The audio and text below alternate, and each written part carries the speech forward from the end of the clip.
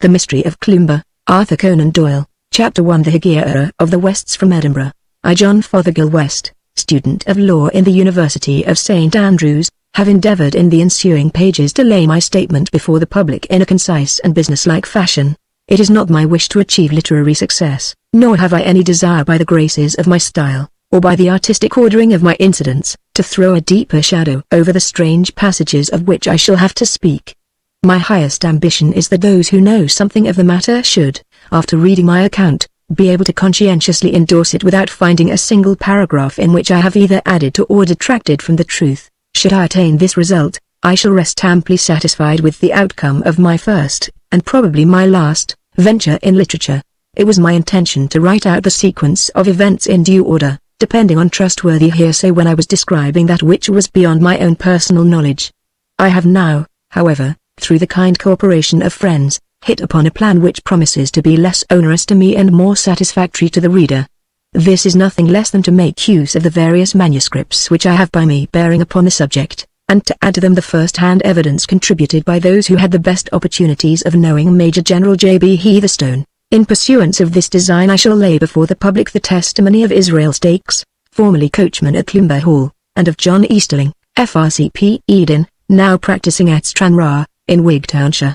To these I shall add a verbatim account extracted from the journal of the late John Berthier Heatherstone, of the events which occurred in the Thiel Valley in the autumn of '41 towards the end of the First Afghan War, with a description of the skirmish in the Teredo Defile, and of the death of the man Gulab Shah. To myself I reserve the duty of filling up all the gaps and chinks which may be left in the narrative. By this arrangement I have sunk from the position of an author to that of a compiler, but on the other hand my work has ceased to be a story and has expanded into a series of affidavits. My father, John Hunter West, was a well-known Oriental and Sanskrit scholar, and his name is still of weight with those who are interested in such matters. He it was who first after Sir William Jones called attention to the great value of early Persian literature, and his translations from the Hafiz and from Farideddin-Attar have earned the warmest commendations from the Baron von Hammerpurgstall, of Vienna, and other distinguished continental critics. In the issue of the Orientalisches Science-Blatt for January, 1861, he is described as Der Berühmte Sergeant Hunter West von Edinburgh, a passage which I well remember that he cut out and stowed away, with a pardonable vanity, among the most revered family archives. He had been brought up to be a solicitor, or writer to the signet, as it is termed in Scotland, but his learned hobby absorbed so much of his time that he had little to devote to the pursuit of his profession.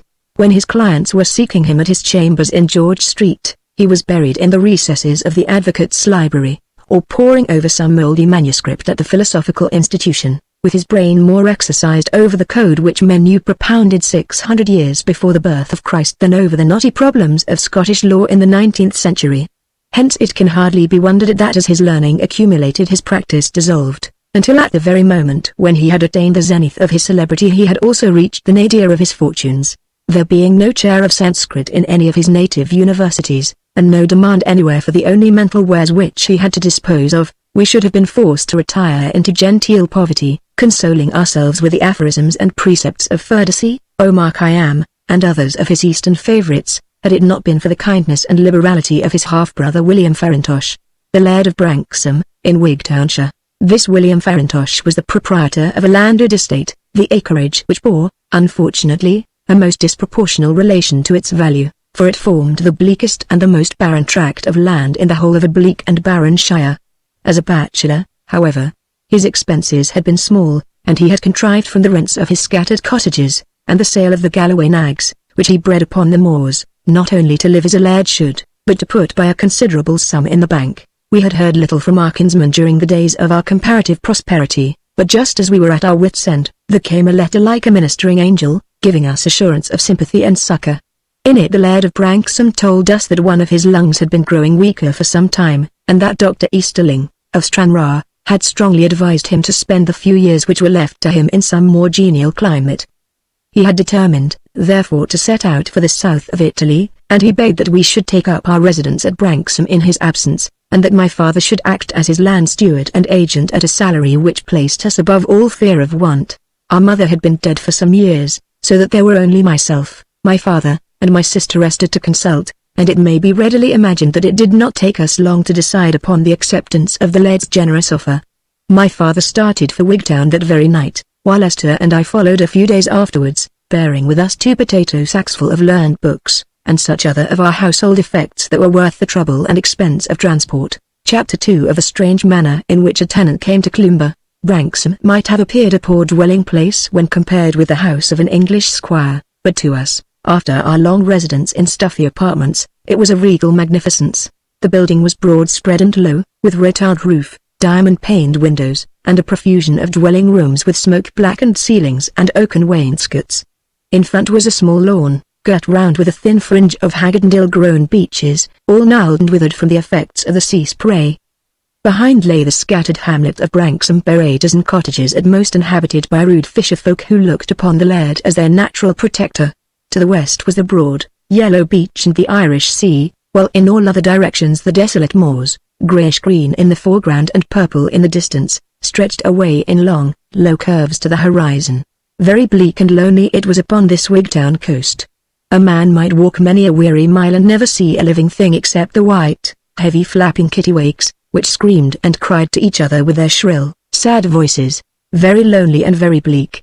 Once out of sight of Branksome and there was no sign of the works of man save only where the high, white tower of Cloomber Hall shot up, like a headstone of some giant grave, from amid the firs and larches which girt it round. This great house, a mile or more from our dwelling, had been built by a wealthy Glasgow merchant of strange tastes and lonely habits, but at the time of our arrival it had been untenanted for many years, and stood with weather-blotched walls and vacant, staring windows looking blankly out over the hillside.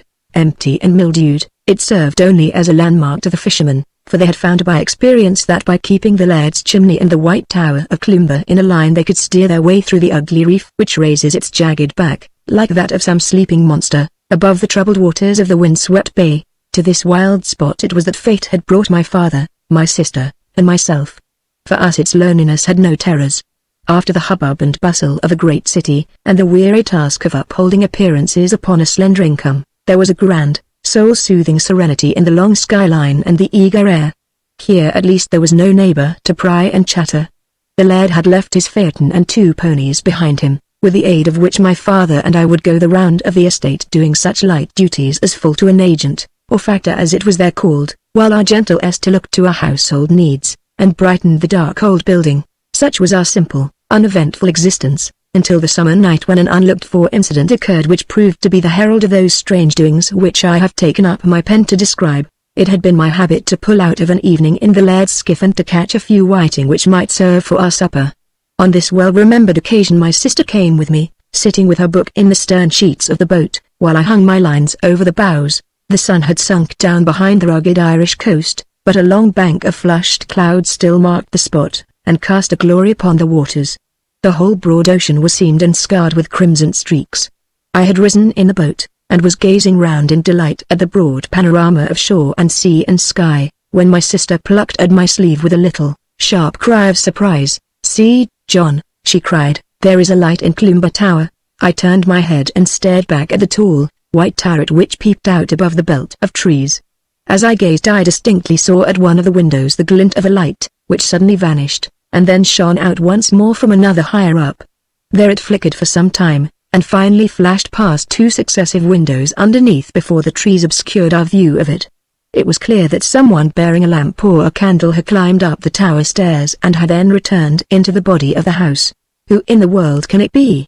I exclaimed, speaking rather to myself than to Esther, for I could see by the surprise upon her face that she had no solution to offer. "Maybe some of the folk from Branksome have wanted to look over the place." My sister shook her head. "There is not one of them would dare to set foot within the avenue gates," she said. "Besides, John, the keys are kept by the house agent at Wigtown. Were they ever so curious, none of our people could find their way in." When I reflected upon the massive door and ponderous shutters which guarded the lower story of Cloomber, I could not but admit the force of my sister's objection. The untimely visitor must either have used considerable violence in order to force his way in, or he must have obtained possession of the keys. Piqued by the little mystery, I pulled for the beach, with the determination to see for myself who the intruder might be, and what were his intentions.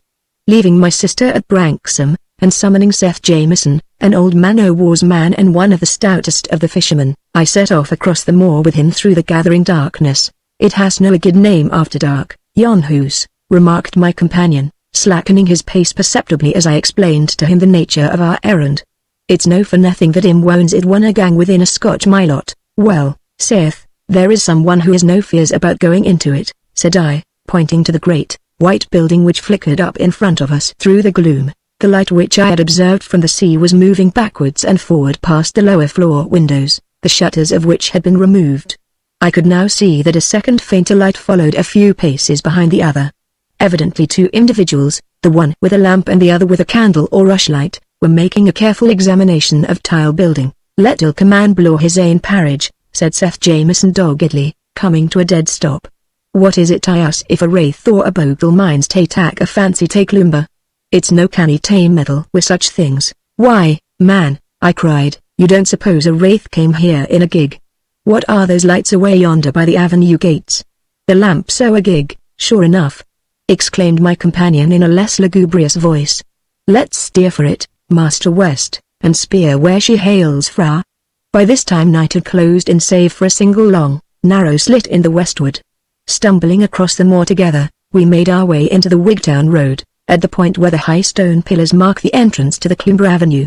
A tall dog-cart stood in front of the gateway, the horse browsing upon the thin border of grass which skirted the road. "It's erect," said Jameson, taking a close look at the deserted vehicle.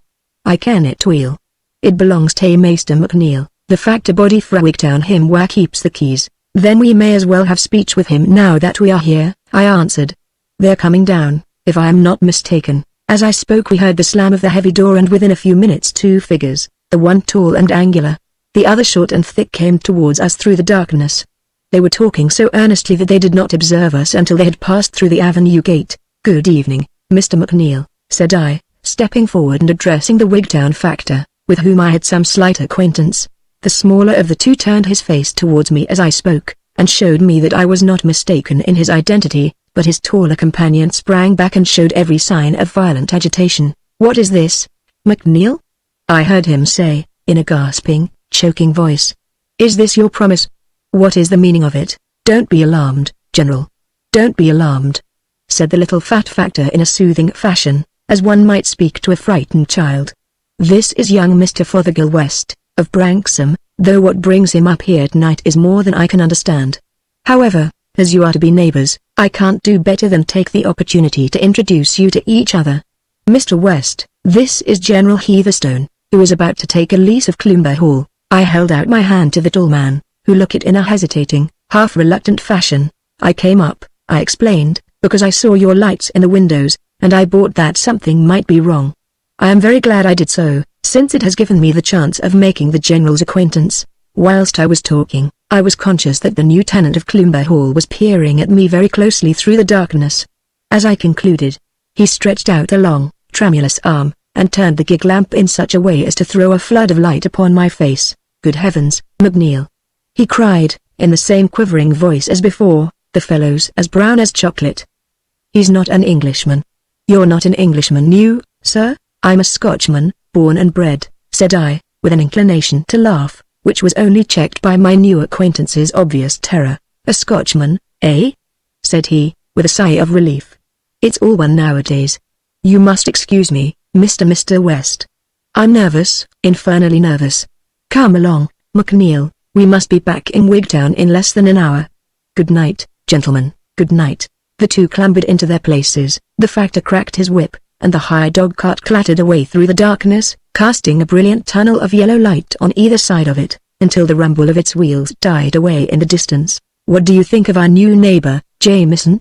I asked, after a long silence. "Deed, Mr. West, he seems, as he says himself, to be vera nervous. Maybe his conscience is out o' order." "His liver, more likely," said I. "He looks as if he had tried his constitution a bit. But it's blowing chill, saith, my lad, and it's time both of us were indoors." I bade my companion good night, and struck off across the moors for the cheery, ruddy light which marked the parlour windows of Branksome. Chapter 3 of our further acquaintance with Major General J.B. Heatherstone. There was, as may well be imagined, much stir amongst our small community at the news that the hall was to be inhabited once more, and considerable speculation as to the new tenants, and their object in choosing this particular part of the country for their residence. It speedily became apparent that, whatever their motives might be, They had definitely determined upon a lengthy stay, for relays of plumbers and of joiners came down from Wigtown, and there was hammering and repairing going on from morning till night. It was surprising how quickly the signs of the wind and weather were effaced, until the great, square-set house was all as spick and span as though it had been erected yesterday.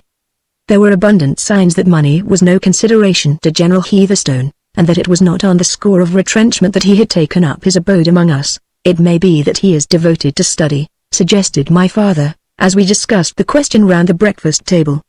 "Perhaps he has chosen this secluded spot to finish some magnum opus upon which he is engaged. If that is the case, I should be happy to let him have the run of my library." Esther and I laughed at the grandiloquent manner in which he spoke of the 2 potato sacks full of books. "It may be as you say," said I. But the general did not strike me during our short interview as being a man who was likely to have any very pronounced literary tastes. If I might hazard a guess, I should say that he is here upon medical advice, in the hope that the complete quiet and fresh air may restore his shattered nervous system. If you had seen how he glared at me, and the twitching of his fingers, you would have thought it needed some restoring. "I do wonder whether he has a wife and a family," said my sister. "Poor souls, how lonely they will be. Why, excepting ourselves, there is not a family that they could speak to for 7 miles and more." "General Heatherstone is a very distinguished soldier," remarked my father. "Why, Papa, however came you to know anything about him?" "Ah, my dears," said my father, smiling at us over his coffee cup, "you were laughing at my library just now, but you see it may be very useful at times." As he spoke he took a red-covered volume from a shelf and turned over the pages. "This is an Indian Army list of 3 years back," he explained, "and here is the very gentleman we want, Heatherstone, J.B. Commander of the Bath, my dears, and V.C., think of that, V.C. Formerly Colonel in the Indian Infantry, 41st Bengal Foot, but now retired with the rank of Major General. In this other column is a record of his services: capture of Ghazni and defense of Jalalabad, Sober on 1848, Indian Mutiny and reduction of Oudh. 5 times mentioned in dispatches. I think, my dears, that we have cause to be proud of our new neighbor. It doesn't mention whether he is married or not, I suppose?" asked Esther. "No," said my father, wagging his white head with a keen appreciation of his own humor. "It doesn't include that under the heading of daring actions, though it very well might, my dear, it very well might. All our doubts, however, upon this head were very soon set at rest, for on the very day that the repairing and the furnishing had been completed I had occasion to ride into Wigtown, and I met upon the way a carriage which was bearing General Heatherstone and his family to their new home. An elderly lady, worn and sickly looking, was by his side, and opposite him sat a young fellow about my own age and a girl who appeared to be a couple of years younger. I raised my hat, and was about to pass them, when the general shouted to his coachman to pull up, and held out his hand to me. I could see now in the daylight that his face, although harsh and stern, was capable of assuming a not unkindly expression. "How are you, Mr. Fothergill West?" he cried. "I must apologize to you if I was a little brusque the other night. You will excuse an old soldier who has spent the best part of his life in harness. All the same, you must confess that you are rather dark-skinned for a Scotchman. We have a Spanish strain in our blood," said I, wondering at his recurrence to the topic. "That would, of course, account for it," he remarked. "My dear," to his wife, "allow me to introduce Mr. Fothergill West to you. This is my son and my daughter. We have come here in search of rest, Mr. West, complete rest, and you could not possibly have come to a better place," said I. "Oh, you think so?" he answered. "I suppose it is very quiet indeed, and very lonely. You might walk through these country lanes at night, I dare say, and never meet a soul, eh?" "Well, there are not many about after dark," I said. "And you are not much troubled with vagrants or wandering beggars, eh? Not many tinkers or tramps or rascally gypsies, no vermin of that sort about?" "I find it rather cold," said Mrs. Heatherstone, drawing her thick sealskin mantle tight around her figure. "We are detaining Mr. West, too." "So we are, my dear, so we are. Drive on, coachman." "Good day, Mr. West." The carriage rattled away towards the hall, and I trotted thoughtfully onwards to the little country metropolis. As I passed up the high street, Mr. McNeil ran out from his office and beckoned to me to stop. "Our new tenants have gone out," he said. "They drove over this morning. I met them on the way," I answered. As I looked down at the little factor, I could see that his face was flushed and that he bore every appearance of having had an extra glass. "Give me a real gentleman to do business with," he said, with a burst of laughter. "They understand me and I understand them. What shall I fill it up for?" says the general, taking a blank check out of his pouch and laying it on the table. 200, says I, leaving a bit of a margin for my own time and trouble. I thought that the landlord had paid you for that, I remarked. Aye, but it's well to have a bit margin.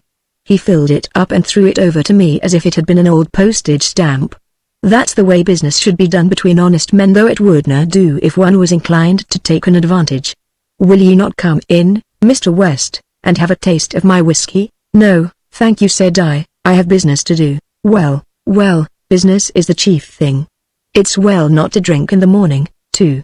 For my own part, except a drop before breakfast to give me an appetite, and maybe a glass, or even two, afterwards to promote digestion, I never touch spirits before noon. What d'ye think o' the General, Mr. West? Why, I have hardly had an opportunity of judging, I answered. Mr. McNeil tapped his forehead with his forefinger. That's what I think of him, he said in a confidential whisper, shaking his head at me. He's gone, sir, gone, in my estimation. Now what would you take to be a proof of madness, Mr. West? Why, offering a blank check to a Wigtown house agent, said I. Ah, you're at your jokes. But between ourselves now, if a man asked ye how many miles it was fra seaport, and whether ships come there from the east, and whether there were tramps on the road, and whether it was against the lease for him to build a high wall round the grounds, what would ye make of it, eh? I should certainly think him eccentric, said I. If every man had his due, our friend would find himself in a house with a high wall round the grounds. And that without costing him a farthing, said the agent. Where then? I asked, humouring his joke. Why, in the Wigtown County Lunatic Asylum, cried the little man, with a bubble of laughter, in the midst of which I rode on my way, leaving him still chuckling over his own facetiousness. The arrival of the new family at Cloomber Hall had no perceptible effect in relieving the monotony of our secluded district, for instead of entering into such simple pleasures as the country had to offer, or interesting themselves, as we had hoped, in our attempts to improve the lot of our poor crofters and fisherfolk, they seemed to shun all observation, and hardly ever to venture beyond the avenue gates. We soon found, too, that the factor's words as to the enclosing of the grounds were founded upon fact, for gangs of workmen were kept hard at work from early in the morning until late at night in erecting a high, wooden fence round the whole estate. When this was finished and propped with spikes, Cloomber Park became impregnable to anyone but an exceptionally daring climber. It was as if the old soldier had been so imbued with military ideas that, like my Uncle Toby, he could not refrain even in times of peace from standing upon the defensive. Stranger still, he had victualled the house as if for a siege, for Bigby, the chief grocer of Wigtown, told me himself in a rapture of delight and amazement that the General had sent him an order for hundreds of dozens of every imaginable potted meat and vegetable. It may be imagined that all these unusual incidents were not allowed to pass without malicious comment. Over the whole countryside and as far away as the English border there was nothing but gossip about the new tenants of Cloomber Hall and the reasons which had led them to come among us. The only hypothesis, however, which the bucolic mind could evolve, was that which had already occurred to Mr. McNeil, the fact namely, that the old General and his family were one and all afflicted with madness, or, as an alternative conclusion, that he had committed some heinous offence and was endeavouring to escape the consequences of his misdeeds. These were both natural suppositions under the circumstances, but neither of them appeared to me to commend itself as a true explanation of the facts. It is true that General Heatherstone's behaviour on the occasion of our first interview was such as to suggest some suspicion of mental disease, but no man could have been more reasonable or more courteous than he had afterwards shown himself to be. Then, again, his wife and children led the same secluded life that he did himself, so that the reason could not be one peculiar to his own health. As to the possibility of his being a fugitive from justice, the theory was even more untenable. Wigtownshire was bleak and lonely, but it was not such an obscure corner of the world that a well-known soldier could hope to conceal himself there, nor would a man who feared publicity set everyone's tongue wagging as the General had done. On the whole, I was inclined to believe that the true solution of the enigma lay in his own allusion to the love of quiet, and that they had taken shelter here with an almost morbid craving for solitude and repose. We very soon had an instance of the great lengths to which this desire for isolation would carry them. My father had come down one morning with the weight of a great determination upon his brow. "You must put on your pink frock today, Esther," said he, "and you, John, you must make yourself smart, for I have determined that the three of us shall drive round this afternoon and pay our respects to Mrs. Heatherstone and the General." "A visit to Cloomber," cried Esther, clapping her hands. "I am here," said my father, with dignity, "not only as the laird's factor, but also as his kinsman. In that capacity I am convinced that he would wish me to call upon these newcomers and offer them any politeness which is in our power. At present they must feel lonely and friendless. What says the great Pharisee? The choicest ornaments to a man's house are his friends. My sister and I knew by experience that when the old man began to justify his resolution by quotations from the Persian poets there was no chance of shaking it. Sure enough, that afternoon saw the phaeton at the door, with my father perched upon the seat, with his second-best coat on and a pair of new driving gloves. "Jump in, my dears," he cried, cracking his whip briskly. "We shall show the general that he has no cause to be ashamed of his neighbors. Alas! Pride always goes before a fall." Our well-fed ponies and shining harness were not destined that day to impress the tenants of Cloomber with a sense of our importance. We had reached the avenue gate, and I was about to get out and open it, when our attention was arrested by a very large wooden placard, which was attached to one of the trees in such a manner that no one could possibly pass without seeing it. On the white surface of this board was printed in big, black letters the following hospitable inscription: "General and Mrs. Heatherstone have no wish to increase the circle of their acquaintance." We all sat gazing at this announcement for some moments in silent astonishment. Then Esther and I, tickled by the absurdity of the thing, burst out laughing, but my father pulled the ponies' heads round, and drove home with compressed lips and the cloud of much wrath upon his brow. I have never seen the good man so thoroughly moved, and I am convinced that his anger did not arise from any petty feeling of injured vanity upon his own part, but from the thought that a slight had been offered to the Laird of Branksome, whose dignity he represented. Chapter 4 of A Young Man with a Grey Head. If I had any personal soreness on account of this family snub, it was a very passing emotion, and one which was soon effaced from my mind. It chanced that on the very next day after the episode I had occasion to pass that way, and stopped to have another look at the obnoxious placard. I was standing staring at it and wondering what could have induced our neighbors to take such an outrageous step, when I became suddenly aware of a sweet, girlish face which peeped out at me from between the bars of the gate, and of a white hand which eagerly beckoned me to approach.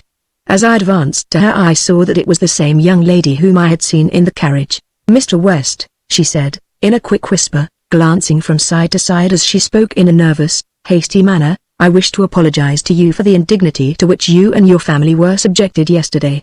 My brother was in the avenue and saw it all, but he is powerless to interfere.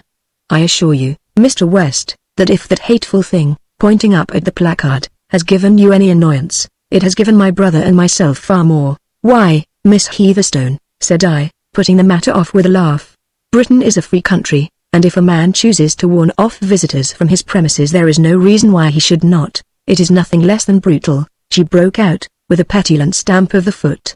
"To think that your sister, too, should have such a unprovoked insult offered to her. I am ready to sink with shame at the very thought." "Pray do not give yourself one moment's uneasiness upon the subject," said I earnestly, for I was grieved at her evident distress. "I am sure that your father has some reason unknown to us for taking this step." "Heaven knows he has," she answered, with ineffable sadness in her voice, "and yet I think it would be more manly to face a danger than to fly from it. However, he knows best, and it is impossible for us to judge." "But who is this?" she exclaimed, anxiously, peering up the dark avenue. "Oh, it is my brother Mordaunt." "Mordaunt," she said, as the young man approached us. "I have been apologizing to Mr. West for what happened yesterday, in your name as well as my own. I am very, very glad to have the opportunity of doing it in person," said he courteously.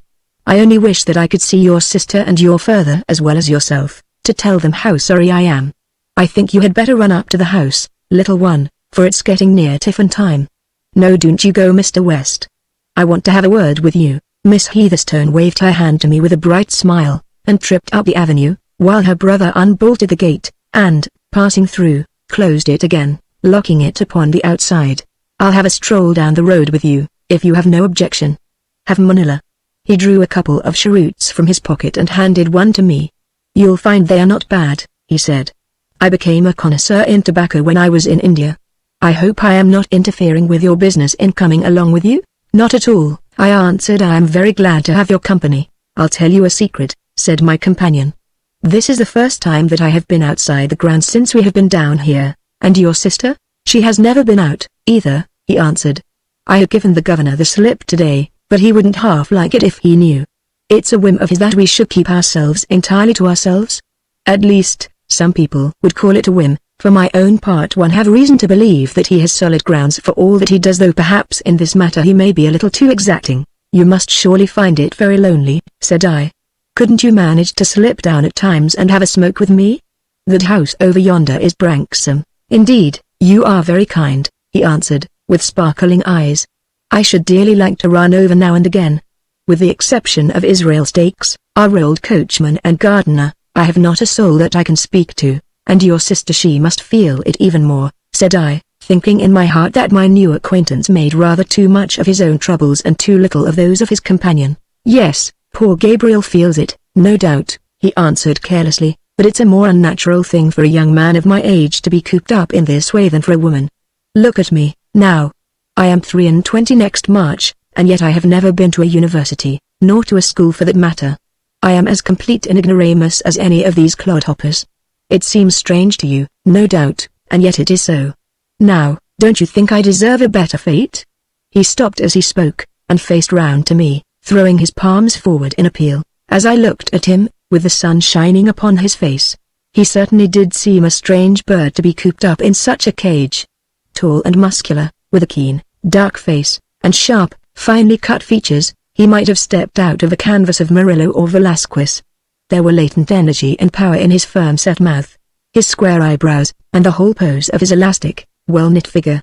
There is the learning to be got from books and the learning to be got from experience, said I sententiously. If you have less of your share of the one, perhaps you have more of the other. I cannot believe you have spent all your life in mere idleness and pleasure, pleasure, he cried. Pleasure. Look at this. He pulled off his hat, and I saw that his black hair was all decked and dashed with streaks of grey. Do you imagine that this came from pleasure? He asked, with a bitter laugh. You must have had some great shock, I said, astonished at the sight, some terrible illness in your youth. Or perhaps it arises from a more chronic cause, a constant gnawing anxiety. I have known men as young as you whose hair was as grey, poor brutes. He muttered. I pity them. If you can manage to slip down to Branksome at times, I said, perhaps you could bring Miss Heatherstone with you. I know that my father and my sister would be delighted to see her, and a change, if only for an hour or two, might do her good. It would be rather hard for us both to get away together, he answered. However, if I see a chance I shall bring her down. It might be managed some afternoon perhaps, for the old man indulges in a siesta occasionally. We had reached the head of the winding lane which branches off from the high road and leads to the laird's house, so my companion pulled up. I must go back, he said abruptly, or they will miss me. It's very kind of you, West, to take this interest in us. I am very grateful to you, and so will Gabriel be when she hears of your kind invitation. It's a real heaping of coals of fire after that infernal placard of my father's. He shook my hand and set off down the road, but he came running after me presently, calling me to stop. I was just thinking, he said, that you must consider us a great mystery up there at Cloomber. I dare say you have come to look upon it as a private lunatic asylum, and I can't blame you. If you are interested in the matter, I feel it is unfriendly upon my part not to satisfy your curiosity, but I have promised my father to be silent about it. And indeed if I were to tell you all that I know you might not be very much the wiser after all. I would have you understand this, however, that my father is as sane as you or I, and that he has very good reasons for living the life which he does. I may add that his wish to remain secluded does not arise from any unworthy or dishonorable motives, but merely from the instinct of self-preservation. He is in danger, then? I ejaculated. Yes, he is in constant danger, but why does he not apply to the magistrates for protection? I asked. If he is afraid of anyone, he has only to name him and they will bind him over to keep the peace. My dear West, said young Heatherstone, the danger with which my father is threatened is one that cannot be averted by any human intervention. It is nonetheless very real, and possibly very imminent. You don't mean to assert that it is supernatural, I said incredulously. Well, hardly that, either, he answered with hesitation. There.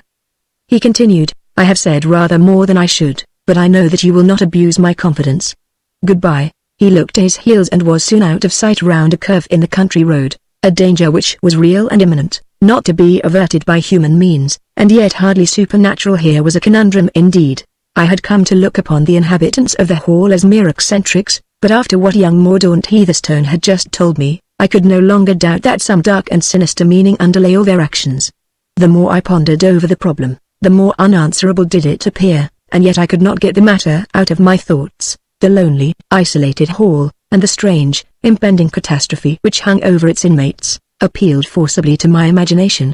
All that evening, and late into the night, I sat moodily by the fire, pondering over what I had heard, and revolving in my mind the various incidents which might furnish me with some clue to the mystery. Chapter 5 How 4 of us came to be under the shadow of Cloomber.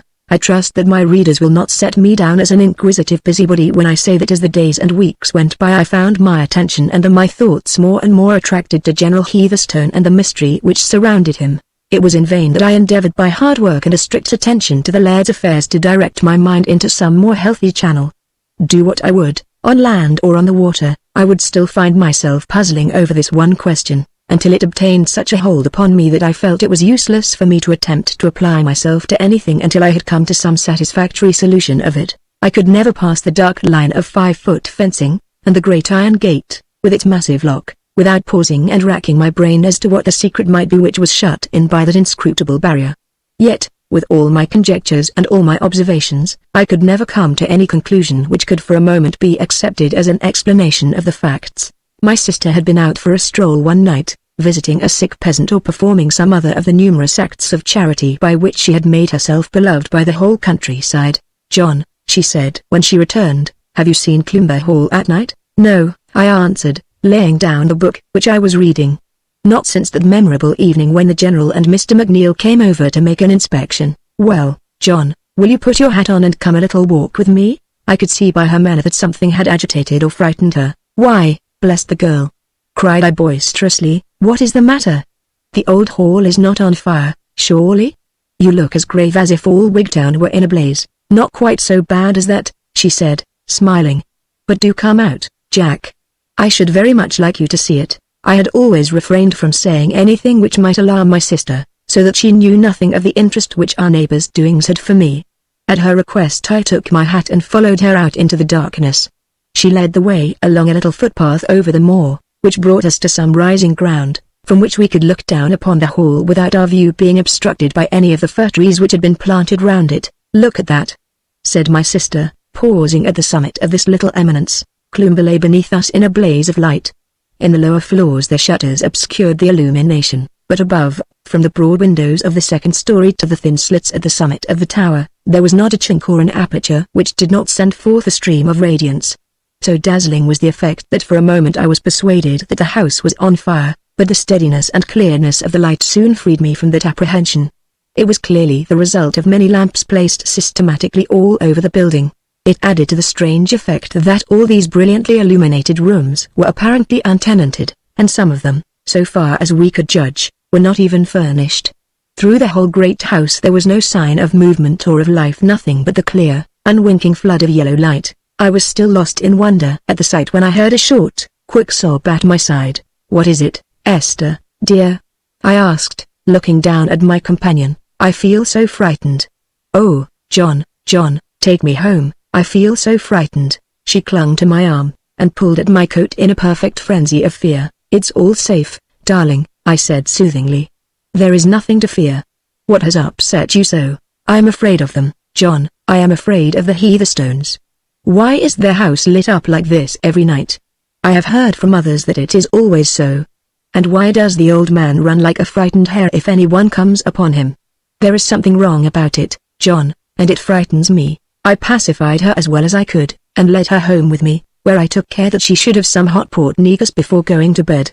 I avoided the subject of the Heatherstones for fear of exciting her, and she did not recur to it of her own accord. I was convinced, however, from what I had heard from her, that she had for some time back been making her own observations upon our neighbors, and that in doing so she had put a considerable strain upon her nerves. I could see that the mere fact of the hall being illuminated at night was not enough to account for her extreme agitation, and that it must have derived its importance in her eyes from being one in a chain of incidents, all of which had left a weird or unpleasant impression upon her mind. That was the conclusion which I came to at the time, and I have reason to know now that I was right, and that my sister had even more cause than I had myself for believing that there was something uncanny about the tenants of Cloomber. Our interest in the matter may have arisen at first from nothing higher than curiosity, but events soon took a turn which associated us more closely with the fortunes of the Heatherstone family. Mordaunt had taken advantage of my invitation to come down to the laird's house, and on several occasions he brought with him his beautiful sister. The four of us would wander over the moors together, or perhaps if the day were fine set sail upon our little skiff and stand off into the Irish Sea. On such excursions the brother and sister would be as merry and as happy as two children. It was a keen pleasure to them to escape from their dull fortress, and to see, if only for a few hours, friendly and sympathetic faces round them. There could be but one result when four young people were brought together in sweet, forbidden intercourse. Acquaintanceship warmed into friendship, and friendship flamed suddenly into love. Gabriel sits beside me now as I write, and she agrees with me that, dear as is the subject to ourselves, the whole story of our mutual affection is of too personal a nature to be more than touched upon in this statement. Suffice it to say that, within a few weeks of our first meeting Mordaunt Heatherstone had won the heart of my clear sister, and Gabriel had given me that pledge which death itself will not be able to break. I have alluded in this brief way to the double tie which sprang up between the two families, because I have no wish that this narrative should degenerate into anything approaching to romance, or that I should lose the thread of the facts which I have set myself to chronicle. These are connected with General Heatherstone, and only indirectly with my own personal history. It is enough if I say that after our engagement the visits to Branksome became more frequent, and that our friends were able sometimes to spend a whole day with us when business had called the General to Wigtown, or when his gout confined him to his room. As to our good father, he was ever ready to greet us with many small jests and tags of Oriental poems appropriate to the occasion, for we had no secrets from him, and he already looked upon us all as his children. There were times when on account of some peculiarly dark or restless fit of the General's it was impossible for weeks on end for either Gabriel or Mordaunt to get away from the grounds. The old man would even stand on guard, a gloomy and silent sentinel, at the avenue gate, or pace up and down the drive as though he suspected that attempts had been made to penetrate his seclusion. Passing of an evening I have seen his dark, grim figure flitting about in the shadow of the trees, or caught a glimpse of his hard, angular, swarthy face peering out suspiciously at me from behind the bars. My heart would often sadden for him as I noticed his uncouth, nervous movements, his furtive glances and twitching features. Who would have believed that this slinking, cowering creature had once been a dashing officer, who had fought the battles of his country and had won the palm of bravery among the host of brave men around him. In spite of the old soldier's vigilance, we managed to hold communication with our friends. Immediately behind the hall there was a spot where the fencing had been so carelessly erected that two of the rails could be removed without difficulty, leaving a broad gap, which gave us the opportunity for many a stolen interview, though they were necessarily short, for the General's movements were erratic, and no part of the grounds was secure from his visitations. How vividly one of these hurried meetings rises before me. It stands out clear, peaceful, and distinct amid the wild, mysterious incidents which were destined to lead up to the terrible catastrophe which has cast a shade over our lives. I can remember that as I walked through the fields the grass was damp with the rain of the morning, and the air was heavy with the smell of the fresh-turned earth. Gabriel was waiting for me under the hawthorn tree outside the gap, and we stood hand in hand looking down at the long sweep of moorland and at the broad blue channel which encircled it with its fringe of foam. Far away in the northwest the sun glinted upon the high peak of Mount Throston. From where we stood we could see the smoke of the steamers as they ploughed along the busy waterway which leads to Belfast. "Is it not magnificent?" Gabriel cried, clasping her hands round my arm. "Ah, John, why are we not free to sail away over these waves together, and leave all our troubles behind us on the shore?" "And what are the troubles which you would leave behind you, dear one?" I asked. "May I not know them, and help you to bear them?" "I have no secrets from you, John," she answered. "Our chief trouble is, as you may guess, our poor father's strange behavior. Is it not a sad thing for all of us that a man who has played such a distinguished part in the world should skulk from one obscure corner of the country to another, and should defend himself with locks and barriers as though he were a common thief flying from justice? This is a trouble, John, which it is out of your power to alleviate, but why does he do it, Gabriel?" I asked. "I cannot tell," she answered frankly. "I only know that he imagines some deadly danger to be hanging over his head, and that this danger was incurred by him during his stay in India. What its nature may be I have no more idea than you have, than your brother has," I remarked. "I am sure from the way in which he spoke to me about it one day that he knows what it is, and that he looks upon it as real." "Yes, he knows, and so does my mother," she answered, "but they have always kept it secret from me. My poor father is very excited at present. Day and night he is in an agony of apprehension, but it will soon be the 5th of October, and after that he will be at peace." "How do you know that?" I asked in surprise. "By experience," she answered gravely. "On the 5th of October these fears of his come to a crisis. For years back he has been in the habit of locking Mordaunt and myself up in our rooms on that date, so that we have no idea what occurs, but we have always found that he has been much relieved afterwards, and has continued to be comparatively in peace until the day begins to draw around again. Then you have only 10 days or so to wait, I remarked, for September was drawing to a close. By the way, dearest, why is it that you light up all your rooms at night? You have noticed it, then? She said. It comes also from my father's fears. He does not like to have one dark corner in the whole house. He walks about a good deal at night, and inspects everything, from the attics right down to the cellars. He has large lamps in every room and corridor, even the empty ones, and he orders the servants to light them all at dusk. I am rather surprised that you managed to keep your servants, I said, laughing. The maids in these parts are a superstitious class, and their imaginations are easily excited by anything which they don't understand. The cook and both housemaids are from London, and are used to our ways. We pay them on a very high scale to make up for any inconvenience to which they may be put. Israel Stakes, the coachman, is the only one who comes from this part of the country, and he seems to be a stolid, honest fellow, who is not easily scared. Poor little girl, I exclaimed, looking down at the slim, graceful figure by my side. This is no atmosphere for you to live in. Why will you not let me rescue you from it? Why won't you allow me to go straight and ask the general for your hand? At the worst he could only refuse. She turned quite haggard and pale at the very thought. For heaven's sake, John, she cried earnestly, do nothing of the kind. He would whip us all away in the dead of the night, and within a week we should be settling down again in some wilderness where we might never have a chance of seeing or hearing from you again. Besides, he never would forgive us for venturing out of the grounds. I don't think that he is a hard-hearted man, I remarked. I have seen a kindly look in his eyes, for all his stern face. He can be the kindest of fathers, she answered. But he is terrible when opposed or thwarted. You have never seen him so, and I trust you never will. It was that strength of will and impatience of opposition which made him such a splendid officer. I assure you that in India everyone thought a great deal of him. The soldiers were afraid of him, but they would have followed him anywhere. And had he these nervous attacks then? Occasionally, but not nearly so acutely. He seems to think that the danger, whatever it may be, becomes more imminent every year. Oh, John, it is terrible to be waiting like this with a sword over our heads, and all the more terrible to me since I have no idea where the blow is to come from. Dear Gabriel, I said, taking her hand and drawing her to my side, look over all this pleasant countryside and the broad blue sea. Is it not all peaceful and beautiful? In these cottages, with their red-tiled roofs peeping out from the grey moor, there live none but simple, God-fearing men, who toil hard at their crafts and bear enmity to no man. Within 7 miles of us is a large town, with every civilized appliance for the preservation of order. 10 miles further there is a garrison quartered, and a telegram would at any time bring down a company of soldiers. Now, I ask you, dear, in the name of common sense, what conceivable danger could threaten you in this secluded neighborhood, with the means of help so near? You assure me that the peril is not connected with your father's health. No, I am sure of that.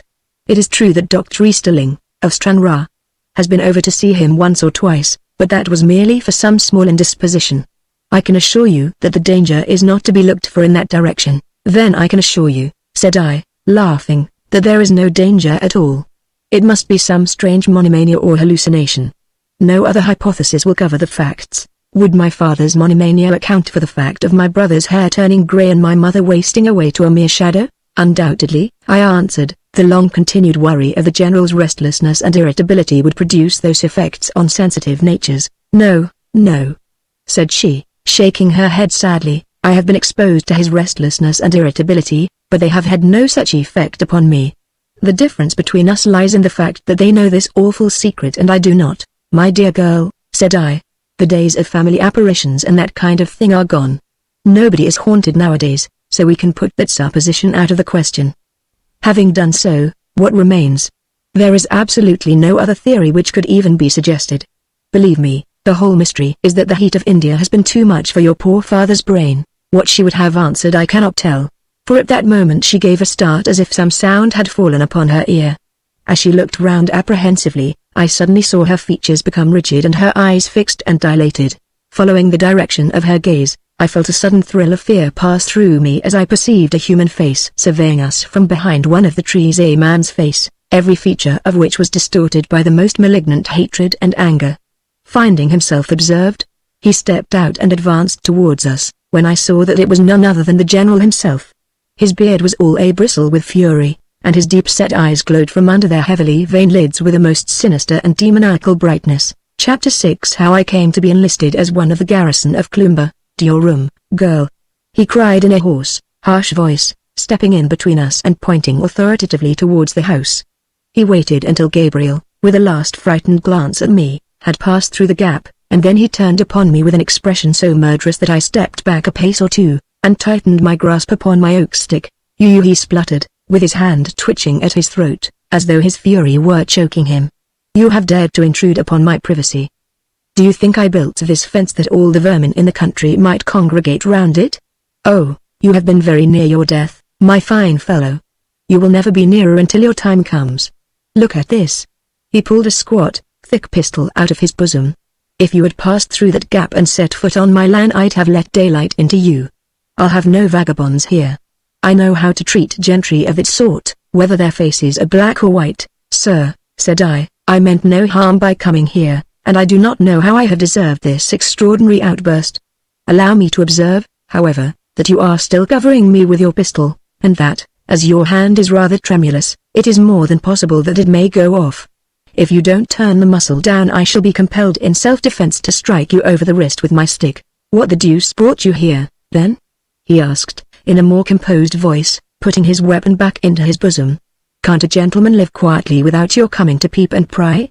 Have you no business of your own to look after, eh? And my daughter? How came you to know anything of her?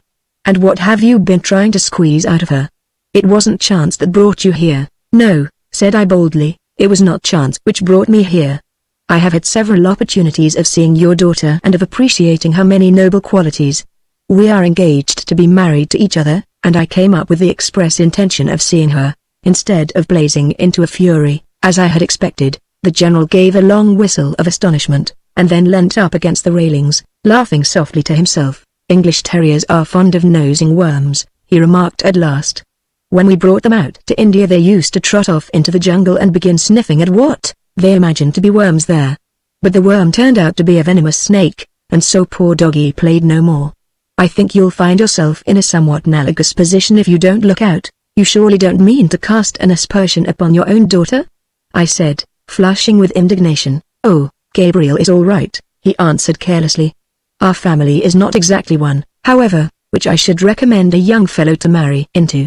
And pray how is it that I was not informed of this snug little arrangement of yours? We were afraid, sir, that you might separate us, I replied, feeling that perfect candor was the best policy under the circumstances. It is possible that we were mistaken. Before coming to any final decision, I implore you to remember that the happiness of both of us is at stake. It is in your power to divide our bodies, but our souls shall be forever united, my good fellow, said the general, in a not unkindly tone. You don't know what you are asking for. There is a gulf between you and any one of the blood of Heatherstone which can never be bridged over. All trace of anger had vanished now from his manner, and given place to an air of somewhat contemptuous amusement. My family pride took fire at his words. The gulf may be less than you imagine, I said coldly. We are not clodhoppers because we live in this out-of-the-way place. I am of noble descent on one side, and my mother was a Buchan of Buchan. I assure you that there is no such disparity between us as you seem to imagine. You misunderstand me, the general answered. It is on our side that the disparity lies. There are reasons why my daughter Gabriel should live and die single. It would not be to your advantage to marry her. But surely, sir, I persisted, I am the best judge of my own interests and advantages. Since you take this ground, all becomes easy, for I do assure you that the one interest which overrides all others is that I should have the woman I love for my wife. If this is your only objection to our match, you may surely give us your consent, for any danger or trial which I may incur in marrying Gabriel will not weigh with me one featherweight. Here's a young bantam, exclaimed the old soldier, smiling at my warmth. It's easy to defy danger when you don't know what the danger is. What is it, then? I asked, hotly. There is no earthly peril which will drive me from Gabriel's side. Let me know what it is and test me. No, no. That would never do, he answered with a sigh, and then, thoughtfully, as if speaking his mind aloud. He has plenty of pluck and is a well-grown lad, too. We might do worse than make use of him, he went on mumbling to himself with a vacant stare in his eyes as if he had forgotten my presence. Look here, West, he said presently. You'll excuse me if I spoke hastily a little time ago. It is the second time that I have had occasion to apologize to you for the same offense. It shan't occur again. I am rather over-particular, no doubt, in my desire for complete isolation, but I have good reasons for insisting on the point. Rightly or wrongly, I have got it into my head that some day there might be an organized raid upon my grounds. If anything of the sort should occur, I suppose I might reckon upon your assistance, with all my heart, so that if ever you got a message such as come up, or even Cloomber, you would know that it was an appeal for help, and would hurry up immediately, even if it were in the dead of the night. Most certainly I should, I answered. But might I ask you what the nature of the danger is which you apprehend? There would be nothing gained by your knowing. Indeed, you would hardly understand it if I told you. I must bid you good day now, for I have stayed with you too long. Remember, I count upon you as one of the Cloomber garrison now. One other thing, sir, I said hurriedly, for he was turning away. I hope that you will not be angry with your daughter for anything which I have told you. It was for my sake that she kept it all secret from you. All right, he said, with his cold, inscrutable smile. I am not such an ogre in the bosom of my family as you seem to think. As to this marriage question, I should advise you as a friend to let it drop altogether. But if that is impossible, I must insist that it stand over completely for the present. It is impossible to say what unexpected turn events may take. Goodbye. He plunged into the wood and was quickly out of sight among the dense plantation. Thus ended this extraordinary interview, in which this strange man had begun by pointing a loaded pistol at my breast and had ended by partially acknowledging the possibility of my becoming his future son-in-law. I hardly knew whether to be cast down or elated over it. On the one hand, he was likely, by keeping a closer watch over his daughter, to prevent us from communicating as freely as we had done hitherto. Against this there was the advantage of having obtained an implied consent to the renewal of my suit at some future date. On the whole, I came to the conclusion as I walked thoughtfully home that I had improved my position by the incident. But this danger, this shadowy, unspeakable danger which appeared to rise up at every turn, and to hang day and night over the towers of Cloomber. Rack my brain as I would, I could not conjure up any solution to the problem which was not puerile and inadequate. One fact struck me as being significant. Both the father and the son had assured me, independently of each other, that if I were told what the peril was, I would hardly realize its significance. How strange and bizarre must the fear be which can scarcely be expressed in intelligible language. I held up my hand in the darkness before I turned to sleep that night, and I swore that no power of man or devil should ever weaken my love for the woman whose pure heart I had had the good fortune to win. Chapter 7 of Corporal Rufus Smith and His Coming to Cloomber. In making this statement I have purposely couched it in bald and simple language, for fear I should be accused of coloring my narrative for the sake of effect. If, however, I have told my story with any approach to realism, the reader will understand me when I say that by this time the succession of dramatic incidents which had occurred had arrested my attention and excited my imagination to the exclusion of all minor topics. How could I plod through the dull routine of an agent's work, or interest myself in the thatch of this tenant's bothy or the sails of that one's boat, when my mind was taken up by the chain of events which I have described, and was still busy seeking an explanation for them? Go where I would over the countryside, I could see the square, white tower shooting out from among the trees, and beneath that tower this ill-fated family were watching and waiting, waiting and watching, and for what? That was still the question which stood like an impassable barrier at the end of every train of thought. Regarded merely as an abstract problem, this mystery of the Heatherstone family had a lurid fascination about it, but when the woman whom I loved 1,000-fold better than I did myself proved to be so deeply interested in the solution, I felt that it was impossible to turn my thoughts to anything else until it had been finally cleared up. My good father had received a letter from the laird, dated from Naples, which told us that he had derived much benefit from the change, and that he had no intention of returning to Scotland for some time. This was satisfactory to all of us, for my father had found Branksome such an excellent place for study that it would have been a sore trial to him to return to the noise and tumult of a city. As to my dear sister and myself, there were, as I have shown, stronger reasons still to make us love the Wigtownshire moors. In spite of my interview with the General, or perhaps I might say on account of it, I took occasion at least twice a day to walk towards Cloomber and satisfy myself that all was well there. He had begun by resenting my intrusion, but he had ended by taking me into a sort of half-confidence, and even by asking my assistance, so I felt that I stood upon a different footing with him than I had done formerly, and that he was less likely to be annoyed by my presence. Indeed, I met him pacing round the enclosure a few days afterwards, and his manner towards me was civil, though he made no allusion to our former conversation. He appeared to be still in an extreme state of nervousness, starting from time to time, and gazing furtively about him, with little frightened, darting glances to the right and the left. I hoped that his daughter was right in naming the 5th of October as the turning point of his complaint, for it was evident to me as I looked at his gleaming eyes and quivering hands, that a man could not live long in such a state of nervous tension. I found on examination that he had had the loose rails securely fastened so as to block up our former resting place, and though I prowled round the whole long line of fencing, I was unable to find any other place where an entrance could be effected.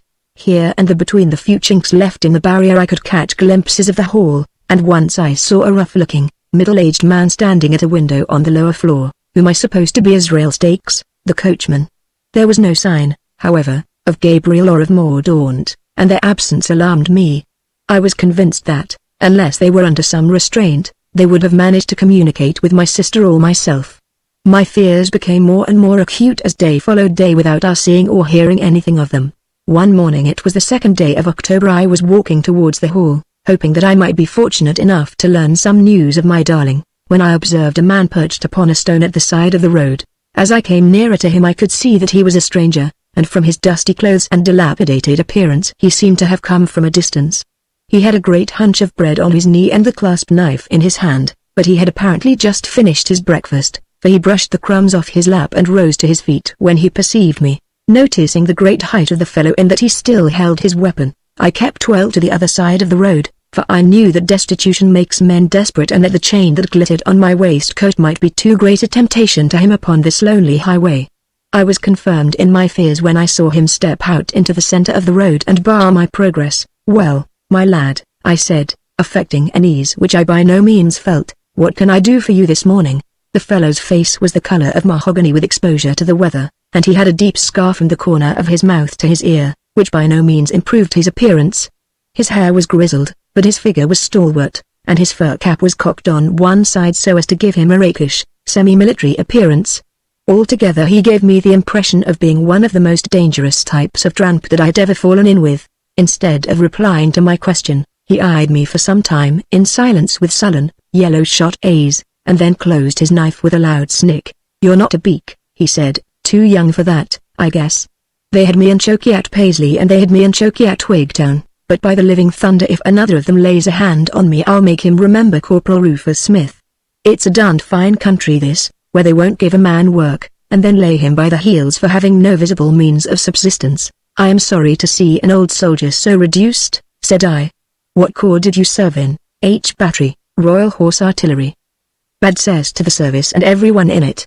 Here I am nigh 60 years of age, with a beggarly pension of £38.10, not enough to keep me in beer and baccy. I should have thought £38.10 a year would have been a nice help to you in your old age," I remarked. "Would you, though?" he answered with a sneer, pushing his weather-beaten face forward until it was within a foot of my own. "How much d'ye think that slash with a tower is worth?" And my foot with all the bones rattling about like a bag full of dice where the trail of the gun went across it. "What's that worth, eh? And a liver like a sponge, and dig you whenever the wind comes round to the east. What's the market value of that? Would you take the lot for a dirty £40 a year, would you now?" "We are poor folk in this part of the country," I answered. "You would pass for a rich man down here. They are full folk and they have full tastes," said he, drawing a black pipe from his pocket and stuffing it with tobacco. "I know what good living is, and, by cripes, while I have a shilling in my pocket I like to spend it as a shilling should be spent. I've fought for my country and my country has done darned little for me. I'll go to the Russians, so help me. I could show them how to cross the Himalayas so that it would puzzle either Afghans or British to stop 'em. What's that secret worth in St. Petersburg, eh, mister?" "I am ashamed to hear an old soldier speak so, even in jest," said I sternly. "Jest, indeed!" he cried, with a great, roaring oath.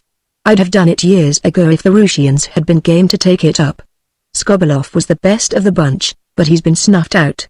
However, that's neither here nor there.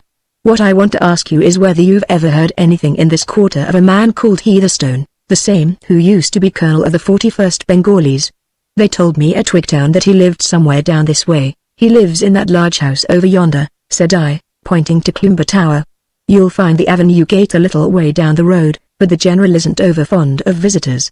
The last part of my speech was lost upon Corporal Rufus Smith, for the instant that I pointed out the gate he set off hopping down the road. His mode of progression was the most singular I have ever seen, for he would only put his right foot to the ground once in every half-dozen strides, while he worked so hard and attained such a momentum with the other limb that he got over the ground at an astonishing speed. I was so surprised that I stood in the roadway gazing after this hulking figure until the thought suddenly struck me that some serious result might come from a meeting between a man of such blunt speech and the choleric, hot-headed general. I therefore followed him as he hopped along like some great, clumsy bird, and overtook him at the avenue gate, where he stood grasping the ironwork and peering through at the dark carriage drive beyond. "He's a sly old jackal," he said, looking round at me and nodding his head in the direction of the hall. "He's a deep old dog. And that's his bungalow, is it, among the trees?" "That is his house," I answered, "but I should advise you to keep a more civil tongue in your head if you intend to speak with the general. He is not a man to stand any nonsense, right you are. He was always a hard nut to crack. But isn't this him coming down the avenue?" I looked through the gate and saw that it was indeed the general, who, having either seen us or been attracted by our voices, was hurrying down towards us. As he advanced he would stop from time to time and peer at us through the dark shadow thrown by the trees, as if he were irresolute whether to come on or number. "He's reconnoitering," whispered my companion with a hoarse chuckle. "He's afraid, and I know what he's afraid of. He won't be caught in a trap if he can help it, the old un. He's about as fly as they make hem, you bet." Then suddenly standing on his tiptoes and waving his hand through the bars of the gate, he shouted at the top of his voice, "Come on, my gallant commandant. Come on. The coast's clear, and no enemy in sight." This familiar address had the effect of reassuring the general, for he came right for us, though I could tell by his heightened color that his temper was at boiling point. "What, you here, Mr. West?" he said, as his eye fell upon me. "What is it you want, and why have you brought this fellow with you?" "I have not brought him with me, sir," I answered, feeling rather disgusted at being made responsible for the presence of the disreputable-looking vagabond beside me. "I found him on the road here, and he desired to be directed to you, so I showed him the way. I know nothing of him myself. What do you want with me, then?" the general asked sternly, turning to my companion. "If you please, sir," said the ex-corporal, speaking in a whining voice, and touching his moleskin cap with a humility which contrasted strangely with the previous rough independence of his bearing, "I'm an old gunner in the Queen's service, sir, and knowing your name by hearing it in India I thought that maybe you would take me as your groom or gardener, or give me any other place as happened to be vacant. I am sorry that I cannot do anything for you, my man," the old soldier answered impressively. "Then you'll give me a little just to help me on my way, sir," said he, cringing mendicant. "You won't see an old comrade go to the bad for the sake of a few rupees? I was with Sales Brigade in the passes, sir, and I was at the second taking of Kabul." General Heatherstone looked keenly at the supplicant, but was silent to his appeal. "I was in Ghazni with you when the walls were all shook down by an earthquake, and when we found 40,000 Afghans within gunshot of us. You ask me about it, and you'll see whether I'm lying or not. We went through all this when we were young, and now that we are old you are to live in a fine bungalow, and I am to starve by the roadside. It don't seem to me to be fair." "You are an impertinent scoundrel," said the general. "If you had been a good soldier you would never need to ask for help. I shall not give you a farthing." "One word more, sir," cried the tramp, for the other was turning away. "I've been in the Tarada Pass." The old soldier sprang round as if the words had been a pistol shot. What do you mean?" he stammered. "I've been in the Tarada Pass, sir, and I knew a man there called Gulab Shah." These last were hissed out in an undertone, and a malicious grin overspread the face of the speaker. Their effect upon the general was extraordinary. He fairly staggered back from the gateway, and his yellow countenance blanched to a livid, mottled grey. For a moment he was too overcome to speak. At last he gasped out, "Gulab Shah? Who are you who know Gulab Shah?" "Take another look," said the tramp. "Your sight is not as keen as it was 40 years ago." The general took a long, earnest look at the unkempt wanderer in front of him, and as he gazed I saw the light of recognition spring up in his eyes. "God bless my soul!" he cried. "Why, it's Corporal Rufus Smith. You've come on it at last," said the other, chuckling to himself. "I was wondering how long it would be before you knew me. And, first of all, just unlock this gate, will you? It's hard to talk through a grating. It's too much like 10 minutes with a visitor in the cells." The general, whose face still bore evidences of his agitation, undid the bolts with nervous, trembling fingers. The recognition of Corporal Rufus Smith had, I fancied, been a relief to him, and yet he plainly showed by his manner that he regarded his presence as by no means an unmixed blessing. "Why, Corporal," he said, As the gate swung open, "I have often wondered whether you are dead or alive, but I never expected to see you again. How have you been all these long years?" "How have I been?" the corporal answered gruffly. "Why, I have been drunk for the most part. When I draw my money I lay it out in liquor, and as long as that lasts I get some peace in life. When I'm cleaned out I go upon tramp, partly in the hope of picking up the price of a dram, and partly in order to look for you." "You'll excuse us talking about these private matters, West," the general said, looking round at me, for I was beginning to move away. "Don't leave us. You know something of this matter already, and may find yourself entirely in the swim with us some of these days." Corporal Rufus Smith looked round at me in blank astonishment. "In the swim with us?" he said. "However did he get there?" Voluntarily, the general explained, hurriedly sinking his voice. "He is a neighbor of mine, and he has volunteered his help in case I should ever need it." This explanation seemed, if anything, to increase the big stranger's surprise. "Well, if that don't lick cockfighting!" he exclaimed, contemplating me with admiration. "I never heard tell of such a thing. And now you have found me, Corporal Smith," said the tenant of Cloomber. "What is it that you want of me?" "Why, everything. I want a roof to cover me, and clothes to wear, and food to eat, and, above all, brandy to drink." "Well, I'll take you in and do what I can for you," said the general slowly. "But look here, Smith, we must have discipline. I'm the general and you are the corporal, I am the master and you are the man. Now, don't let me have to remind you of that again." The tramp drew himself up to his full height and raised his right hand with the palm forward in a military salute. "I can take you on as gardener and get rid of the fellow I have got. As to brandy, you shall have an allowance and no more. We are not deep drinkers at the hall." "Don't you take opium, or brandy, or nothing yourself, sir?" asked Corporal Rufus Smith. "Nothing," the general said firmly. "Well, all I can say is, that you've got more nerve and pluck than I shall ever have. I don't wonder now at your winning that cross in the mutiny. If I was to go on listening night after night to them things without ever taking a drop of something to cheer my heart, why, it would drive me silly." General Heatherstone put his hand up, as though afraid that his companion might say too much. "I must thank you, Mr. West," he said, "for having shown this man my door. I would not willingly allow an old comrade, however humble, to go to the bad, and if I did not acknowledge his claim more readily it was simply because I had my doubts as to whether he was really what he represented himself to be. Just walk up to the hall, Corporal, and I shall follow you in a minute, poor fellow," he continued, as he watched the newcomer hobbling up the avenue in the ungainly manner which I have described.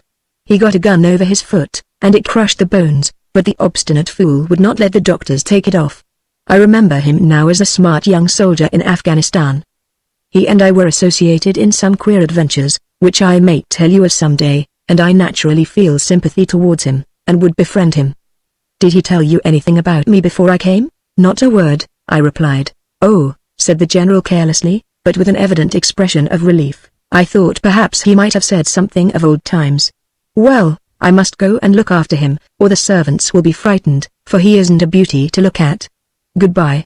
With a wave of the hand the old man turned away from me and hurried up the drive after this unexpected addition to his household, while I strolled on round the high, black paling, peering through every chink between the planks, but without seeing a trace either of Mordaunt or of his sister. I have now brought this statement down to the coming of Corporal Rufus Smith, which will prove to be the beginning of the end. I have set down soberly and in order the events which brought us to Wigtownshire, the arrival of the Heatherstones at Cloomber, the many strange incidents which excited first our curiosity and finally our intense interest in that family, and I have briefly touched upon the circumstances which brought my sister and myself into a closer and more personal relationship with them.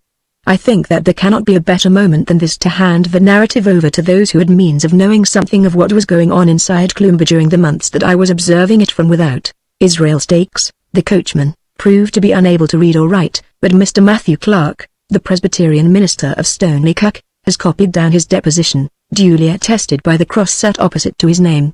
The good clergyman has, I fancy, put some slight polish upon the narrator's story, which I rather regret, as it might have been more interesting, if less intelligible, when reported verbatim. It still preserves, however, considerable traces of Israel's individuality, and may be regarded as an exact record of what he saw and did while in General Heatherstone's service. Chapter 8 Statement of Israel Stakes, copied and authenticated by the Reverend Matthew Clark, Presbyterian minister of Stoneleigh Cuck, in Wigtownshire. Meester Fothergill West and the minister say that I mourn te law like an about General Heatherstone and his hoose, but that I mourn say muckle about mysel because the readers would not care to hear about me or my affairs. I am nassy sure o' that, for the Stakes is a family we'll kend and respect on both sides o' the border, and there's money in Nithsdale and Annandale as would be pleased to hear news o' the son no Archie Stakes, o' Cliffshire. I mourn do as I'm told, however, for Mr. West's sake, hoping he'll no forget me when I chance to hear favour te ask. 1. I'm no able te write mysel because my father sent me o it to Scarecrows instead o sendin me te school, but on the other hand he brought me up in the principles and practice o the real kirk o the covenant, for which may the Lord be praised. It way last May 12th that the factor body, Maester McNeil, came o a tie me in the street and speared whether I was in want o a place as a coachman and gardener. As it fell o it I chanced to be on the look o it for something o the sort mysel at the time, but I wasna o a quick to let him see that I wanted it.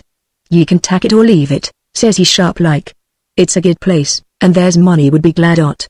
If ye want it ye can come up to my office at 2 the morn and put your ain questions to the gentleman. That was a I could get fra him, for he's a close man and a hard one at a bargain which shall profit him little in the next life, though he lay by a store o siller in this.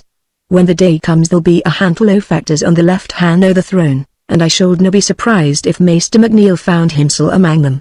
Weel, on the morn I gaed up to the office and there I found the factor and a lang, thin, a man with grey hair and a face as brown and crinkled as a walnut.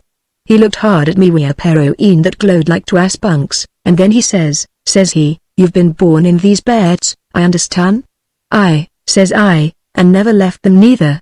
Never been o'er to Scotland? He speers.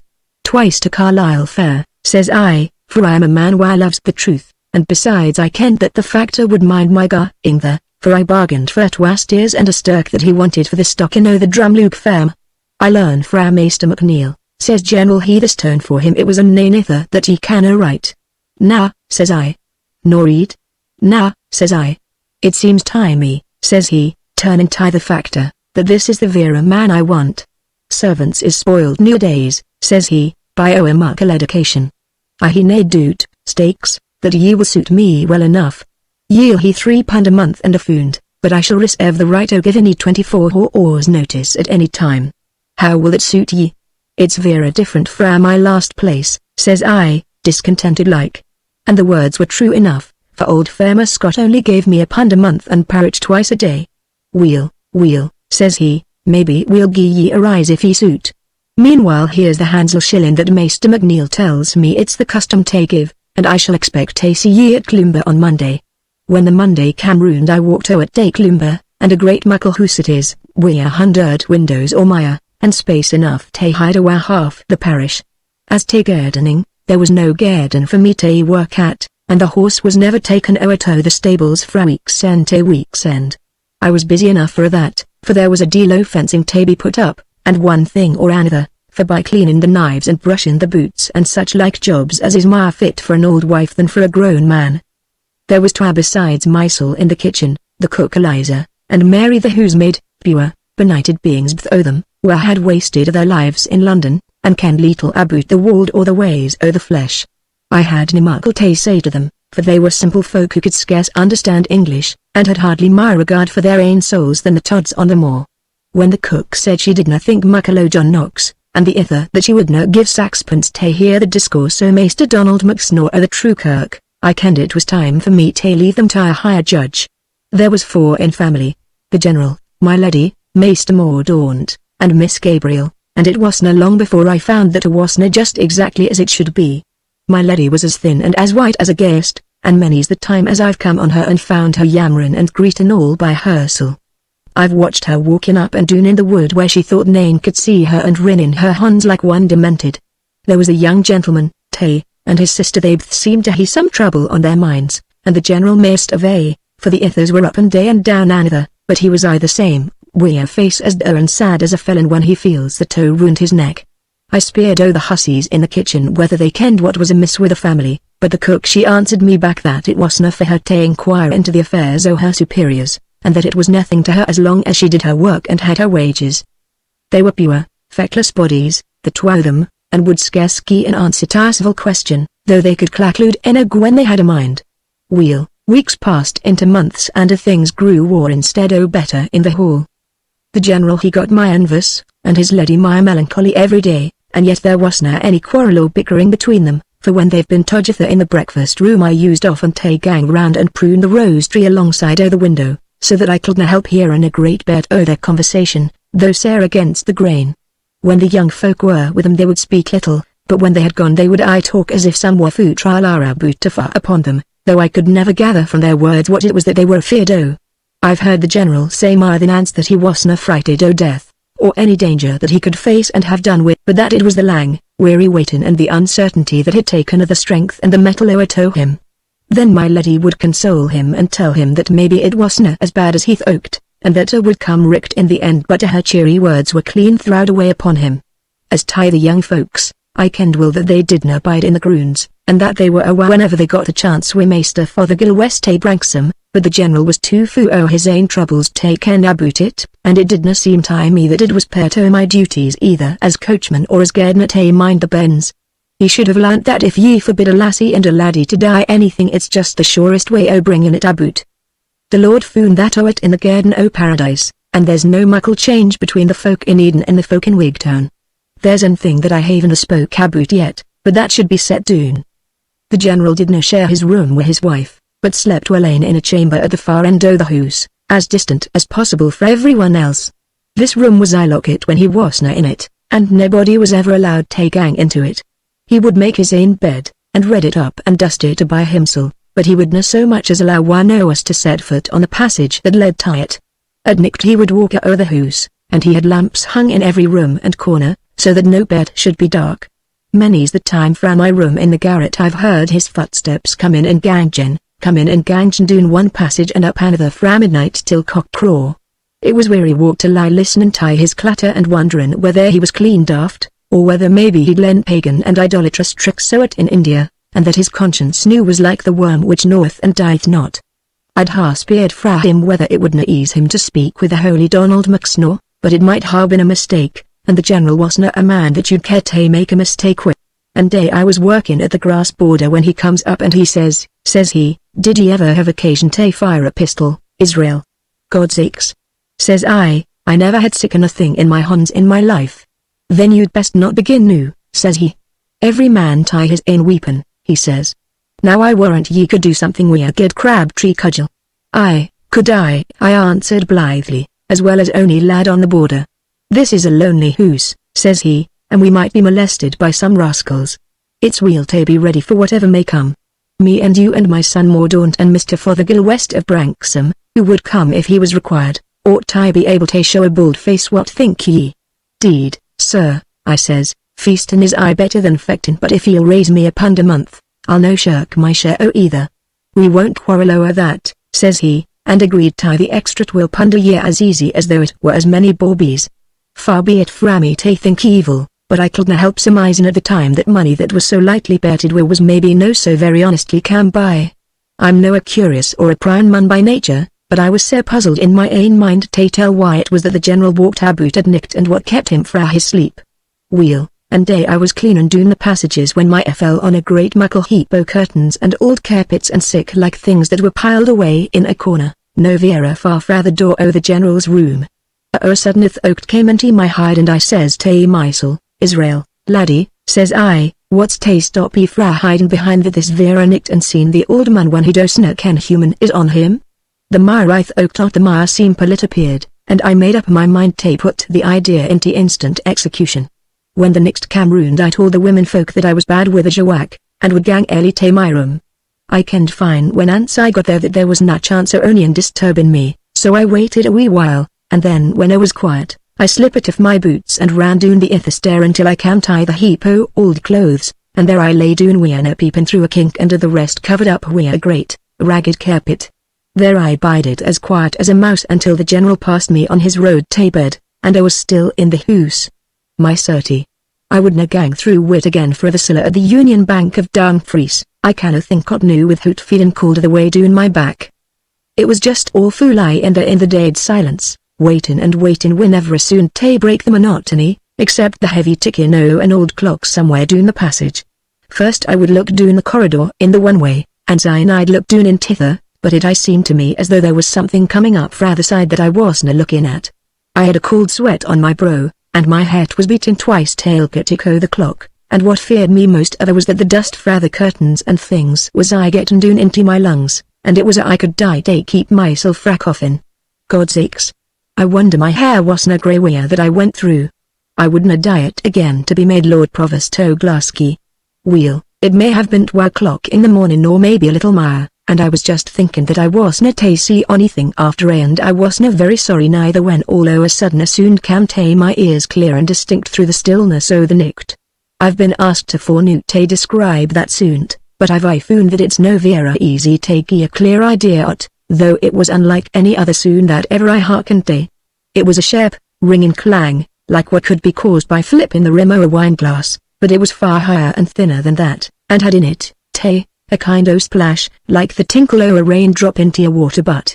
In my fear I sat up among my carpets, like a puddock among gowan leaves, and I listened wi' my ears. I was still again new, except for the dull ticking o' the distant clock. Suddenly the sound came again, as clear, as shrill, as sharp as ever, and this time the general heard it, for I heard him gie a kind o' groan, as a tired man might wha has been roused out o' his sleep. He got up fra his bed, and I could make out a rustling noise, as though he were dressing himself, and presently his foot for as he began to walk up and down in his room. Misakes! It didna tak lang for me to drap down among the carpets again and cover mysel o'er. There I lay trembling in every limb, and saying as many prayers as I could mind, wi' my ear still peeping through the keyhole, and fixed upon the door o' the general's room. I heard the rattle o' the handle presently, and the door swung slowly open. There was a light burning in the room beyond, and I could just catch a glimpse o' what seemed to me like a row o' swords stuck along the side o' the wall, when the general stepped to it and shut the door behind him. He was dressed in a dressing gown, wi' a red smoking cap on his hide, and a pair o' slippers with the heels cut off and that is turned up. For a moment it came into my head that maybe he was walking in his sleep, but as he came towards me I could see the glint o' the licht in his een, and his face was a twisting, like a man that's in sair distress o' mind. On my conscience, it gives me the shakes new when I think o' his tall figure and his yelly face coming so solemn and silent down the long, lone passage. I held my breath and lay close watching him, but just as he came to where I was my vera heart stood still in my breast, for ting. Loud and clear, within a yard o' me came the ringing, clanging soon that I had a ready hearken to. Where it came fra's more than I can tell or what was the cause o't. It might ha' been that the general made it, but I was so puzzled to tell who, for his hands were down by his side as he passed me. It came fra his direction, certainly, but it appeared to me to come fra his hide, but it was sick and a thin, eerie, high-pitched, uncanny kind o' sound that it wasna easy to say just exactly where it did come fra. The general took nae heed o't, but walked on and was soon o'er sicked, and I didna lose a minute in creeping o'er fra my hiding place and scampering awa back to my room, and if the bogies in the Red Sea were trappesin' up and doon the hail nicht through, I would never put my hide o't again to hear a glimpse o' them. I didna say a word to anybody about what I'd seen, but I made up my mind that I wouldna stay muckle langer at Cloomber ha.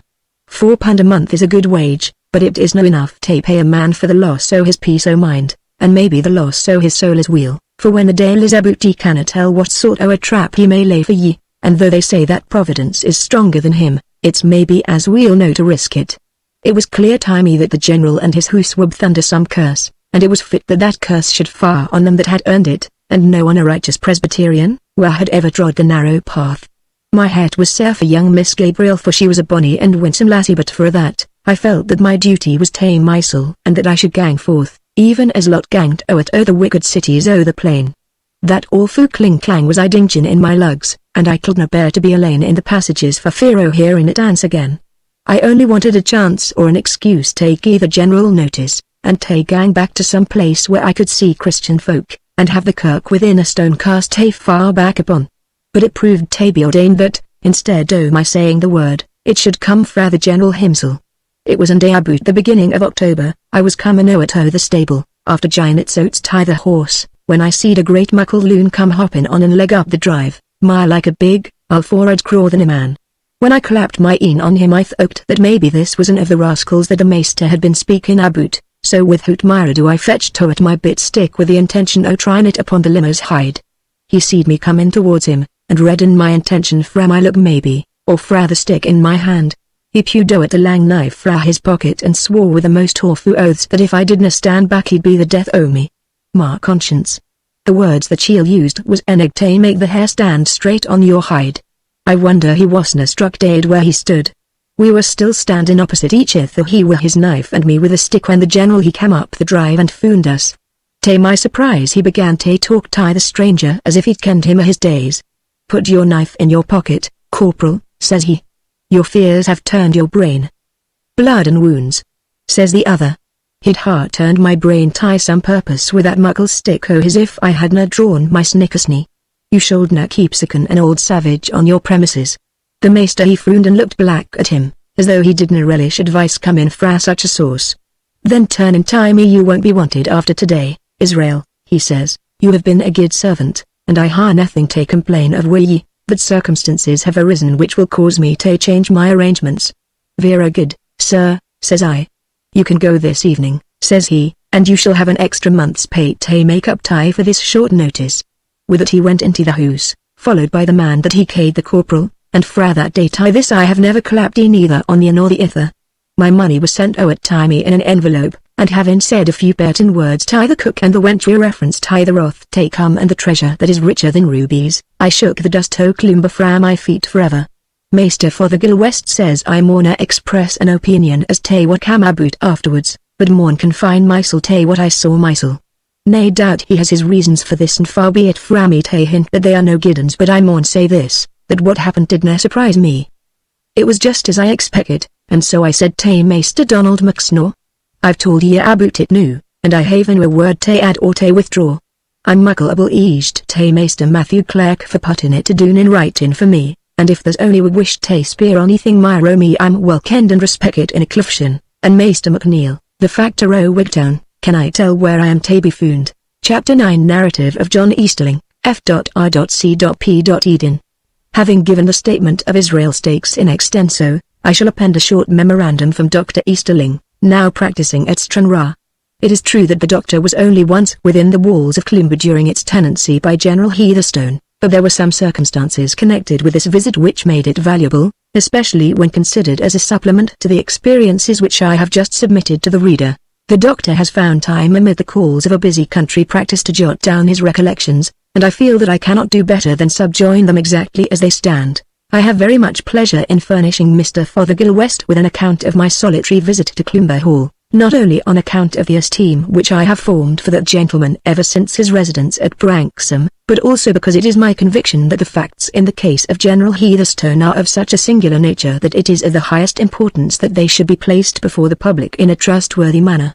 It was about the beginning of September of last year that I received a note from Mrs. Heatherstone, of Cloomber Hall, desiring me to make a professional call upon her husband, whose health, she said, had been for some time in a very unsatisfactory state. I had heard something of the Heatherstones and of the strange seclusion in which they lived, so that I was very much pleased at this opportunity of making their closer acquaintance, and lost no time in complying with her request. I had known the Hall in the old days of Mr. McVitie, the original proprietor, and I was astonished on arriving at the avenue gate to observe the changes which had taken place.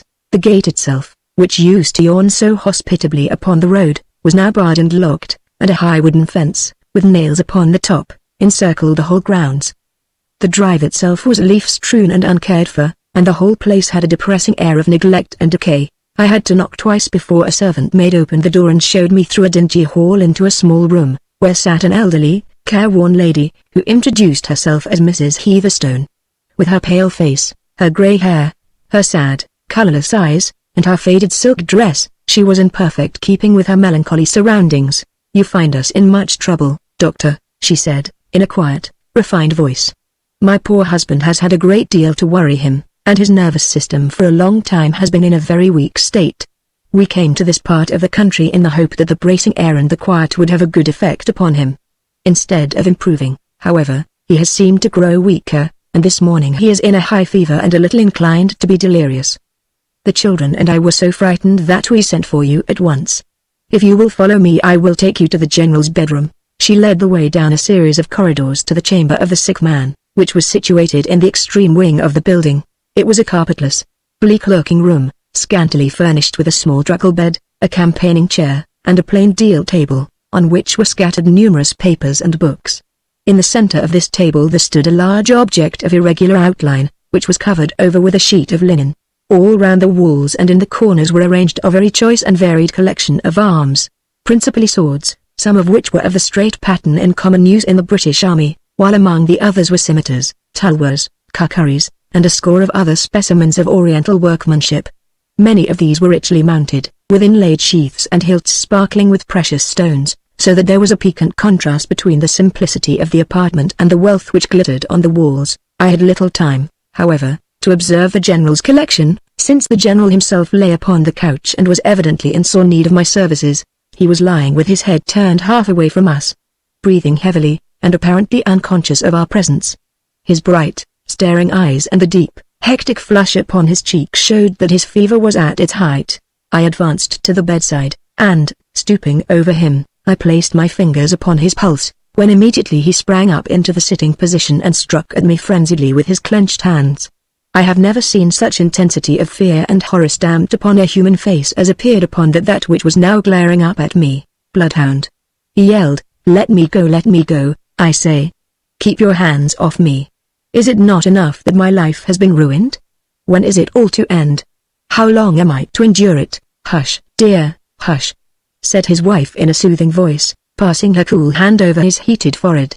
"This is Dr. Easterling, from Stranraer.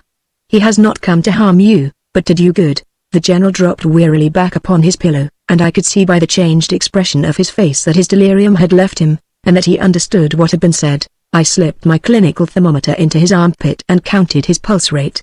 It amounted to 120 per minute, and his temperature proved to be 104 degrees. Clearly it was a case of remittent fever, such as occurs in men who have spent a great part of their lives in the tropics. "There is no danger," I remarked. "With a little quinine and arsenic we shall very soon overcome the attack and restore his health." "No danger, eh?" he said. "There never is any danger for me. I am as hard to kill as the Wandering Jew. I am quite clear in the head now, Mary, so you may leave me with the doctor." Mrs. Heatherstone left the room rather unwillingly, as I thought, and I sat down by the bedside to listen to anything which my patient might have to communicate. "I want you to examine my liver," he said when the door was closed. "I used to have an abscess there, and Brodie, the staff surgeon, said that it was 10 to 1 that it would carry me off. I have not felt much of it since I left the East. This is where it used to be, just under the angle of the ribs. I can find the place," said I, after making a careful examination, "but I am happy to tell you that the abscess has either been entirely absorbed, or has turned calcareous, as these solitary abscesses will. There is no fear of its doing you any harm now." He seemed to be by no means overjoyed at the intelligence. "Things always happen so with me," he said moodily. "Now, if another fellow was feverish and delirious he would surely be in some danger, and yet you will tell me that I am in none. Look at this, now." He bared his chest and showed me a puckered wound over the region of the heart. "That's where the Giselle bullet of a hillman went in. You would think that was in the right spot to settle a man, and yet what does it do but glance upon a rib, and go clean round and out at the back, without so much as penetrating what you medicos call the pleura. Did ever you hear of such a thing? You were certainly born under a lucky star," I observed, with a smile. "That's a matter of opinion," he answered, shaking his head. "Death has no terrors for me, if it will but come in some familiar form, but I confess that the anticipation of some strange, some preternatural form of death is very terrible and unnerving." "You mean," said I, rather puzzled at his remark, "that you would prefer a natural death to a death by violence?" "No, I don't mean that exactly," he answered. "I am too familiar with cold steel and lead to be afraid of either." "Do you know anything about idyllic force, Doctor?" "No, I do not," I replied, glancing sharply at him to see if there were any signs of his delirium returning. His expression was intelligent, however, and the feverish flush had faded from his cheeks. "Ah, you Western scientific men are very much behind the day in some things," he remarked. "In all that is material and conducive to the comfort of the body you are preeminent, but in what concerns the subtle forces of nature and the latent powers of the human spirit your best men are centuries behind the humblest coolies of India. Countless generations of beef-eating, comfort-loving ancestors have given our animal instincts the command over our spiritual ones. The body, which should have been a mere tool for the use of the soul, has now become a degrading prison in which it is confined. The Oriental soul and body are not so welded together as ours are, and there is far less wrench when they part in death. They do not appear to derive much benefit from this peculiarity in their organization, I remarked incredulously. Merely the benefit of superior knowledge. The general answered. If you were to go to India, probably the very first thing you would see in the way of amusement would be a native doing what is called the mango trick. Of course you have heard or read of it. The fellow plants a mango seed, and makes passes over it until it sprouts and bears leaves and fruit all in the space of half an hour. It is not really a trick, it is a power. These men know more than your Tyndalls or Huxleys do about nature's processes, and they can accelerate or retard her workings by subtle means of which we have no conception. These low-caste conjurers, as they are called, are mere vulgar dabblers, but the men who have trod the higher path are as far superior to us in knowledge as we are to the Hottentots or Patagonians. You speak as if you were well acquainted with them, I remarked. To my cost, I am, he answered. I have been brought in contact with them in a way in which I trust no other poor chap ever will be. But, really, as regards a Delic force, you ought to know something of it, for it has a great future before it in your profession. You should read Reichenbach's researches on magnetism and vital force, and Gregory's letters on animal magnetism. These, supplemented by the 27 aphorisms of Mesmer, and the works of Dr. Justinus Kerner, of Weinsberg, would enlarge your ideas. I did not particularly relish having a course of reading prescribed for me on a subject connected with my own profession, so I made no comment, but rose to take my departure. Before doing so I felt his pulse once more, and found that the fever had entirely left him in the sudden, unaccountable fashion which is peculiar to these malarious types of disease. I turned my face towards him to congratulate him upon his improvement, and stretched out my hand at the same time to pick my gloves from the table, with the result that I raised not only my own property, but also the linen cloth which was arranged over some object in the center. I might not have noticed what I had done had I not seen an angry look upon the invalid's face and heard him utter an impatient exclamation. I at once turned, and replaced the cloth so promptly that I should have been unable to say what was underneath it, beyond having a general impression that it looked like a bride cake. All right, doctor, the general said good-humoredly, perceiving how entirely accidental the incident was.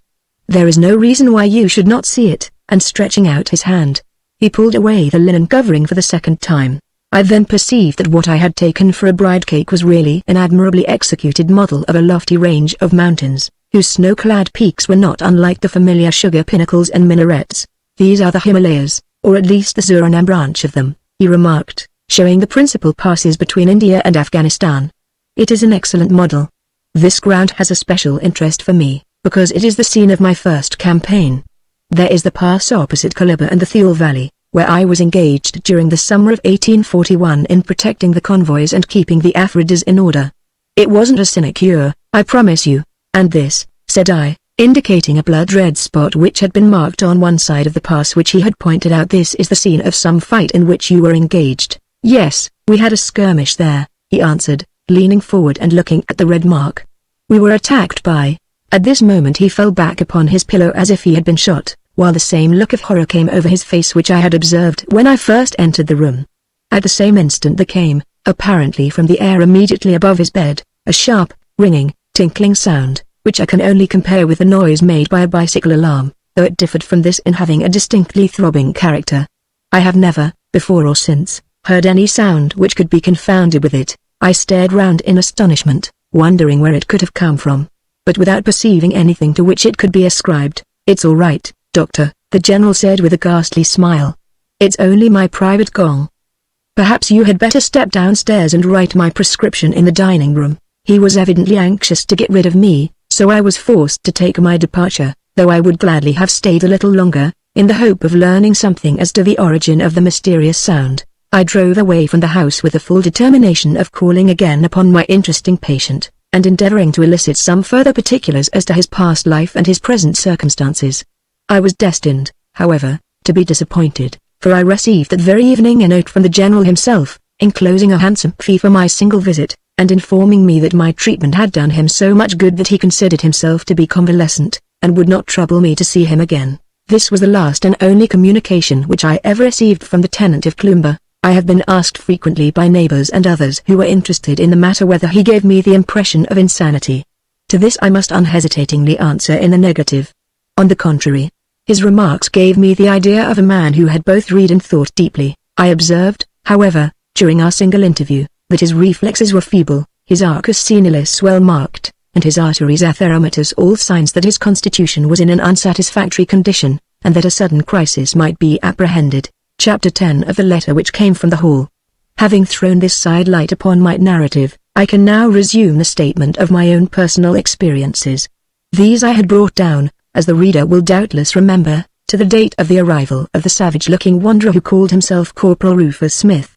This incident occurred about the beginning of the month of October, and I find upon a comparison of dates that Dr. Easterling's visit to Cloomber preceded it by 3 weeks or more. During all this time I was in sore distress of mind, for I had never seen anything either of Gabriel or of her brother since the interview in which the General had discovered the communication which was kept up between us. I had no doubt that some sort of restraint had been placed upon them, and the thought that we had brought trouble on their heads was a bitter one both to my sister and myself. Our anxiety, however, was considerably mitigated by the receipt, a couple of days after my last talk with the General, of a note from Mordaunt Heatherstone. This was brought us by a little, ragged urchin, the son of one of the fishermen, who informed us that it had been handed to him at the avenue gate by an old woman who, I expect, must have been the Cloomber cook. My dearest friends, it ran, Gabriel and I have grieved to think how concerned you must be at having neither heard from nor seen us. The fact is that we are compelled to remain in the house. And this compulsion is not physical but moral. Our poor father, who gets more and more nervous every day, has entreated us to promise him that we will not go out until after the 5th of October, and to allay his fears we have given him the desired pledge. On the other hand, he has promised us that after the 5th, that is, in less than a week, we shall be as free as air to come or go as we please, so we have something to look forward to. Gabriel says that she has explained to you that the governor is always a changed man after this particular date, on which his fears reach a crisis. He apparently has more reason than usual this year to anticipate that trouble is brewing for this unfortunate family, for I have never known him to take so many elaborate precautions or appear so thoroughly unnerved. Who would ever think, to see his bent form and his shaking hands, that he is the same man who used some few short years ago to shoot tigers on foot among the jungles of the Terai, and would laugh at the more timid sportsmen who sought the protection of their elephants' howdah. You know that he has the Victoria Cross, which he won in the streets of Delhi, and yet here he is shivering with terror and starting at every noise, in the most peaceful corner of the world. Oh, the pity of it. West. Remember what I have already told you, that it is no fanciful or imaginary peril, but one which we have every reason to suppose to be most real. It is, however, of such a nature that it can neither be averted nor can it profitably be expressed in words. If all goes well, you will see us at Branksome on the 6th, with our fondest love to both of you. I am ever, my dear friends, your attached, Mordaunt. This letter was a great relief to us, as letting us know that the brother and sister were under no physical restraint, but our powerlessness and inability even to comprehend what the danger was which threatened those whom we had come to love better than ourselves was little short of maddening. 50 times a day we asked ourselves and asked each other from what possible quarter this peril was to be expected, but the more we thought of it the more hopeless did any solution appear. In vain we combined our experiences and pieced together every word which had fallen from the lips of any inmate of Cloomber which might be supposed to bear directly or indirectly upon the subject. At last, weary with fruitless speculation, we were fain to try to drive the matter from our thoughts, consoling ourselves with the reflection that in a few more days all restrictions would be removed, and we should be able to learn from our friend's own lips. Those few intervening days, however, would, we feared, be dreary, long ones. And so they would have been, had it not been for a new and most unexpected incident, which diverted our minds from our own troubles and gave them something fresh with which to occupy themselves. Chapter 11 of the Casting Away of the Bark Berlinda. The 3rd of October had broken auspiciously with a bright sun and a cloudless sky. There had in the morning been a slight breeze, and a few little white wreaths of vapor drifted here and there like the scattered feathers of some gigantic bird, but, as the day wore on, such wind as there was fell completely away, and the air became close and stagnant. The sun blazed down with a degree of heat which was remarkable so late in the season, and a shimmering haze lay upon the upland moors and concealed the Irish mountains on the other side of the channel. The sea itself rose and fell in a long, heavy, oily roll, sweeping slowly landward, and breaking sullenly with a dull, monotonous booming upon the rock-girt shore. To the inexperienced all seemed calm and peaceful, but to those who are accustomed to read nature's warnings there was a dark menace in air and sky and sea. My sister and I walked out in the afternoon, sauntering slowly along the margin of the great, sandy spit which shoots out into the Irish Sea, flanking upon one side the magnificent Bay of Luce, and on the other the more obscure inlet of Kirkmaiden. on the shores of which the Branksome property is situated. It was too sultry to go far, so we soon seated ourselves upon one of the sandy hillocks, overgrown with faded grass tufts, which extend along the coastline, and which form nature's dikes against the encroachments of the ocean. Our rest was soon interrupted by the scrunching of heavy boots upon the shingle, and Jameson, the old man-o'-war's man whom I have already had occasion to mention, made his appearance, with the flat, circular net upon his back which he used for shrimp catching. He came towards us upon seeing us, and said in his rough, kindly way that he hoped we would not take it amiss if he sent us up a dish of shrimps for our tea at Branksome. I make a good catch before a storm, he remarked. You think there is going to be a storm, then? I asked. Why, even a marine could see that, he answered, sticking a great wedge of tobacco into his cheek. The moors over near Cloomber are just white gulls and kittiwakes. What do you think they come ashore for except to escape having all the feathers blown out o' them? I mind a day like this when I was with Charlie Napier off Kronstadt. It well nigh blew us under the guns of the forts, for all our engines and propellers. Have you ever known a wreck in these parts? I asked. Lord love ye, sir, it's a famous place for wrecks.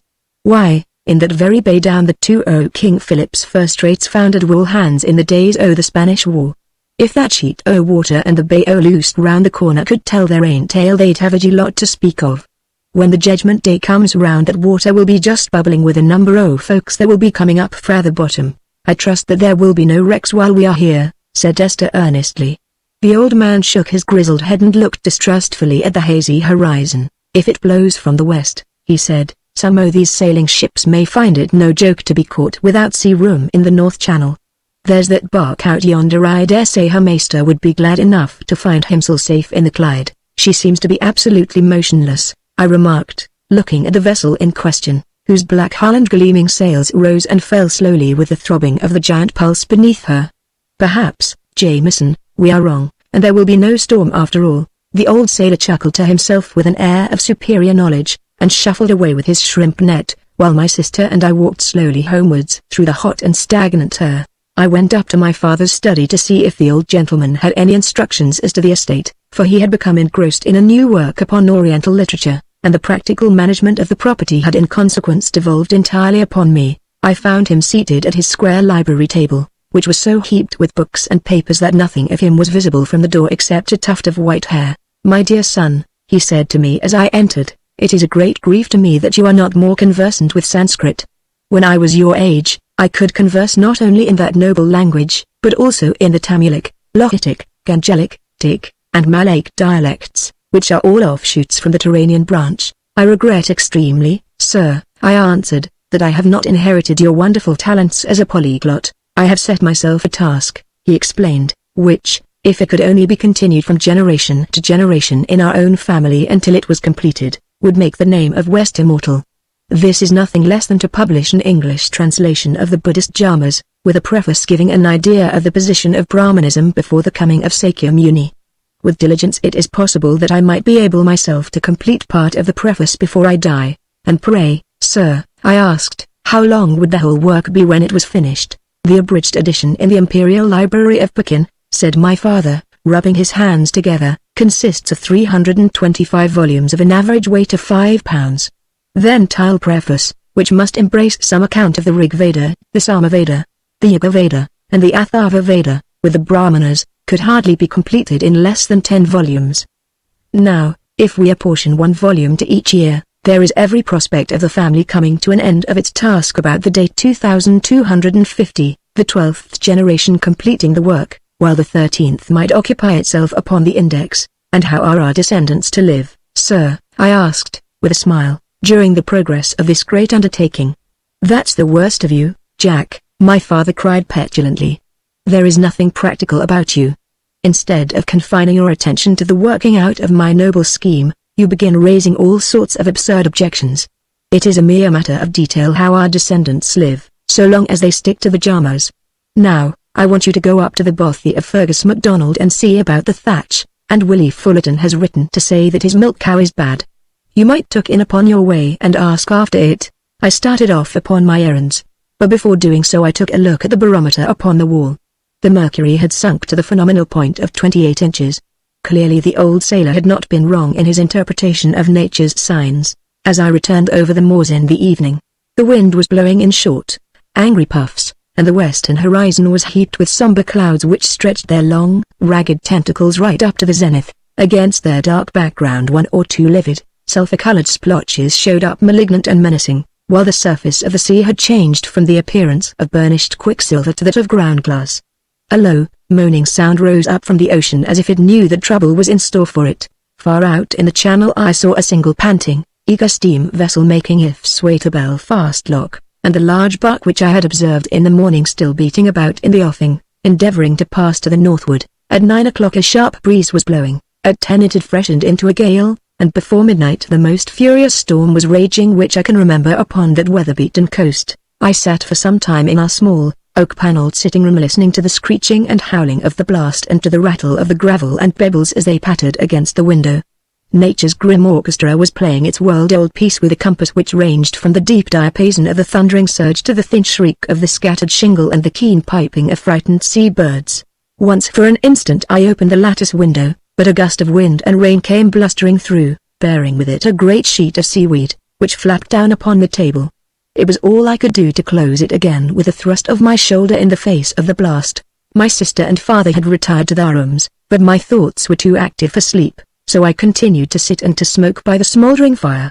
What was going on in the hall now, I wondered. What did Gabriel think of the storm, and how did it affect the old man who wandered about in the night? Did he welcome these dread forces of nature as being of the same order of things as his own tumultuous thoughts? It was only 2 days now from the date which I had been assured was to mark a crisis in his fortunes. Would he regard this sudden tempest as being in any way connected with the mysterious fate which threatened him? Over all these things and many more I pondered as I sat by the glowing embers until they died gradually out, and the chill night air warned me that it was time to retire. I may have slept a couple of hours when I was awakened by someone tugging furiously at my shoulder. Sitting up in bed, I saw by the dim light that my father was standing half-clad by my bedside, and that it was his grasp which I felt on my nightshirt. "Get up, Jack, get up!" He was crying excitedly. "There's a great ship ashore in the bay, and the poor folk will all be drowned. Come down, my boy, and let us see what we can do." The good old man seemed to be nearly beside himself with excitement and impatience. I sprang from my bed, and was huddling on a few clothes, when a dull, booming sound made itself heard above the howling of the wind and the thunder of the breakers. "There it is again!" cried my father. "It is their signal gun, poor creatures. Jameson and the fishermen are below.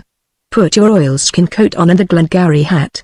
Come, come, every second may mean a human life." We hurried down together and made our way to the beach, accompanied by a dozen or so of the inhabitants of Branksome. The gale had increased rather than moderated, and the wind screamed all round us with an infernal clamour. So great was its force that we had to put our shoulders against it, and bore our way through it, while the sand and gravel tingled up against our faces. There was just light enough to make out the scudding clouds and the white gleam of the breakers, but beyond that all was absolute darkness. We stood ankle-deep in the shingle and seaweed, shading our eyes with our hands and peering out into the inky obscurity. It seemed to me as I listened that I could hear human voices loud in entreaty and terror, but amid the wild turmoil of nature it was difficult to distinguish one sound from another. Suddenly, however, a light glimmered in the heart of the tempest, and next instant the beach and sea and wide, tossing bay were brilliantly illuminated by the wild glare of a signal light. The ship lay on her beam ends right in the center of the terrible Hansel Reef, hurled over to such an angle that I could see all the planking of her deck. I recognized her at once as being the same three-masted bark which I had observed in the channel in the morning, and the Union Jack which was nailed upside down to the jagged slump of her mizzen proclaimed her nationality. Every spar and rope and writhing piece of cordage showed up hard and clear under the vivid light which spluttered and flickered from the highest portion of the forecastle. Beyond the doomed ship, out of the great darkness came the long, rolling lines of big waves, never ending, never tiring, with a petulant tuft of foam here and there upon their crests. Each as it reached the broad circle of unnatural light appeared to gather strength and volume and to hurry on more impetuously until with a roar and a jarring crash it sprang upon its victim. Clinging to the weather shrouds we could distinctly see 10 or a dozen frightened seamen who, when the light revealed our presence, turned their white faces towards us and waved their hands imploringly. The poor wretches had evidently taken fresh hope from our presence, though it was clear that their own boats had either been washed away or so damaged as to render them useless. The sailors who clung to the rigging were not, however, the only unfortunates on board.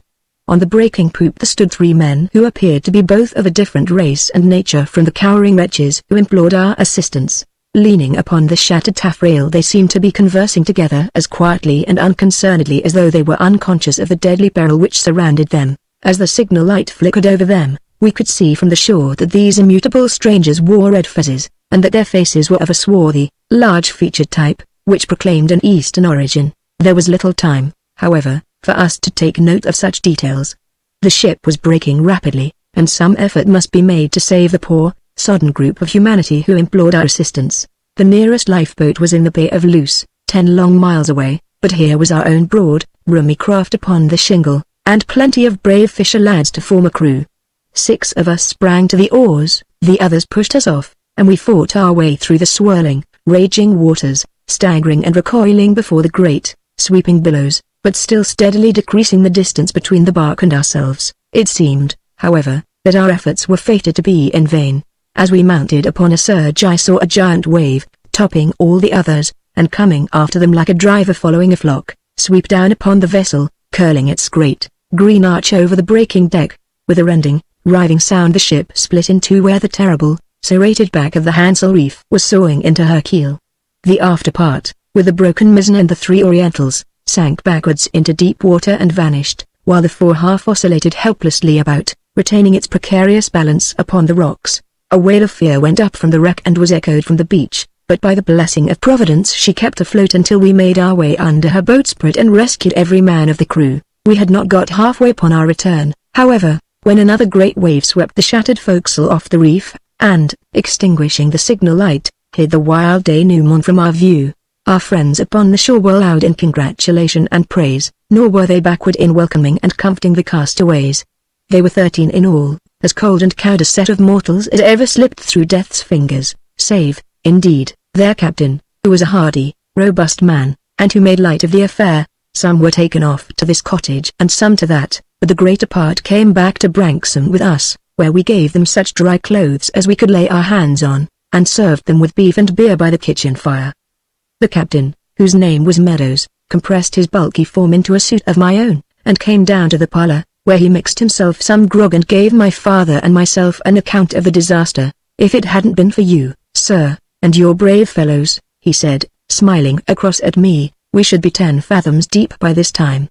As to the Belinda, she was a leaky old tub and well insured, so neither the owners nor I are likely to break our hearts over her. I am afraid," said my father sadly, "that we shall never see your 3 passengers again.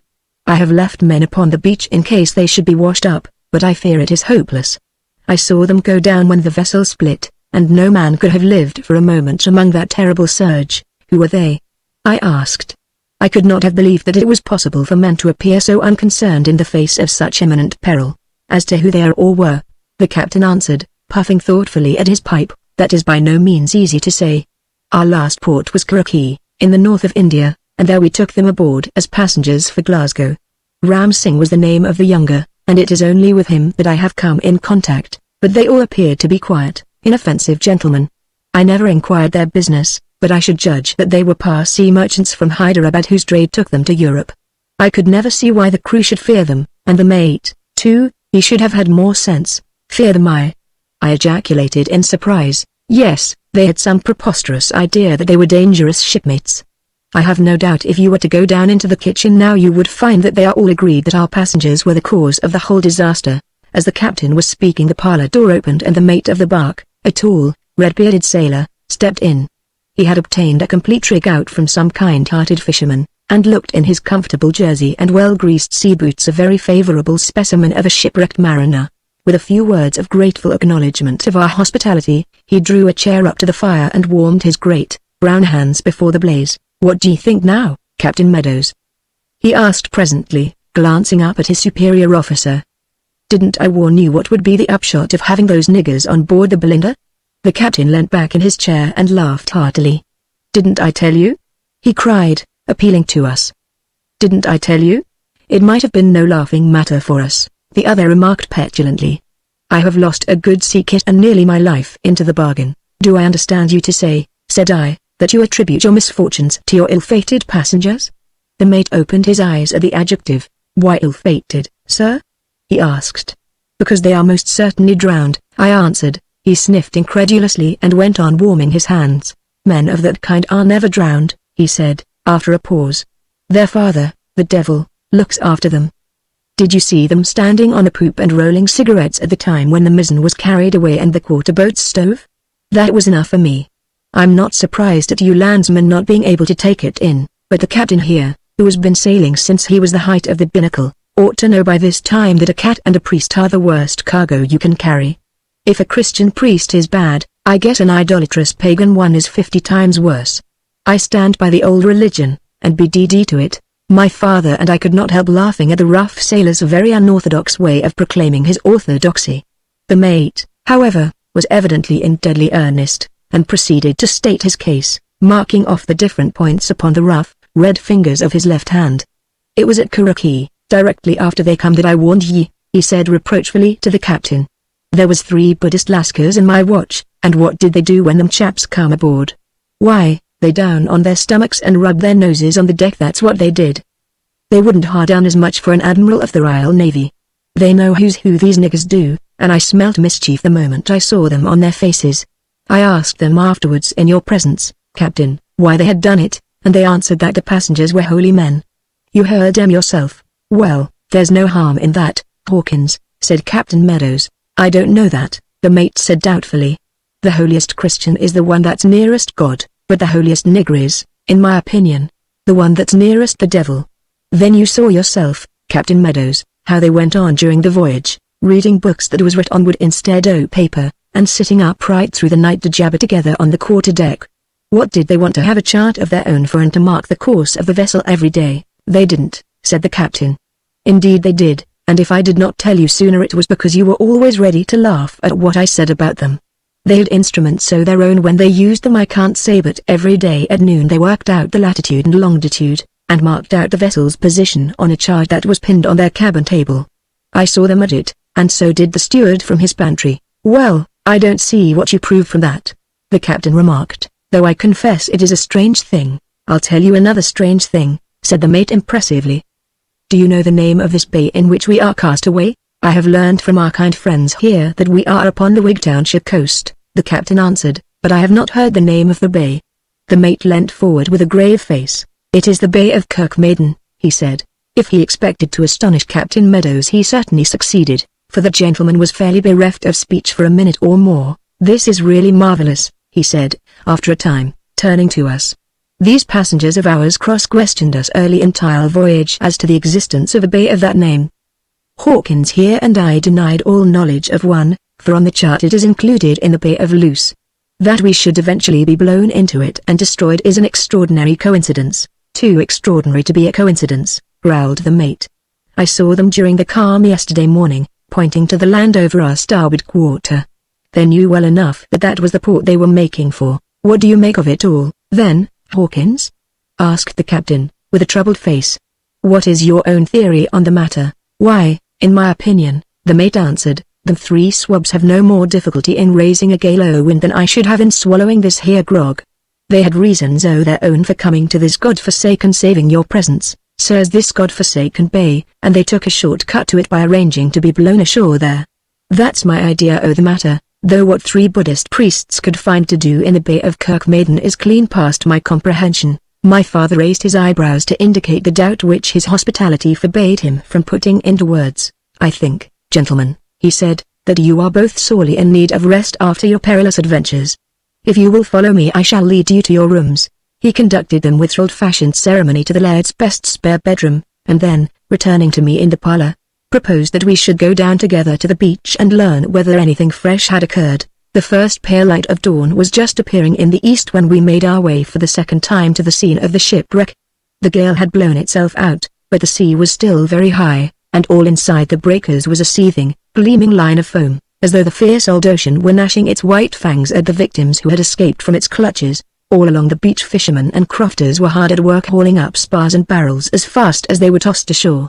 None of them had seen any bodies, however, and they explained to us that only such things as could float had any chance of coming ashore, for the undercurrent was so strong that whatever was beneath the surface must infallibly be swept out to sea. As to the possibility of the unfortunate passengers having been able to reach the shore, these practical men would not hear of it for a moment, and showed us conclusively that if they had not been drowned they must have been dashed to pieces upon the rocks. We did all that could be done, my father said sadly, as we returned home. I am afraid that the poor mate has had his reason affected by the suddenness of the disaster. Did you hear what he said about Buddhist priests raising a gale? Yes, I heard him, said I. It was very painful to listen to him, said my father. I wonder if he would object to my putting a small mustard plaster under each of his ears. It would relieve any congestion of the brain. Or perhaps it would be best to wake him up and give him 2 antibilious pills. What do you think, Jack? I think, said I, with a yawn, that you had best let him sleep, and go to sleep yourself. You can physic him in the morning if he needs it. So saying I stumbled off to my bedroom, and throwing myself upon the couch was soon in a dreamless slumber. Chapter 12 of the 3 Foreign Men Upon the Coast. It must have been 11 or 12 o'clock before I awoke, and it seemed to me in the flood of golden light which streamed into my chamber that the wild, tumultuous episodes of the night before must have formed part of some fantastic dream. It was hard to believe that the gentle breeze which whispered so softly among the ivy leaves around my window was caused by the same element which had shaken the very house a few short hours before. It was as if nature had repented of her momentary passion and was endeavoring to make amends to an injured world by its warmth and its sunshine. A chorus of birds in the garden below filled the whole air with their wonder and congratulations. Down in the hall I found a number of the shipwrecked sailors, looking all the better for their night's repose, who set up a buzz of pleasure and gratitude upon seeing me. Arrangements had been made to drive them to Wigtown, whence they were to proceed to Glasgow by the evening train, and my father had given orders that each should be served with a packet of sandwiches and hard-boiled eggs to sustain him on the way. Captain Meadows thanked us warmly in the name of his employers for the manner in which we had treated them, and he called for 3 cheers from his crew, which were very heartily given. He and the mate walked down with us after we had broken our fast to have a last look at the scene of the disaster. The great bosom of the bay was still heaving convulsively, and its waves were breaking into sobs against the rocks, but there was none of that wild turmoil which we had seen in the early morning. The long, emerald ridges, with their little, white crests of foam, rolled slowly and majestically in, to break with a regular rhythm the panting of a tired monster. A cable length from the shore we could see the mainmast of the bark floating upon the waves, disappearing at times in the trough of the sea, and then shooting up towards heaven like a giant javelin, shining and dripping as the rollers tossed it about. Other smaller pieces of wreckage dotted the waters, while innumerable spars and packages were littered over the sands. These were being drawn up and collected in a place of safety by gangs of peasants. I noticed that a couple of broad-winged gulls were hovering and skimming over the scene of the shipwreck, as though many strange things were visible to them beneath the waves. At times we could hear their raucous voices as they cried to one another of what they saw. She was a leaky old craft, said the captain, looking sadly out to sea, but there's always a feeling of sorrow when we see the last of a ship we have sailed in. Well, she would have been broken up in any case, and sold for firewood. It looks a peaceful scene, I remarked. Who would imagine that 3 men lost their lives last night in those very waters? Poor fellows, said the captain, with feeling. Should they be cast up after our departure, I am sure, Mr. West, that you will have them decently interred. I was about to make some reply when the mate burst into a loud guffaw, slapping his thigh and choking with merriment. If you want to bury them, he said, you had best look sharp, or they may clear out of the country. You remember what I said last night? Just look at the top of that hillock, and tell me whether I was in the right or not. There was a high sand dune some little distance along the coast, and upon the summit of this the figure was standing which had attracted the mate's attention. The captain threw up his hands in astonishment as his eyes rested upon it. By the Eternal, he shouted, it's Ram Singh himself. Let us overhaul him. Taking to his heels in his excitement he raced along the beach, followed by the mate and myself, as well as by 1 or 2 of the fishermen who had observed the presence of the stranger. The latter, perceiving our approach, came down from his post of observation and walked quietly in our direction, with his head sunk upon his breast, like one who is absorbed in thought. I could not help contrasting our hurried and tumultuous advance with the gravity and dignity of this lonely Oriental, nor was the matter mended when he raised a pair of steady, thoughtful dark eyes and inclined his head in a graceful, sweeping salutation. It seemed to me that we were like a pack of schoolboys in the presence of a master. The stranger's broad, unruffled brow, his clear, searching gaze, firm-set yet sensitive mouth, and clean-cut, resolute expression, all combined to form the most imposing and noble presence which I had ever known. I could not have imagined that such imperturbable calm and at the same time such a consciousness of latent strength could have been expressed by any human face. He was dressed in a brown velveteen coat, loose, dark trousers, with a shirt that was cut low in the collar, so as to show the muscular, brown neck, and he still wore the red fez which I had noticed the night before. I observed with a feeling of surprise, as we approached him, that none of these garments showed the slightest indication of the rough treatment and wetting which they must have received during their wearer's submersion and struggle to the shore. "So you are none the worse for your ducking," he said in a pleasant, musical voice, looking from the captain to the mate. "I hope that your poor sailors have found pleasant quarters." "We are all safe," the captain answered. "But we had given you up for lost, you and your 2 friends."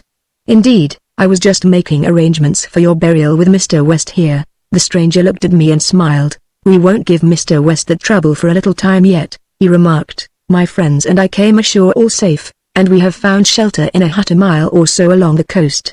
It is lonely down there, but we have everything which we can desire. We start for Glasgow this afternoon," said the captain. "I shall be very glad if you will come with us. If you have not been in England before, you may find it awkward traveling alone. We are very much indebted to you for your thoughtfulness," Ram Singh answered. "But we will not take advantage of your kind offer. Since nature has driven us here, we intend to have a look about us before we leave." "As you like," the captain said, shrugging his shoulders. "I don't think you are likely to find very much to interest you in this hole of a place." "Very possibly not," Ram Singh answered with an amused smile. "You remember Milton's lines? The mind is its own place, and in itself can make a hell of heaven, a heaven of hell. I dare say we can spend a few days here comfortably enough." "Indeed, I think you must be wrong in considering this to be a barbarous locality. I am much mistaken if this young gentleman's father is not Mr. James Hunter West, whose name is known and honored by the pundits of India." "My father is, indeed, a well-known Sanskrit scholar," I answered in astonishment. "The presence of such a man," observed the stranger slowly, "changes a wilderness into a city.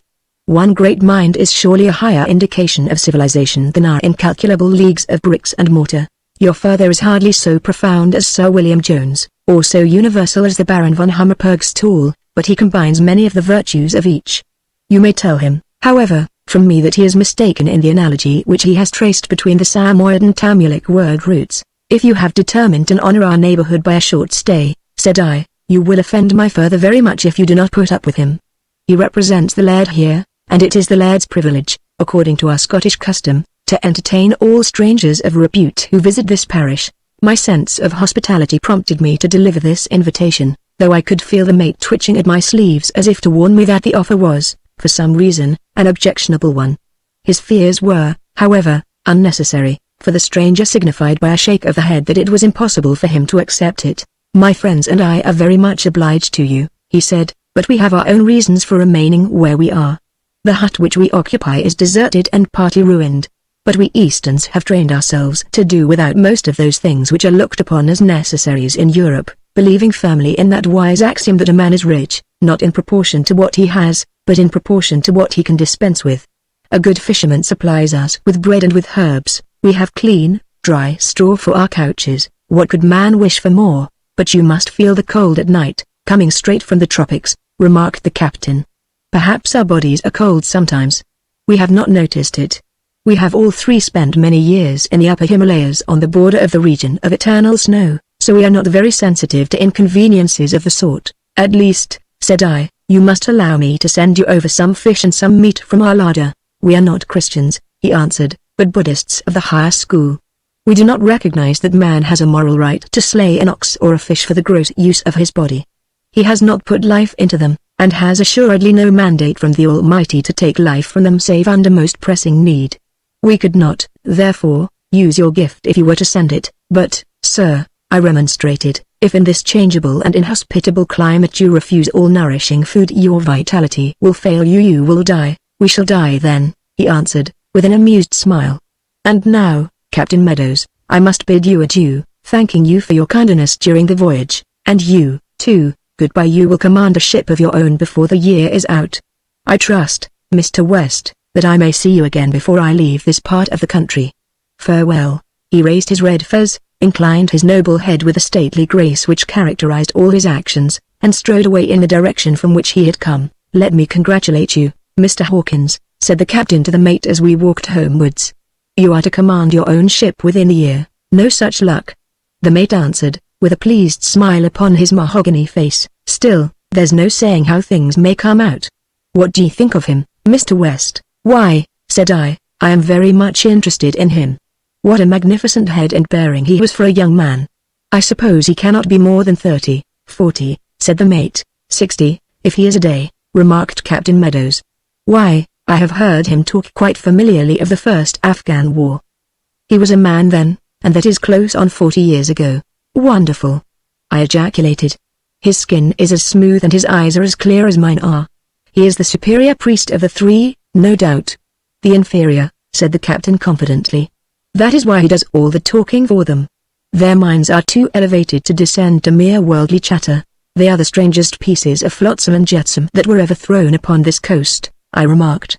My father will be mightily interested in them. Indeed, I think the less you have to do with them the better for you, said the mate. If I do command my own ship I'll promise you that I never carry livestock of that sort on board of her. But here we are all aboard and the anchor tripped, so we must bid you goodbye. The wagonette had just finished loading up when we arrived, and the chief places, on either side of the driver, had been reserved for my two companions, who speedily sprang into them. With a chorus of cheers the good fellows whirled away down the road, while my father, Esther, and I stood upon the lawn and waved our hands to them until they disappeared behind the Cloomber woods, en route for the Wigtown railway station. Bark and crew had both vanished now from our little world, the only relic of either being the heaps of debris upon the beach, which were to lie there until the arrival of an agent from Lloyd's. Chapter 13, in which I see that which has been seen by few. At dinner that evening I mentioned to my father the episode of the three Buddhist priests, and found, as I had expected, that he was very much interested by my account of them. When, however, he heard of the high manner in which Ram Singh had spoken of him, and the distinguished position which he had assigned him among philologists, he became so excited that it was all we could do to prevent him from setting off then and there to make his acquaintance. Esther and I were relieved and glad when we at last succeeded in abstracting his boots and maneuvering him to his bedroom, for the exciting events of the last 24 hours had been too much for his weak frame and delicate nerves. I was sitting at the open porch in the gloaming, turning over in my mind the unexpected events which had occurred so rapidly, the gale, the wreck, the rescue, and the strange character of the castaways, when my sister came quietly over to me and put her hand in mine. "Don't you think, Jack," she said, in her low, sweet voice, "that we are forgetting our friends over at Cloomber? Hasn't all this excitement driven their fears and their danger out of our heads, but never out of our hearts?" said I, laughing. "However, you are right, little one, for our attention has certainly been distracted from them. I shall walk up in the morning and see if I can see anything of them. By the way, tomorrow is the fateful 5th of October, one more day, and all will be well with us. Or ill," said my sister gloomily. "Why, what a little croaker you are, to be sure," I cried. "What in the world is coming over you?" "I feel nervous and low-spirited," she answered, drawing closer to my side and shivering. "I feel as if some great peril were hanging over the heads of those we love. Why should these strange men wish to stay upon the coast?" "What, the Buddhists?" I said lightly. "Oh, these fellows have continual feast days and religious rites of all sorts. They have some very good reason for staying, you may be sure." "Don't you think," said Esther, in an awestruck whisper, "that it is very strange that these priests should arrive here all the way from India just at the present moment? Have you not gathered from all you have heard that the general's fears are in some way connected with India and the Indians?" The remark made me thoughtful. "Why, now that you mention it," I answered, "I have some vague impression that the mystery is connected with some incident which occurred in that country. I am sure, however, that your fears would vanish if you saw Ram Singh. He is the very personification of wisdom and benevolence. He was shocked at the idea of our killing a sheep, or even a fish for his benefit, said he would rather die than have a hand in taking the life of an animal." "It is very foolish of me to be so nervous," said my sister bravely. "But you must promise me one thing, Jack. You will go up to Cloomber in the morning, and if you can see any of them you must tell them of these strange neighbors of ours. They are better able to judge than we are whether their presence has any significance or not." "All right, little one," I answered, as we went indoors. "You have been overexcited by all these wild doings, and you need a sound night's rest to compose you. I'll do what you suggest, however, and our friends shall judge for themselves whether these poor fellows should be sent about their business or not." I made the promise to allay my sister's apprehensions, but in the bright sunlight of morning it appeared less than absurd to imagine that our poor vegetarian castaways could have any sinister intentions, or that their advent could have any effect upon the tenant of Cloomber.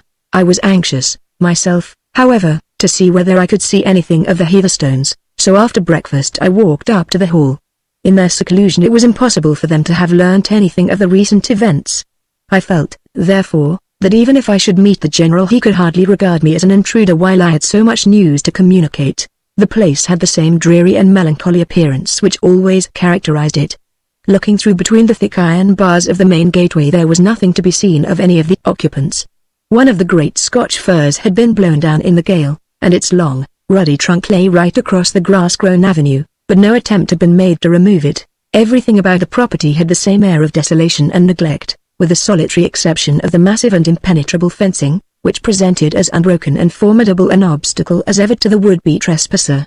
I walked round this barrier as far as our old trysting place without finding any flaw through which I could get a glimpse of the house, for the fence had been repaired with each rail overlapping the last, so as to secure absolute privacy for those inside, and to block those peepholes which I had formerly used. At the old spot, however, where I had had the memorable interview with the general on the occasion when he surprised me with his daughter, I found that the two loose rails had been refixed in such a manner that there was a gap of 2 inches or more between them. Through this I had a view of the house and of part of the lawn in front of it, and, though I could see no signs of life outside or at any of the windows, I settled down with the intention of sticking to my post until I had a chance of speaking to one or other of the inmates. Indeed, the cold, dead aspect of the house had struck such a chill into my heart that I determined to scale the fence at whatever risk of incurring the general's displeasure rather than return without news of the Heatherstones. Happily there was no need of this extreme expedient, for I had not been there half an hour before I heard the harsh sound of an opening lock, and the general himself emerged from the main door. To my surprise he was dressed in a military uniform, and that not the uniform in ordinary use in the British Army. The red coat was strangely cut and stained with the weather. The trousers had originally been white, but had now faded to a dirty yellow.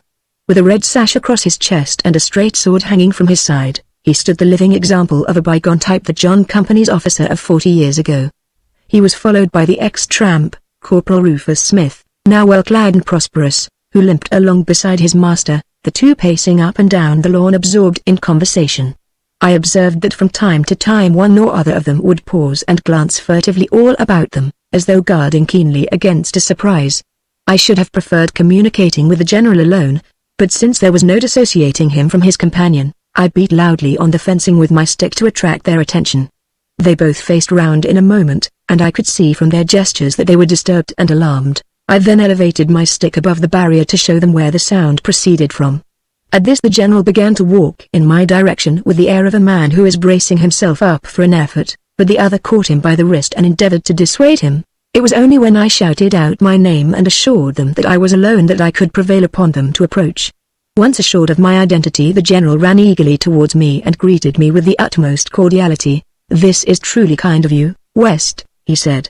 "It is only at such times as these that one can judge who is a friend and who not. It would not be fair to you to ask you to come inside or to stay any time, but I am nonetheless very glad to see you. I have been anxious about you all," I said, "for it is some little time since I have seen or heard from any of you.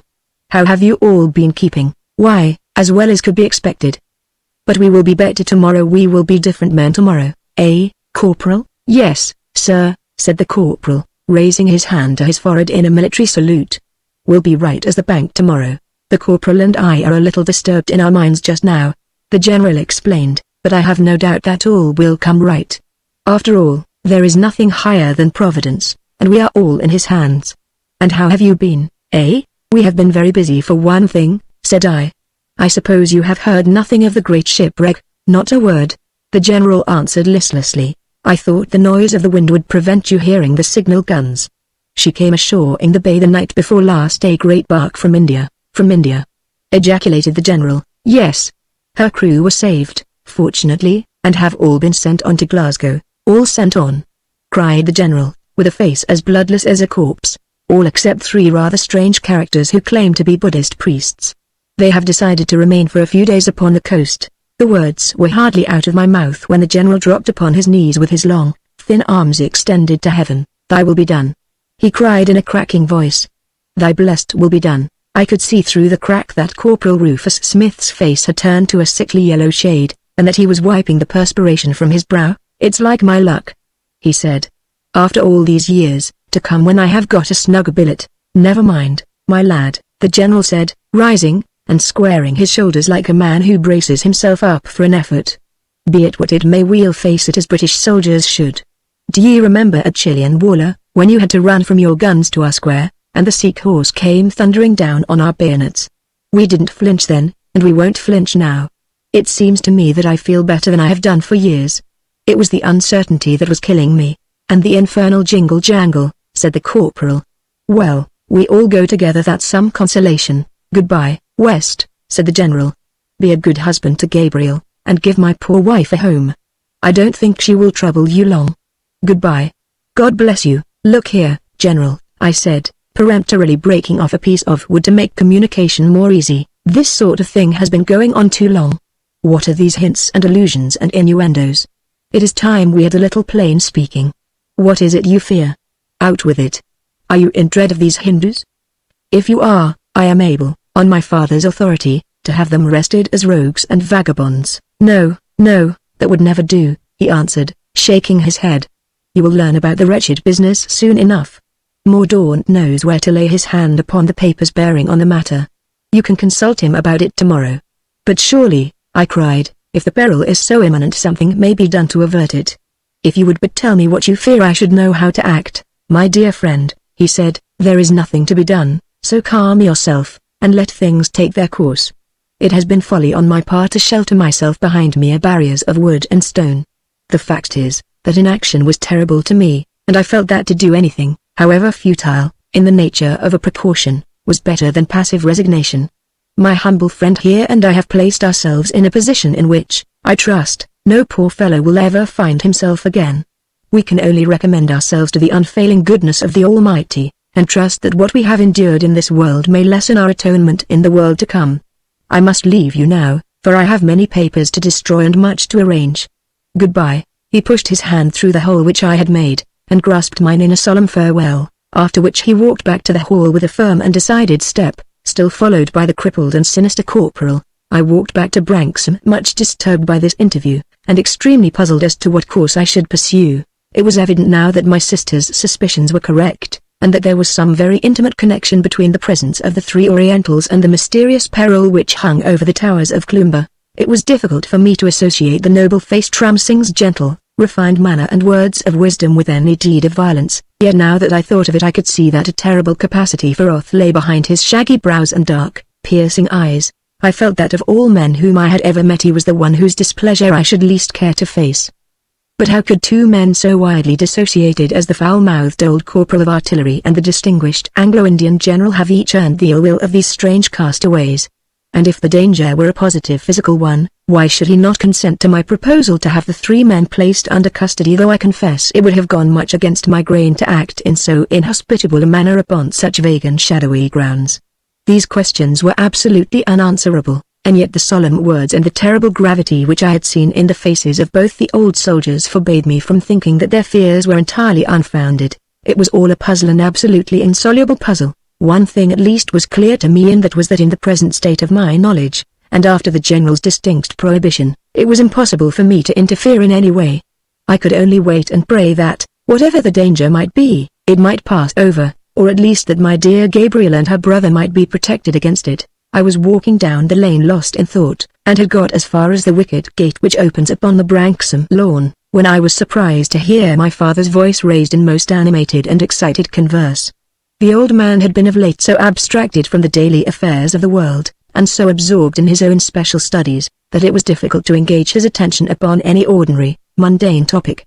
Curious to know what it was that had drawn him so far out of himself, I opened the gate softly, and walking quietly round the laurel bushes, found him sitting, to my astonishment, with none other than the very man who was occupying my thoughts, Ram Singh, the Buddhist. The two were sitting upon a garden bench, and the Oriental appeared to be laying down some weighty proposition, checking every point upon his long, quivering, brown fingers, while my father, with his hands thrown abroad and his face awry, was loud in protestation and in argument. So absorbed were they in their controversy, that I stood within a hand-touch of them for a minute or more before they became conscious of my presence. On observing me, the priest sprang to his feet and greeted me with the same lofty courtesy and dignified grace which had so impressed me the day before. "I promised myself yesterday," he said, "the pleasure of calling upon your father.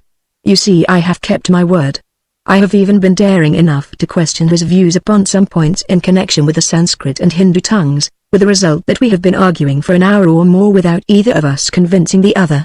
Without pretending to as deep a theoretical knowledge as that which has made the name of James Hunter West a household word among Oriental scholars, I happen to have given considerable attention to this one point, and indeed I am in a position to say that I know his views to be unsound.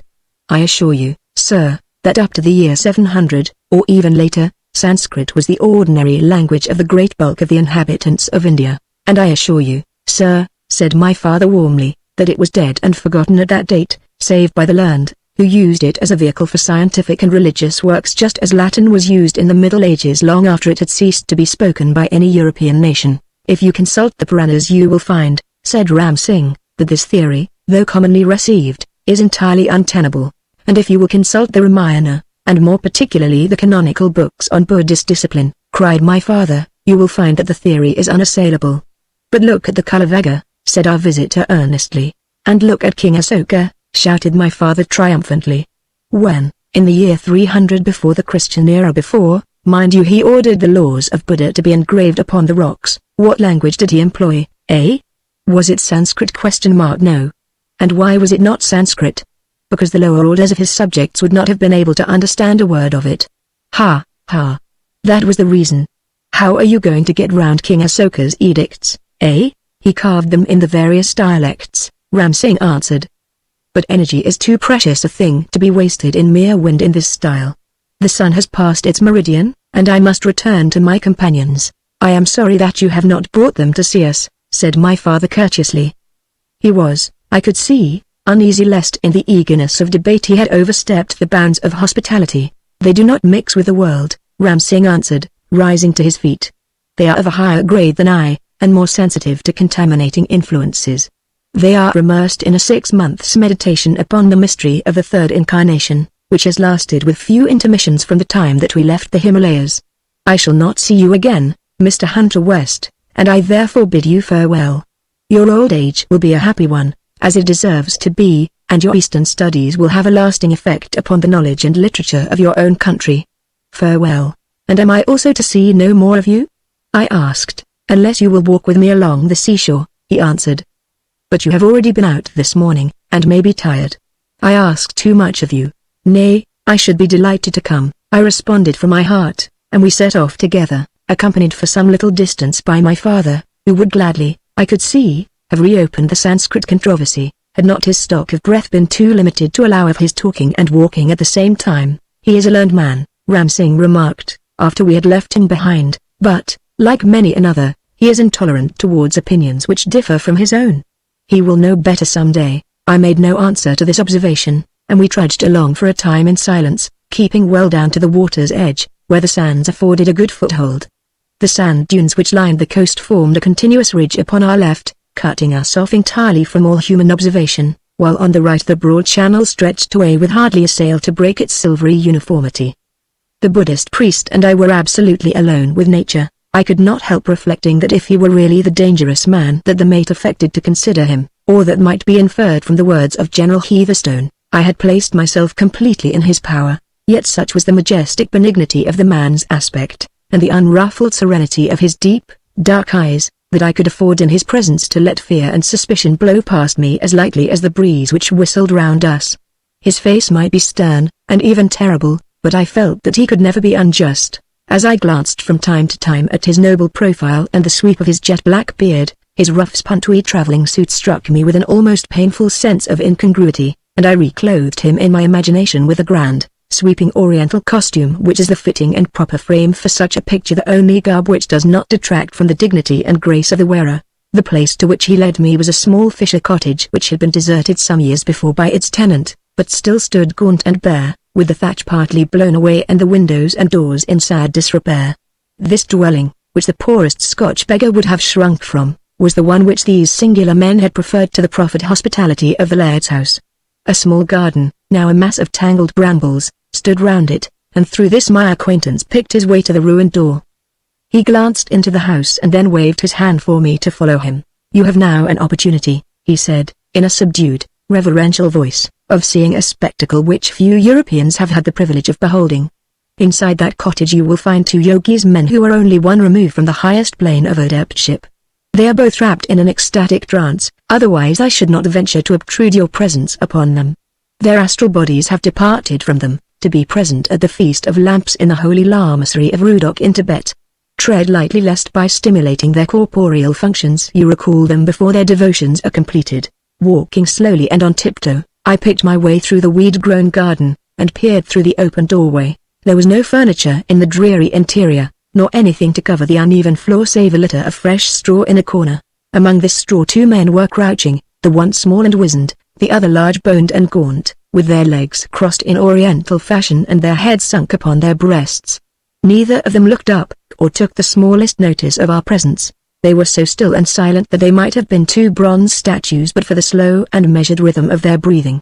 Their faces, however, had a peculiar, ashen-grey color, very different from the healthy brown of my companions, and I observed, on stooping my head, that only the whites of their eyes were visible, the balls being turned upwards beneath the lids. In front of them upon a small mat lay an earthenware pitcher of water and half a loaf of bread, together with a sheet of paper inscribed with certain Kabbalistic characters. Ram Singh glanced at these, and then, motioning to me to withdraw, followed me out into the garden. "I am not to disturb them until 10 o'clock, he said. "You have now seen in operation one of the grandest results of our occult philosophy, the dissociation of spirit from body. Not only are the spirits of these holy men standing at the present moment by the banks of the Ganges, but those spirits are clothed in a material covering so identical with their real bodies that none of the faithful will ever doubt that Lal Humi and Moda Khan are actually among them. This is accomplished by our power of resolving an object into its chemical atoms, of conveying these atoms with a speed which exceeds that of lightning to any given spot, and of their reprecipitating them and compelling them to retake their original form. Of old, in the days of our ignorance, it was necessary to convey the whole body in this way, but we have since found that it was as easy and more convenient to transmit material enough merely to build up an outside shell or semblance.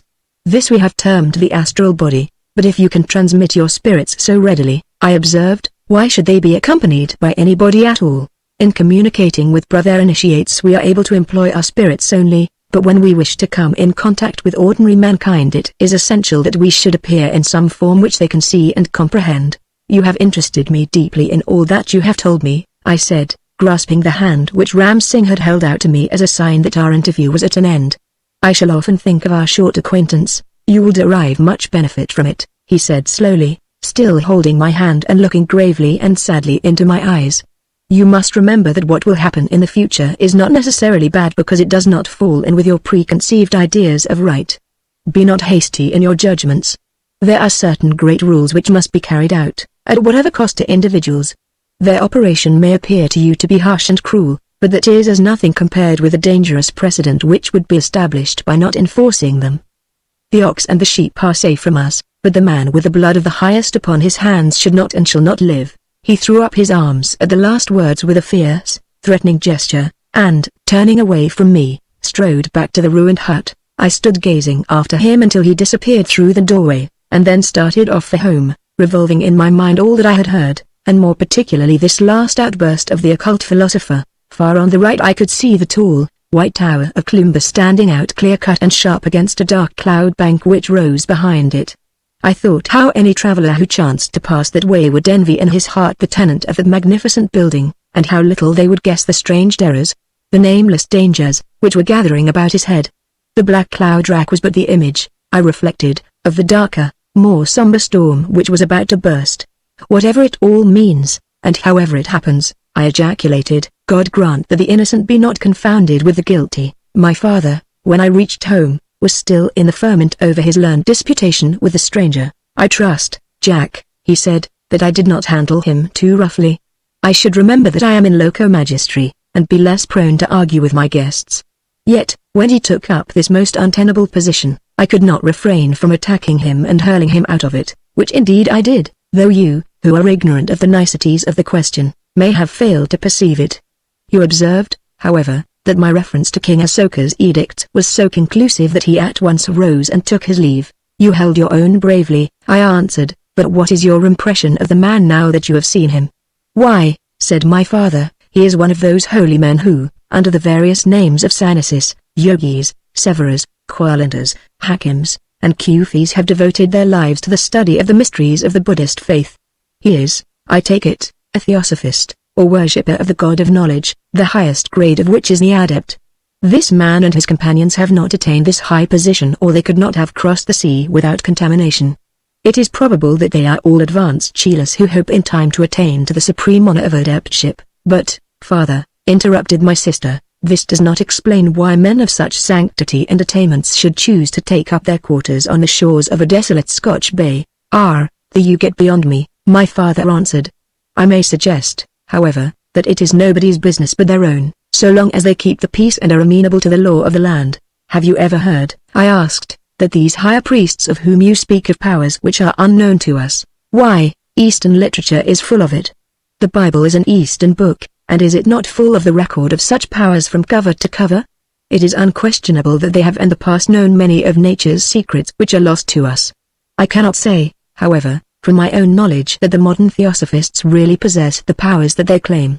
Are they a vindictive class of people? I asked. Is there any offense among them which can only be expiated by death? Not that I know of, my father answered, raising his white eyebrows in surprise. You appear to be in an inquisitive humor this afternoon. What is the object of all these questions? Have our Eastern neighbors aroused your curiosity or suspicion in any way? I parried the question as best I might, for I was unwilling to let the old man know what was in my mind. No good purpose could come from his enlightenment. His age and his health demanded rest rather than anxiety, and indeed, with the best will in the world I should have found it difficult to explain to another what was so very obscure in myself.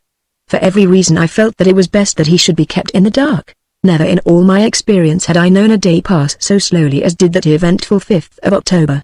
In every possible manner I endeavored to while away the tedious hours, and yet it seemed as if darkness would never arrive. I tried to read, I tried to write, I paced about the lawn, I walked to the end of the lane, I put new flies upon my fishing hooks. I began to index my father's library in a dozen ways. I endeavored to relieve the suspense which was becoming intolerable. My sister, I could see, was suffering from the same feverish restlessness. Again and again our good father remonstrated with us in his mild way for our erratic behavior and the continual interruption of his work which arose from it. At last, however, the tea was brought, and the tea was taken. The curtains were drawn, the lamps lit, and after another interminable interval the prayers were read and the servants dismissed to their rooms. My father compounded and swallowed his nightly jorum of toddy, and then shuffled off to his room, leaving the two of us in the parlor with our nerves in a tingle and our minds full of the most vague and yet terrible apprehensions. Chapter 14 of The Visitor Who Ran Down the Road in the Nighttime. It was 10:15 by the parlor timepiece when my father went off to his room, and left Hester and myself together. We heard his slow steps dying away up the creaking staircase, until the distant slamming of a door announced that he had reached his sanctum. The simple oil lamp upon the table threw a weird, uncertain light over the old room, flickering upon the carved oak paneling, and casting strange, fantastic shadows from the high-elbowed, straight-backed furniture. My sister's white, anxious face stood out in the obscurity with a startling exactness of profile like one of Rembrandt's portraits. We sat opposite to each other on either side of the table with no sound breaking the silence save the measured ticking of the clock and the intermittent chirping of a cricket beneath the grate. There was something awe-inspiring in the absolute stillness. The whistling of a belated peasant upon the high road was a relief to us, and we strained our ears to catch the last of his notes as he plodded steadily homewards. At first we had made some pretense, she of knitting and I of reading, but we soon abandoned the useless deception, and sat uneasily waiting, starting and glancing at each other with questioning eyes whenever the faggot crackled in the fire or a rat scampered behind the wainscot. There was a heavy electrical feeling in the air, which weighed us down with a foreboding of disaster. I rose and flung the hall door open to admit the fresh breeze of the night. Ragged clouds swept across the sky, and the moon peeped out at times between their hurrying fringes, bathing the whole countryside in its cold, white radiance. From where I stood in the doorway I could see the edge of the Cloomber wood, though the house itself was only visible from the rising ground some little distance off. At my sister's suggestion we walked together, she with her shawl over her head, as far as the summit of this elevation, and looked out in the direction of the hall.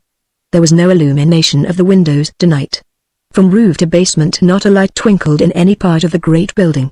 Its huge mass loomed up dark and sullen amid the trees which surrounded it, looking more like some giant sarcophagus than a human habitation. To our overwrought nerves there was something of terror in its mere bulk and its silence. We stood for some little time peering at it through the darkness, and then we made our way back to the parlor again, where we sat waiting, we knew not for what, and yet with absolute conviction that some terrible experience was in store for us. It was 12 o'clock or thereabout when my sister suddenly sprang to her feet and held up her fingers to bespeak attention. "Do you hear nothing?" she asked. I strained my ears, but without success. "Come to the door," she cried, with a trembling voice. "Now can you hear anything?" In the deep silence of the night I distinctly heard a dull, murmuring, clattering sound, continuous apparently, but very faint and low. "What is it?" I asked, in a subdued voice. "It's the sound of a man running towards us," she answered, and then, suddenly dropping the last semblance of self-command, she fell upon her knees beside the table and began praying aloud with that frenzied earnestness which intense, overpowering fear can produce, breaking off now and again into half-hysterical whimperings. I could distinguish the sound clearly enough now to know that her quick, feminine perception had not deceived her, and that it was indeed caused by a running man. On he came, and on down the high road, his footfalls ringing out clearer and sharper every moment. An urgent messenger he must be, for he neither paused nor slackened his pace. The quick, crisp prattle was changed suddenly to a dull, muffled murmur. He had reached the point where sand had been recently laid down for 100 yards or so. In a few moments, however, he was back on hard ground again and his flying feet came nearer and ever nearer. He must, I reflected, be abreast of the head of the lane now. Would he hold on? Or would he turn down to Branksome? The thought had hardly crossed my mind when I heard by the difference of the sound that the runner had turned the corner, and that his goal was beyond all question the laird's house. Rushing down to the gate of the lawn, I reached it just as our visitor dashed it open and fell into my arms. I could see in the moonlight that it was none other than Mordaunt Heatherstone. "What has happened?" I cried. "What is amiss, Mordaunt, my father?" He gasped. My father. His hat was gone. His eyes dilated with terror, and his face as bloodless as that of a corpse. I could feel that the hands which clasped my arms were quivering and shaking with emotion. "You are exhausted," I said, leading him into the parlor. "Give yourself a moment's rest before you speak to us. Be calm, man, you are with your best friends." I laid him on the old horsehair sofa, while Esther, whose fears had all flown to the winds now that something practical was to be done, dashed some brandy into a tumbler and brought it to him. The stimulant had a marvelous effect upon him, for the color began to come back into his pale cheeks and the light of recognition in his eyes.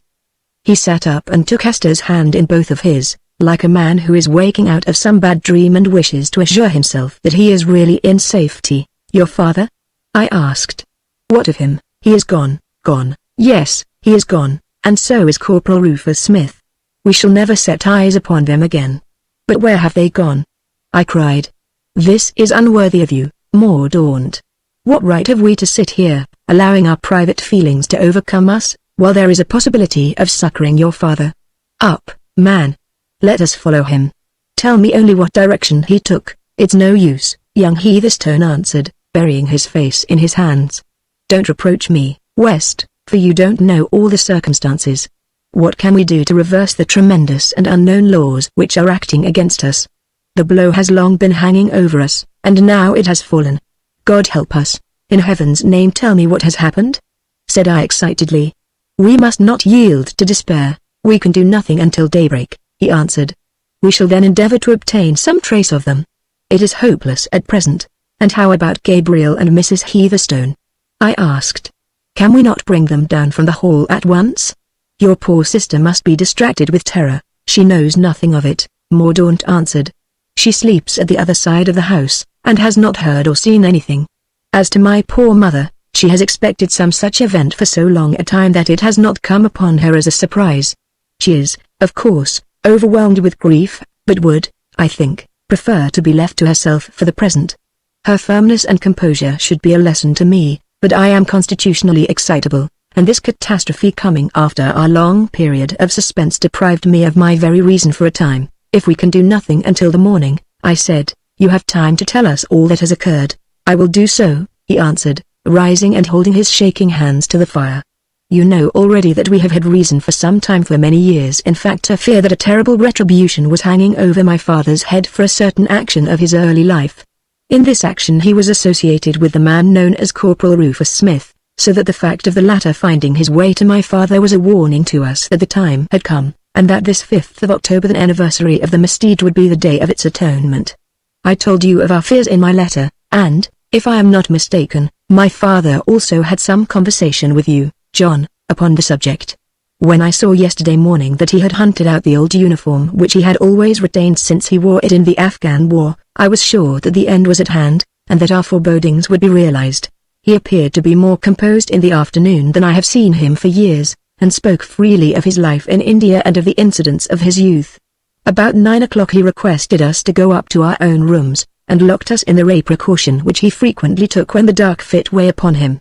It was always his endeavor, poor soul, to keep us clear of the curse which had fallen upon his own unfortunate head.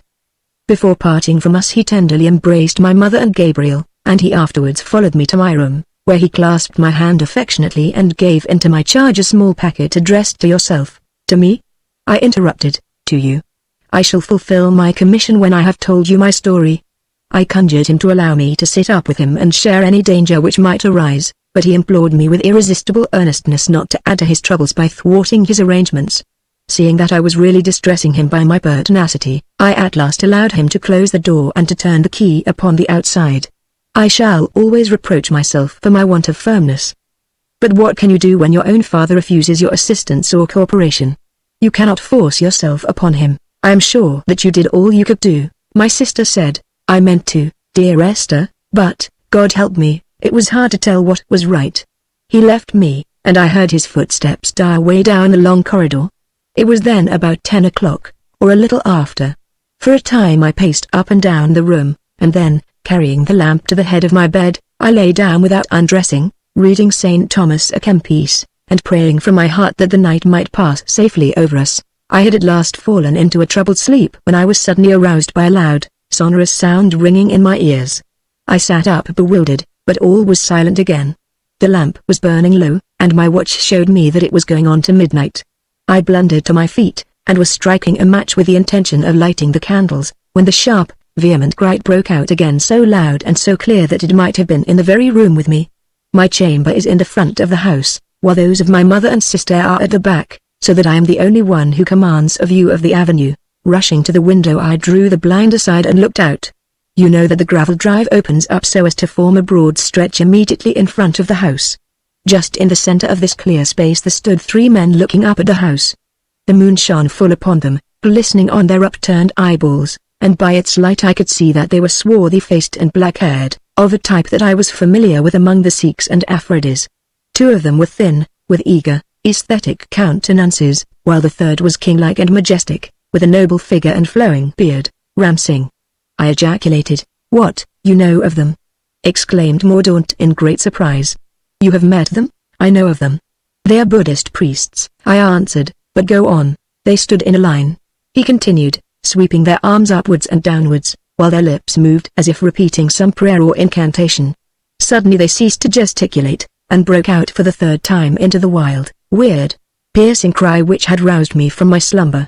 Never shall I forget that shrill, dreadful summons, swelling and reverberating through the silent night with an intensity of sound which is still ringing in my ears. As it died slowly away, there was a rasping and creaking as of keys and bolts, followed by the clang of an opening door and the clatter of hurrying feet. From my window I saw my father and Corporal Rufus Smith rush frantically out of the house, hatless and unkempt, like men who are obeying a sudden and overpowering impulse. The 3 strangers laid no hands on them, but all 5 swept swiftly away down the avenue and vanished among the trees. I am positive that no force was used, or constraint of any visible kind, and yet I am as sure that my poor father and his companion were helpless prisoners as I had seen them dragged away in manacles. All this took little time in the acting. From the first summons which disturbed my sleep to the last shadowy glimpse which I had of them between the tree trunks could hardly have occupied more than 5 minutes of actual time. So sudden was it, and so strange, that when the drama was over and they were gone I could have believed that it was all some terrible nightmare, some delusion, had I not felt that the impression was too real, too vivid, to be imputed to fancy. I threw my whole weight against my bedroom door in the hope of forcing the lock. It stood firm for a while, but I flung myself upon it again and again, until something snapped and I found myself in the passage. My first thought was for my mother. I rushed to her room and turned the key in her door. The moment that I did so she stepped out into the corridor in her dressing gown, and held up a warning finger. No noise, she said, Gabriel is asleep. They have been called away? They have, I answered. God's will be done. She cried. Your poor father will be happier in the next world than he has ever been in this. Thank heaven that Gabriel is asleep. I gave her chloral in her cocoa. What am I to do? I said distractedly. Where have they gone? How can I help him? We cannot let him go from us like this, or leave these men to do what they will with him. Shall I ride into Wigtown and arouse the police? Anything rather than that, my mother said earnestly. He has begged me again and again to avoid it. My son, we shall never set eyes upon your father again. You may marvel at my dry eyes, but it you knew as I know the peace which death would bring him, you could not find it in your heart to mourn for him. All pursuit is, I feel, vain, and yet some pursuit there must be. Let it be as private as possible. We cannot serve him better than by consulting his wishes, but every minute is precious, I cried. Even now he may be calling upon us to rescue him from the clutches of those dark-skinned fiends. The thought so maddened me that I rushed out of the house and down to the high road, but once there I had no indication in which direction to turn. The whole wide moor lay before me, without a sign of movement upon its broad expanse. I listened, but not a sound broke the perfect stillness of the night. It was then, my dear friends, as I stood, not knowing in which direction to turn, that the horror and responsibility broke full upon me. I felt that I was combating against forces of which I knew nothing. All was strange and dark and terrible. The thought of you, and of the help which I might look for from your advice and assistance, was a beacon of hope to me. At Branksome, at least, I should receive sympathy, and, above all, directions as to what I should do, for my mind is in such a world that I cannot trust my own judgment. My mother was content to be alone, my sister asleep, and no prospect of being able to do anything until daybreak. Under those circumstances, what more natural than that I should fly to you as fast as my feet would carry me? You have a clear head, Jack. Speak out, man, and tell me what I should do. Esther, what should I do? He turned from one to the other of us with outstretched hands and eager, questioning eyes. You can do nothing while the darkness lasts, I answered. We must report the matter to the Wigtown police, but we need not send our message to them until we are actually starting upon the search, so as to comply with the law and yet of a private investigation, as your mother wishes. John Fullerton, over the hill, has a lurcher dog which is as good as a bloodhound. If we set him on the General's trail he will run him down if he had to follow him to John O'Groat's. It is terrible to wait calmly here while he may need our assistance. I fear our assistance could under any circumstances do him little good. There are forces at work here which are beyond human intervention. Besides, there is no alternative. We have, apparently, no possible clue as to the direction which they have taken, and for us to wander aimlessly over the moor in the darkness would be to waste the strength which may be more profitably used in the morning. It will be daylight by 5 o'clock. In an hour or so we can walk over the hill together and get Fullerton's dog. Another hour.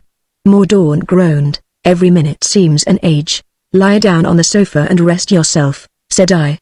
You cannot serve your father better than by laying up all the strength you can, for we may have a weary trudge before us.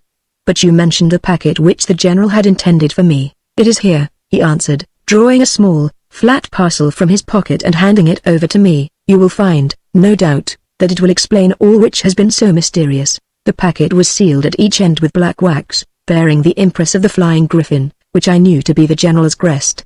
It was further secured by a band of broad tape, which I cut with my pocket knife. Across the outside was written in bold handwriting, J. Fothergill West, Esquire, and underneath, to be handed to that gentleman in the event of the disappearance or decease of Major General J. B. Heatherstone, V.C., C.B., late of the Indian Army. So at last I was to know the dark secret which had cast a shadow over our lives. Here in my hands I held the solution of it. With eager fingers I broke the seals and undid the wrapper. A note and a small bundle of discolored paper lay within. I drew the lamp over to me and opened the former. It was dated the preceding afternoon, and ran in this way. My dear West, I should have satisfied your very natural curiosity on the subject which we have had occasion to talk of more than once, but I refrained for your own sake.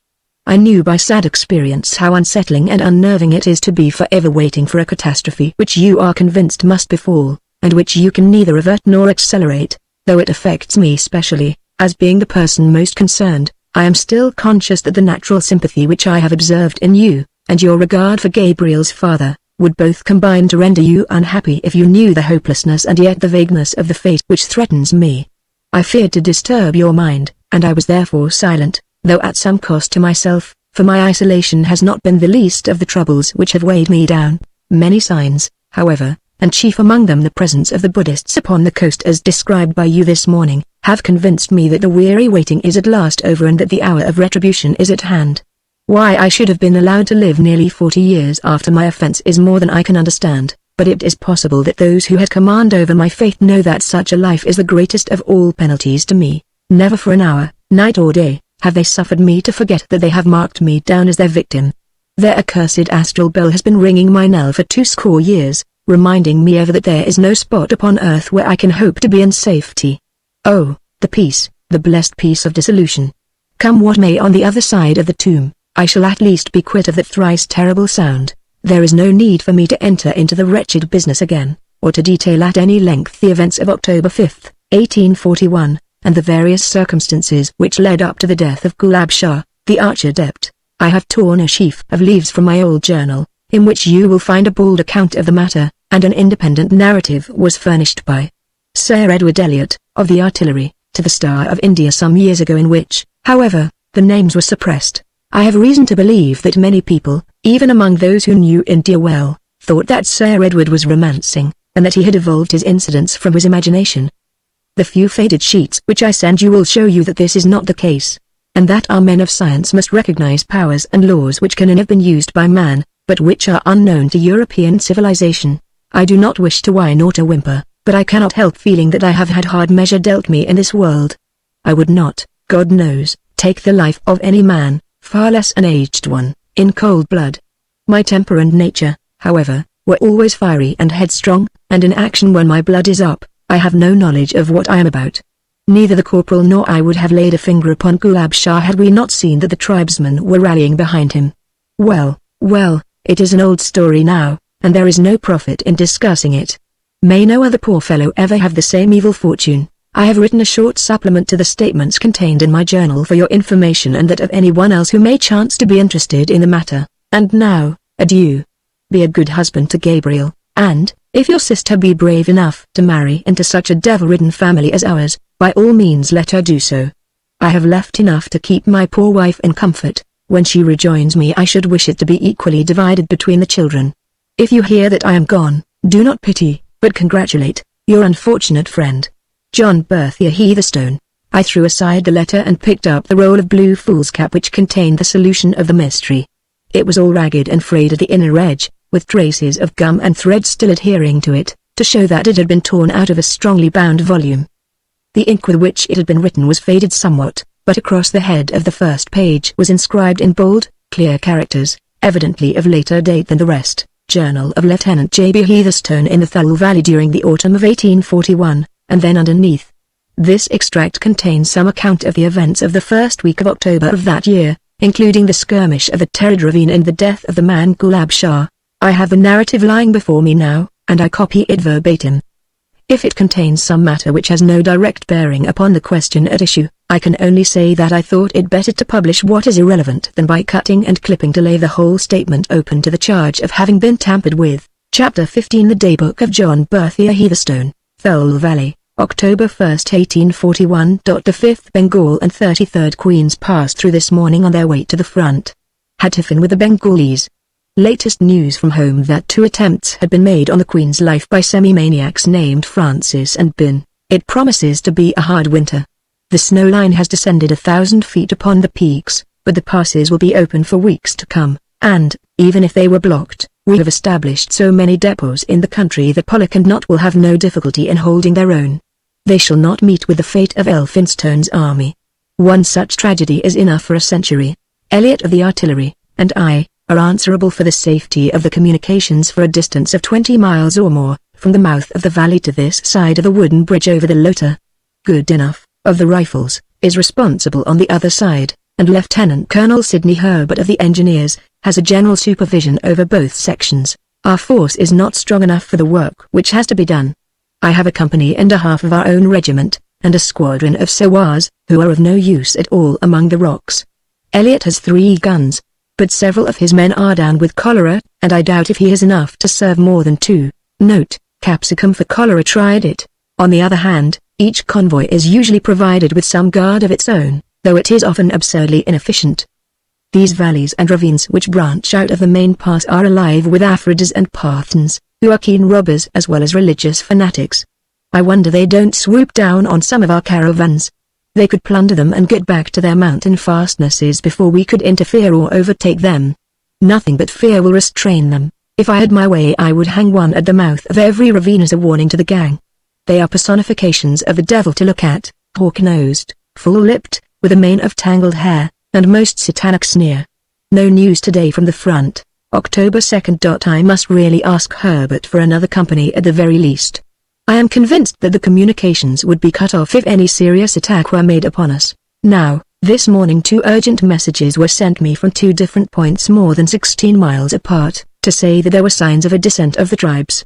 Elliot, with 1 gun and the sowars, went to the further ravine, while I, with the infantry, hurried to the other, but we found it was a false alarm. I saw no signs of the hillmen, and though we were greeted by a splutter of Giselle bullets we were unable to capture any of the rascals. Woe betide them if they fall into my hands. I would give them as short a shrift as ever a Highland cateran got from his Glasgow judge. These continued alarms may mean nothing, or they may be an indication that the hillmen are assembling and have some plan in view. We have had no news from the front for some time, but today a convoy of wounded came through with the intelligence that Nott had taken Ghuznee. I hope he warmed up any of the black rascals that fell into his hands. No word of Bullock. An elephant battery came up from the Punjab, looking in very good condition. There were several convalescents with it going up to rejoin their regiments. Knew none of them except Mostyn of the Hussars and young Blakesley, who was my fag at Charterhouse, and whom I have never seen since. Punch and cigars al fresco up to 11 o'clock. Letters today from Wills and Company about their little bill forwarded on from Delhi. Thought to campaign freedom from these annoyances. Wills says in his note that, since his written applications have been in vain, he must call upon me in person. If he calls upon me now he will assuredly be the boldest and the most persevering of tailors. A line from Calcutta Daisy and another from Hobhouse to say that Matilda comes in for all the money under the will. I am glad of it. October 3rd. Glorious news from the front today. Barclay, of the Madras Cavalry, galloped through with dispatches. Pollock entered Kabul triumphantly on the 16th of last month, and, better still, Lady Sale has been rescued by Shakespeare, and brought safe into the British camp, together with the other hostages. Dumb Lord Amos, this should end the whole wretched business, this and the sack of the city. I hope Pollock won't be squeamish, or truckle to the hysterical party at home. The towns should be laid in ashes and the fields sown with salt. Above all, the residency and the palace must come down. So shall Burns, McNaughton, and many another gallant fellow know that his countrymen could avenge if they could not save him. It is hard when others are gaining glory and experience to be stuck in this miserable valley. I have been out of it completely, bar a few petty skirmishes. However, we may see some service yet. A jemidar of ours brought in a hillman today, who says that the tribes are massing in the Terada ravine, 10 miles to the north of us, and intend attacking the next convoy. We can't rely on information of this sort, but there may prove to be some truth in it. Propose to shoot our informant, so as to prevent his playing the double traitor and reporting our proceedings. Elliot demurred. If you are making war you should throw no chance away. I hate half and half measures. The children of Israel seem to have been the only people who ever carried war to its logical conclusion except Cromwell in Ireland. Made a compromise at last by which the man is to be detained as a prisoner and executed if his information proved to be false. I only hope we get a fair chance of showing what we can do. No doubt these fellows at the front will have C.B.s and knighthoods showering upon them thick and fast, while we poor devils, who have had most of the responsibility and anxiety, will be passed over completely. Elliot has a whitlow. The last convoy left us a large packet of sauces, but as they forgot to leave anything to eat with them, we have handed them over to the Sowars, who drink them out of their pannikins as if they were liqueurs. We hear that another large convoy may be expected from the plains in the course of a day or two. Took 9-4 on Cleopatra for the Calcutta Cup, October 4th. The hillmen really mean business this time, I think. We have had 2 of our spies come in this morning with the same account about the gathering in the Terada quarter. That old rascal Zeman is at the head of it, and I had recommended the government to present him with a telescope in return for his neutrality. There will be no Zeman to present it to if I can but lay hands upon him. We expect the convoy tomorrow morning, and need anticipate no attack until it comes up, for these fellows fight for plunder, not for glory, though, to do them justice, they have plenty of pluck when they get started. I have devised an excellent plan, and it has Elliot's hearty support. By Jove! If we can only manage it, it will be as pretty a ruse as ever I heard of. Our intention is to give out that we are going down the valley to meet the convoy and to block the mouth of a pass from which we profess to expect an attack. Very good. We shall make a night march tonight and reach their camp. Once there I shall conceal my 200 men in the wagons and travel up with the convoy again. Our friends the enemy, having heard that we intended to go south, and seeing the caravan going north without us, will naturally swoop down upon it under the impression that we are 20 miles away. We shall teach them such a lesson that they would as soon think of stopping a thunderbolt as of interfering again with one of Her Britannic Majesty's provision trains. I am all on thorns to be off. Elliot has rigged up 2 of his guns so ingeniously that they look more like costermongers' barrows than anything else. To see artillery ready for action in the convoy might arouse suspicion. The artillerymen will be in the wagons next the guns, all ready to unlimber and open fire. Infantry in front and rear. Have told our confidential and discreet sepoy servants the plan which we do not intend to adopt. N.B. If you wish a thing to be noised over a whole province, always whisper it under a vow of secrecy to your confidential native servant. 8.45 p.m. Just starting for the convoy. May luck go with us. October 5th. 7 o'clock in the evening. Io Triumphi. Crown us with laurel, Elliot and myself. Who can compare with us as vermin killers? I have only just got back, tired and weary, stained with blood and dust, but I have sat down before either washing or changing to have the satisfaction of seeing our deeds set forth in black and white, if only in my private log for no eye but my own. I shall describe it all fully as a preparation for an official account, which must be drawn up when Elliot gets back. Billy Dawson used to say that there were 3 degrees of comparison: a prevarication, a lie, and an official account. We at least cannot exaggerate our success, for it would be impossible to add anything to it. We set out, then, as per program, and came upon the camp near the head of the valley. They had 2 weak companies of the 54th with them who might no doubt have held their own with warning, but an unexpected rush of wild hillmen is a very difficult thing to stand against. With our reinforcements, however, and on our guard, we might defy the rascals. Chamberlain was in command, a fine young fellow. We soon made him understand the situation, and were all ready for a start by daybreak, though his wagons were so full that we were compelled to leave several tons of fodder behind in order to make room for my sepoys and for the artillery. About 5 o'clock we inspanned, to use an Africanism, and by 6 we were well on our way, with our escort as straggling and unconcerned as possible, as helpless looking a caravan as ever invited attack. I could soon see that it was to be no false alarm this time, and that the tribes really meant business. From my post of observation, under the canvas screens of one of the wagons, I could make out turbaned heads popping up to have a look at us from among the rocks, and an occasional scout hurrying northward with the news of our approach. It was not, however, until we came abreast of the Terror Pass, a gloomy defile bounded by gigantic cliffs, that the Afridis began to show in force, though they had ambushed themselves so cleverly that, had we not been keenly on the lookout for them, we might have walked right into the trap.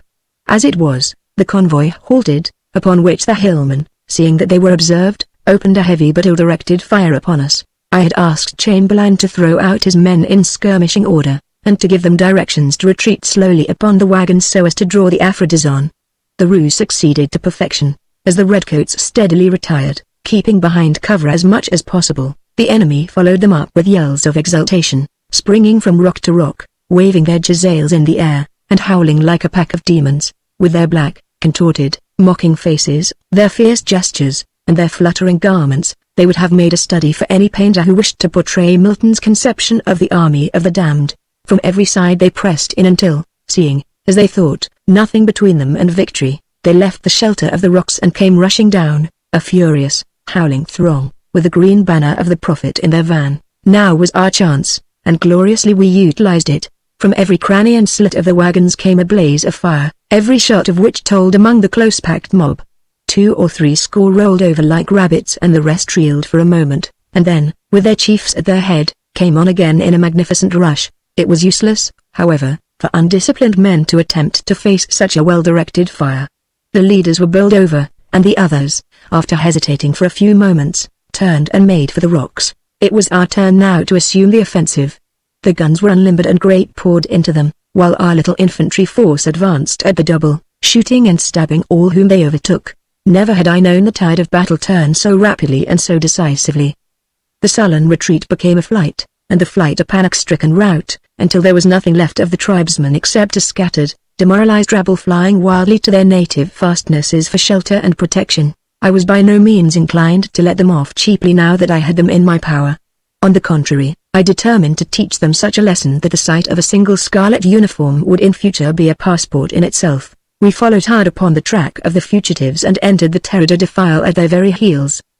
Having detached Chamberlain and Elliot with a company on either side to protect my wings, I pushed on with my sepoys and a handful of artillerymen, giving the enemy no time to rally or to recover themselves.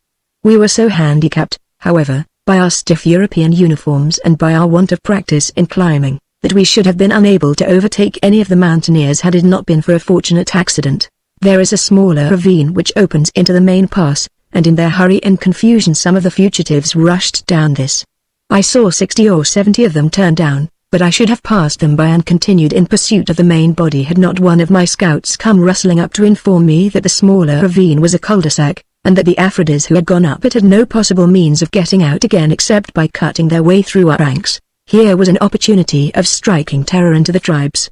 Leaving Chamberlain and Elliot to continue the pursuit of the main body, I wheeled my sepoys into the narrow path and proceeded slowly down it in extended order, covering the whole ground from cliff to cliff. Not a jackal could have passed us unseen. The rebels were caught like rats in a trap. The defile in which we found ourselves was the most gloomy and majestic that I have ever seen. On either side naked precipices rose sheer up for 1,000 feet or more, converging upon each other so as to leave a very narrow slit of daylight above us, which was further reduced by the feathery fringe of palm trees and aloes which hung over each lip of the chasm. The cliffs were not more than a couple of 100 yards apart at the entrance, but as we advanced they grew nearer and nearer, until a half company in close order could hardly march abreast. A sort of twilight reigned in this strange valley, and the dim, uncertain light made the great, basalt rocks loom up vague and fantastic. There was no path, and the ground was most uneven, but I pushed on briskly, cautioning my fellows to have their fingers on their triggers, for I could see that we were nearing the point where the two cliffs would form an acute tangle with each other. At last we came in sight of the place. A great pile of boulders was heaped up at the very end of the pass, and among these our fugitives were skulking, entirely demoralized apparently, and incapable of resistance. They were useless as prisoners, and it was out of the question to let them go, so there was no choice but to polish them off. Waving my sword, I was leading my men on, when we had a most dramatic interruption of a sort which I have seen once or twice on the boards of Drury Lane, but never in real life. In the side of the cliff, close to the pile of stones where the hillmen were making their last stand, there was a cave which looked more like the lair of some wild beast than a human habitation. Out of this dark archway there suddenly emerged an old man, such a very old man that all the other veterans whom I have seen were as chickens compared with him. His hair and beard were both as white as snow, and each reached more than halfway to his waist. His face was wrinkled and brown and ebony, a cross between a monkey and a mummy, and so thin and emaciated were his shriveled limbs that you would hardly have given him credit for having any vitality left, were it not for his eyes, which glittered and sparkled with excitement, like two diamonds in a setting of mahogany. This apparition came rushing out of the cave, and, throwing himself between the fugitives and our fellows, motioned us back with as imperious a sweep of the hand as ever an emperor used to his slaves. "Men of blood," he cried, in a voice of thunder, speaking excellent English, "this is a place for prayer and meditation, not for murder. Desist, lest the wrath of the gods fall upon you." "Stand aside, old man," I shouted. "You will meet with a hurt if you don't get out of the way." I could see that the hillmen were taking heart, and that some of my sepoys were flinching, as if they did not relish this new enemy. Clearly, I must act promptly if I wished to complete our success. I dashed forward at the head of the white artilleryman who had stuck to me. The old fellow rushed at us with his arms out as if to stop us, but it was not time to stick at trifles, so I passed my sword through his body at the same moment that one of the gunners brought his carbine down upon his head. He dropped instantly, and the hillman, at the sight of his fall, set up the most unearthly howl of horror and consternation. The sepoys, who had been inclined to hang back, came on again the moment he was disposed of, and it did not take us long to consummate our victory. Hardly a man of the enemy got out of the defile alive. What could Hannibal or Caesar have done more? Our own loss in the whole affair has been insignificant: 3 killed and about 15 wounded. Got their banner, a green wisp of a thing with a sentence of the Koran engraved upon it. I looked, after the action, for the old chap, but his body had disappeared, though how or whither I have no conception. His blood be upon his own head. He would be alive now if he had not interfered, as the constables say at home, with an officer in the execution of his duty. The scouts tell me that his name was Gulab Shah, and that he was one of the highest and holiest of the Buddhists. He had great fame in the district as a prophet and worker of miracles, hence the hubbub when he was cut down. They tell me that he was living in this very cave when Tamerlane passed this way in 1399, with a lot more bosh of that sort. I went into the cave, and how any man could live in it a week is a mystery to me, for it was little more than 4 feet high, and as damp and dismal a grotto as ever was seen. A wooden settle and a rough table were the sole furniture, with a lot of parchment scrolls with hieroglyphics. Well, he has gone where he will learn that the gospel of peace and goodwill is superior to all his pagan lore. Peace go with him. Elliot and Chamberlain never caught the main body. I knew they wouldn't, so the honors of the day rest with me. I ought to get a step for it, anyhow, and perhaps, who knows, some mention in the Gazette. What a lucky chance. I think Zeeman deserves his telescope after all for giving it to me. Shall have something to eat now, for I am half starved. Glory is an excellent thing, but you cannot live upon it. October 6th, 11th A.Temp. Let me try to set down as calmly and as accurately as I can all that occurred last night. I have never been a dreamer or a visionary, so I can rely upon my own senses, though I am bound to say that if any other fellow had told me the same thing I should have doubted him. I might even have suspected that I was deceived at the time had I not heard the bell since. However, I must narrate what happened. Elliot was in my tent with me having a quiet cheroot until about 10 o'clock. I then walked the rounds with my jemidar, and having seen that all was right I turned in a little before 11. I was just dropping off to sleep, for I was dog-tired after the day's work, when I was aroused by some slight noise, and, looking round, I saw a man dressed in Asiatic costume standing at the entrance of my tent. He was motionless when I saw him, and he had his eyes fixed upon me with a solemn and stern expression. My first thought was that the fellow was some Ghazi or Afghan fanatic who had stolen in with the intention of stabbing me, and with this idea in my mind I had all the will to spring from my couch and defend myself, but the power was unaccountably lacking. An overpowering languor and want of energy possessed me. Had I seen the dagger descending upon my breast I could not have made an effort to avert it. I suppose a bird when it is under the influence of a snake feels very much as I did in the presence of this gloomy-faced stranger. My mind was clear enough, but my body was as torpid as though I was still asleep. I shut my eyes once or twice and tried to persuade myself that the whole thing was a delusion, but every time that I opened them there was the man still regarding me with the same stony, menacing stare. The silence became unendurable. I felt that I must overcome my languor so far as to address him. I'm not a nervous man, and I never knew before what Virgil meant when he wrote it for Cybersora. At last I managed to stammer out a few words, asking the intruder who he was and what he wanted. Lieutenant Heatherstone, he answered, speaking slowly and gravely, you have committed this day the foulest sacrilege and the greatest crime which it is possible for man to do. You have slain one of the thrice blessed and reverend ones, an arch-adept of the first degree, an elder brother who has trod the higher path for more years than you have numbered months. You have cut him off at a time when his labors promised to reach a climax and when he was about to attain a height of occult knowledge which would have brought man one step nearer to his creator. All this you have done without excuse, without provocation, at a time when he was pleading the cause of the helpless and distressed. Listen now to me, John Heatherstone. When first the occult sciences were pursued many thousands of years ago, it was found by the learned that the short tenure of human existence was too limited to allow a man to attain the loftiest heights of inner life. The inquirers of those days directed their energies in the first place, therefore, to the lengthening of their own days in order that they might have more scope for improvement. By their knowledge of the secret laws of nature they were enabled to fortify their bodies against disease and old age. It only remained to protect themselves against the assaults of wicked and violent men who were ever ready to destroy what is wiser and nobler than themselves. There was no direct means by which this protection could be effected, but it was in some measure attained by arranging the occult forces in such a way that a terrible and unavoidable retribution should await the offender. It was irrevocably ordained by laws which cannot be reversed that anyone who should shed the blood of a brother who had attained a certain degree of sanctity should be a doomed man. Those laws are extant to this day, John Heatherstone, and you have placed yourself in their power. King or emperor would be helpless before the forces which you have called into play. What hope, then, is there for you? In former days these laws acted so instantaneously that the slayer perished with his victim.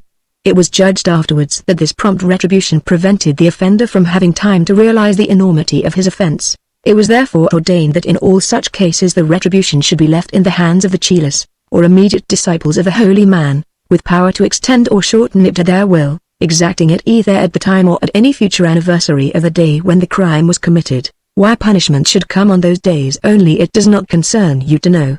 Suffice it that you are the murderer of Gulab Shah, the thrice blessed, and that I am the senior of his 3 chelas commissioned to avenge his death. It is no personal matter between us. Amid our studies we have no leisure or inclination for personal matters.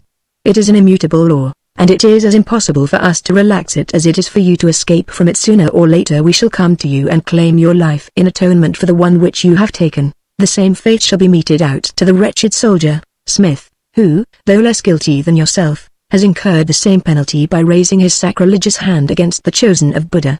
If your life is prolonged, it is merely that you may have time to repent of your misdeed and to feel the full force of your punishment, and lest you should be tempted to cast it out of your mind and to forget it. Our bell, our astral bell, the use of which is one of our occult secrets, shall ever remind you of what have been and what is to be. You shall hear it by day and you shall hear it by night, and it will be a sign to you that do what you may and go where you will, you can never shake yourself clear of the chelas of Gulab Shah. You will never see me more, accursed one, until the day when he come for you. Live and fear, and in that anticipation which is worse than death. With a menacing wave of the hand the figure turned and swept out of my tent into the darkness. The instant that the fellow disappeared from my sight I recovered from my lethargy which had fallen upon me.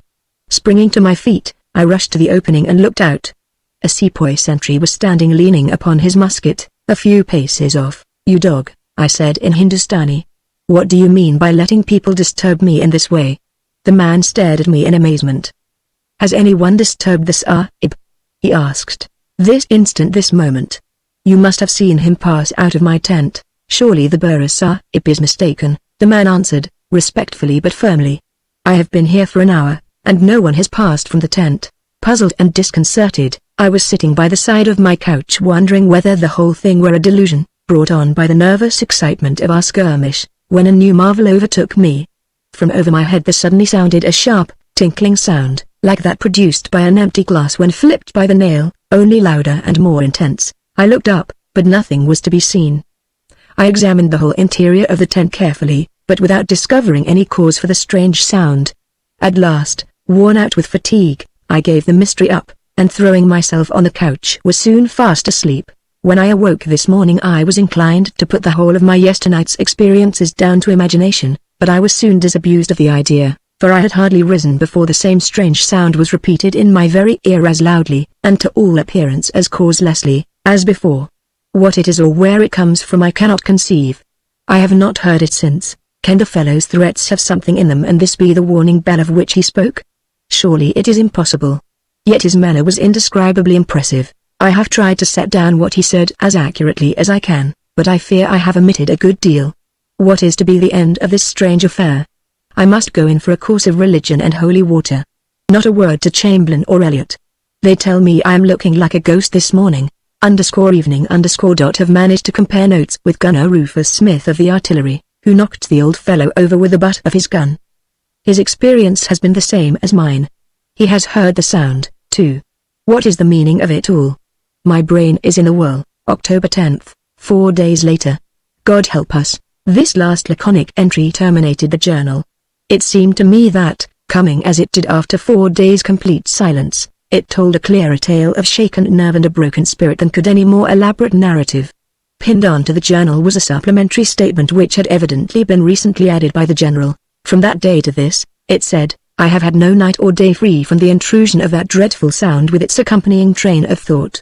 Time and custom have brought me no relief, but on the contrary, as the years pass over my head my physical strength decreases and my nerves become less able to bear up against the continual strain. I am a broken man in mind and body. I live in a state of tension, always straining my ears for the hated sound, afraid to converse with my fellows for fear of exposing my dreadful condition to them, with no comfort or hope of comfort on this side of the grave.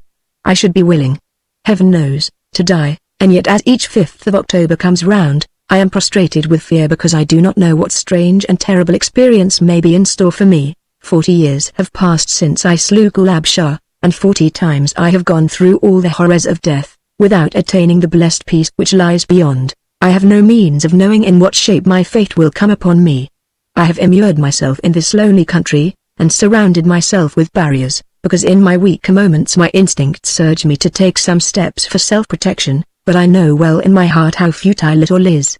They must come quickly now, for I grow old, and nature will forestall them unless they make haste. I take credit to myself that I have kept my hands off the prussic acid or opium bottle. It has always been in my power to checkmate my occult persecutors in that way, but I have ever held that a man in this world cannot desert his post until he has been relieved in due course by the authorities. I have had no scruples, however, about exposing myself to danger, and, during the Sikh and Sepoy wars, I did all that a man could do to court death. He passed me by, however, and picked out many a young fellow to whom life was only opening and who had everything to live for, while I survived to win crosses and honors which had lost all relish for me. Well, these things cannot depend upon chance, and there is no doubt some deep reason for it all.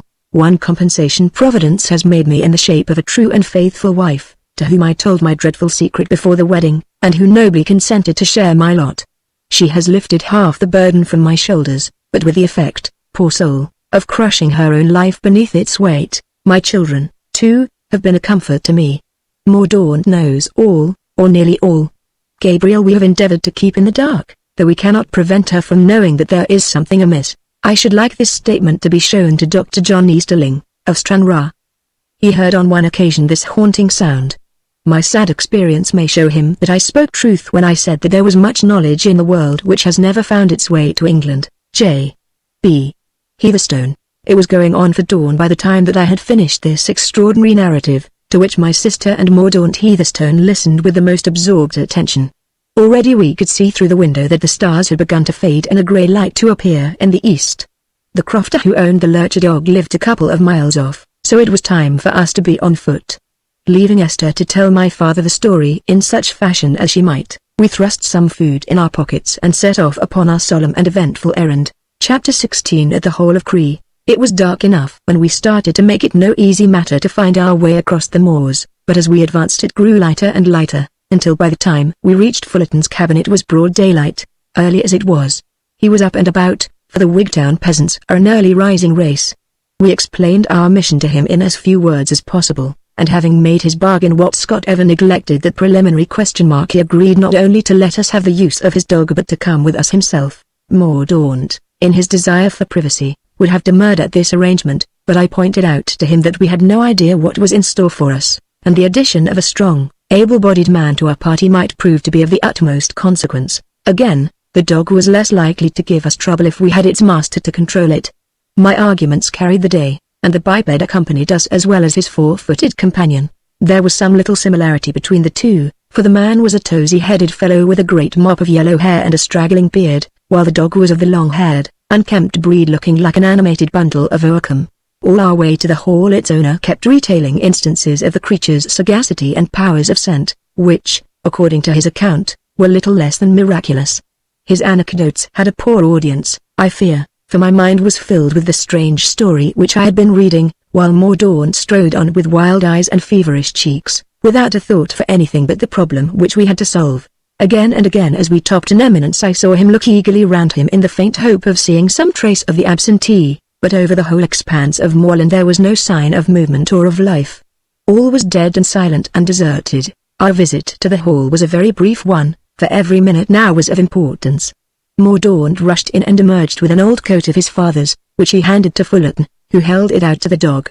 The intelligent brute sniffed at it all over, then ran whining a little way down the avenue, came back to sniff the coat again, and finally elevating its stump of a tail in triumph, uttered a succession of sharp yelps to show that it was satisfied that it had struck the trail. Its owner tied a long cord to its collar to prevent it from going too fast for us, and we all set off upon our search, the dog tugging and training at its leash in its excitement as it followed in the general's footsteps. Our way lay for a couple of 100 yards along the high road, and then passed through a gap in the hedge and onto the moor, across which we were led in a beeline to the northward.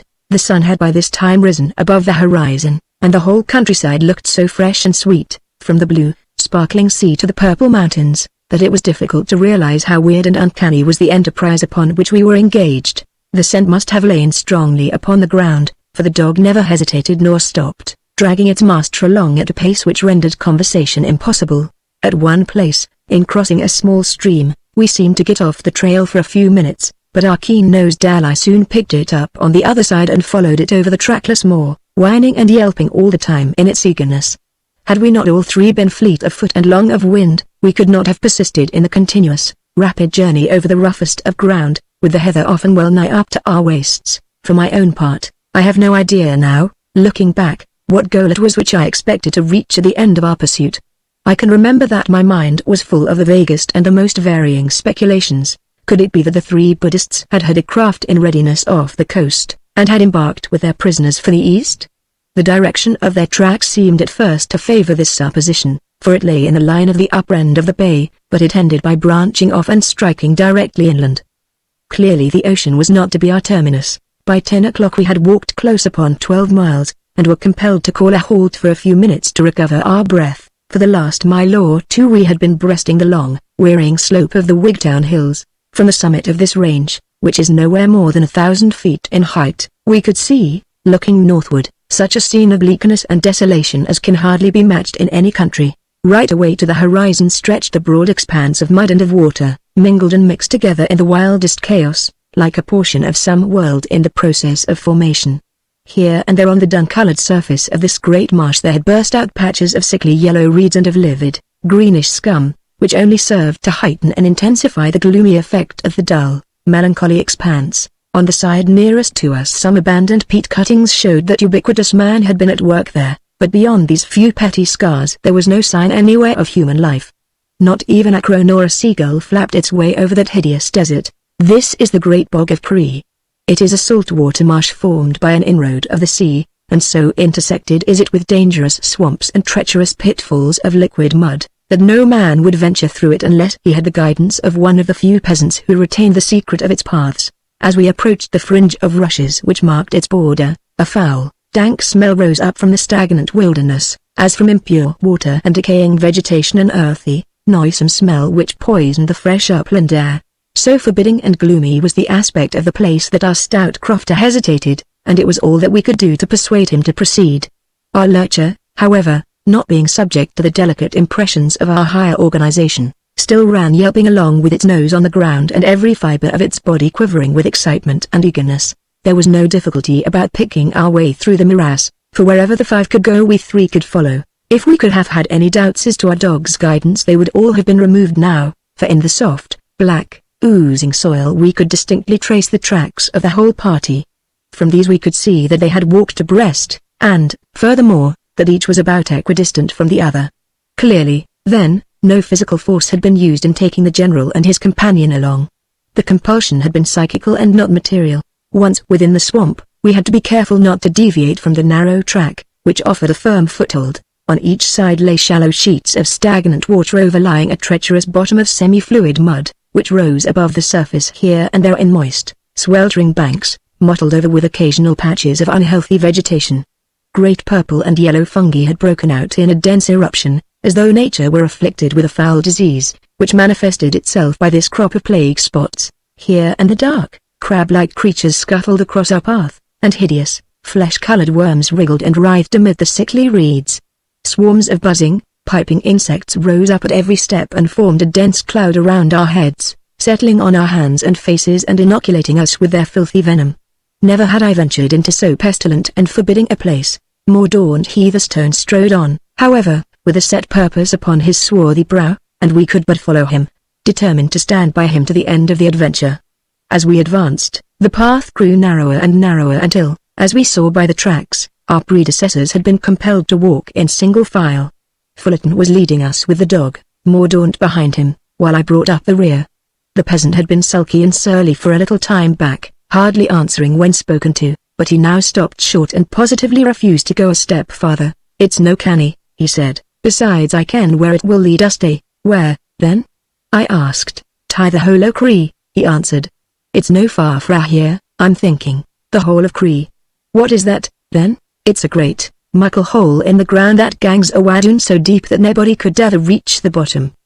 Indeed there are folk wha says that it's just a door leading into the bottomless pit itself." "You have been there, then?" I asked. "Been there?" he cried. "What would I be doing at the Hollow Cree?" "No, I've never been there, nor any other man in his senses." "How do you know about it, then?" "My great-grandfather had been there, and that's how I ken," Fullerton answered. "He was fou one Saturday night and he went for a bet. He didna like to talk about it afterwards, and he wouldna tell her what befell him, but he was I feared o' the very name. He's the first Fullerton that's been at the Hollow Cree, and he'll be the last for me.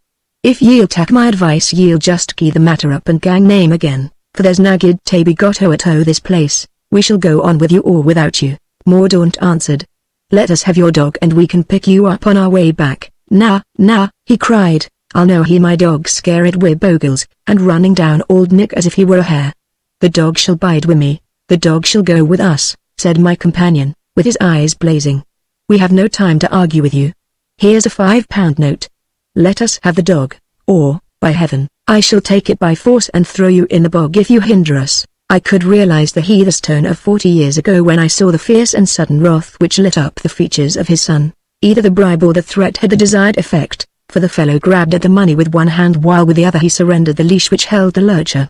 Leaving him to retrace his steps, we continued to make our way into the utmost recesses of the great swamp. The tortuous path grew less and less defined as we proceeded, and was even covered in places with water, but the increasing excitement of the hound and the sight of the deep footmarks in the mud stimulated us to push on. At last, after struggling through a grove of high bulrushes, we came on a spot the gloomy horror of which might have furnished Dante with a fresh terror for his Inferno. The whole bog in this part appeared to have sunk in, forming a great, funnel-shaped depression, which terminated in the center in a circular rift or opening about 40 feet in diameter. It was a whirlpool, a perfect maelstrom of mud, sloping down on every side to this silent and awful chasm. Clearly this was the spot which, under the name of the Hole of Cree, bore such a sinister reputation among the rustics. I could not wonder at its impressing their imagination, for a more weird or gloomy scene, or one more worthy of the avenue which led to it, could not be conceived. The steps passed down the declivity which surrounded the abyss, and we followed them with a sinking feeling in our hearts, as we realized that this was the end of our search. A little way from the downward path was the return trail made by the feet of those who had come back from the chasm's edge. Our eyes fell upon these tracks at the same moment, and we each gave a cry of horror, and stood gazing speechlessly at them. For there, in those blurred footmarks, the whole drama was revealed. 5 had gone down, but only 3 had returned. None shall ever know the details of that strange tragedy. There was no mark of struggle nor sign of attempt at escape. We knelt at the edge of the hole and endeavored to pierce the unfathomable gloom which shrouded it. A faint, sickly exhalation seemed to rise from its depths, and there was a distant hurrying, clattering sound as of waters in the bowels of the earth.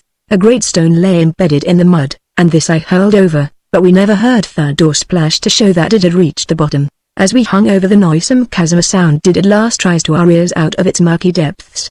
High, clear, and throbbing, it tinkled for an instant out of the abyss, to be succeeded by the same deadly stillness which had preceded it. I did not wish to appear superstitious, or to put down to extraordinary causes that which may have a natural explanation. That one keen note may have been some strange water sound produced far down in the bowels of the earth. It may have been that, or it may have been that sinister bell of which I had heard so much. Be this as it may, it was the only sign that rose to us from the last terrible resting place of the two who had paid the debt which had so long been owing. We joined our voices in a call with the unreasoning obstinacy with which men will cling to hope, but no answer came back to us save a hollow moaning from the depths beneath. Footsore and heart-sick, we retraced our steps and climbed the slimy slope once more. What shall we do, Mordaunt? I asked, in a subdued voice. We can but pray that their souls may rest in peace. Young Heatherstone looked at me with flashing eyes. This may be all according to occult laws, he cried, but we shall see what the laws of England have to say upon it. I suppose Aquila may be hanged as well as any other man. It may not be too late yet to run them down. Here, good dog, here. He pulled the hound over and set it on the track of the 3 men. The creature sniffed at it once or twice, and then, falling upon its stomach, with bristling hair and protruding tongue, it lay shivering and trembling, a very embodiment of canine terror. You see, I said, it is no use contending against those who have powers at their command to which we cannot even give a name. There is nothing for it but to accept the inevitable, and to hope that these poor men may meet with some compensation in another world for all that they have suffered in this, and be free from all devilish religions and their murderous worshippers. Mordaunt cried furiously. Justice compelled me to acknowledge in my own heart that the murderous spirit had been set on foot by the Christian before it was taken up by the Buddhists, but I forbore to remark upon it, for fear of irritating my companion. For a long time I could not draw him away from the scene of his father's death. But at last, by repeated arguments and reasonings, I succeeded in making him realize how useless and unprofitable any further efforts on our part must necessarily prove. and in inducing him to return with me to Cloomber. Oh, the wearisome, tedious journey.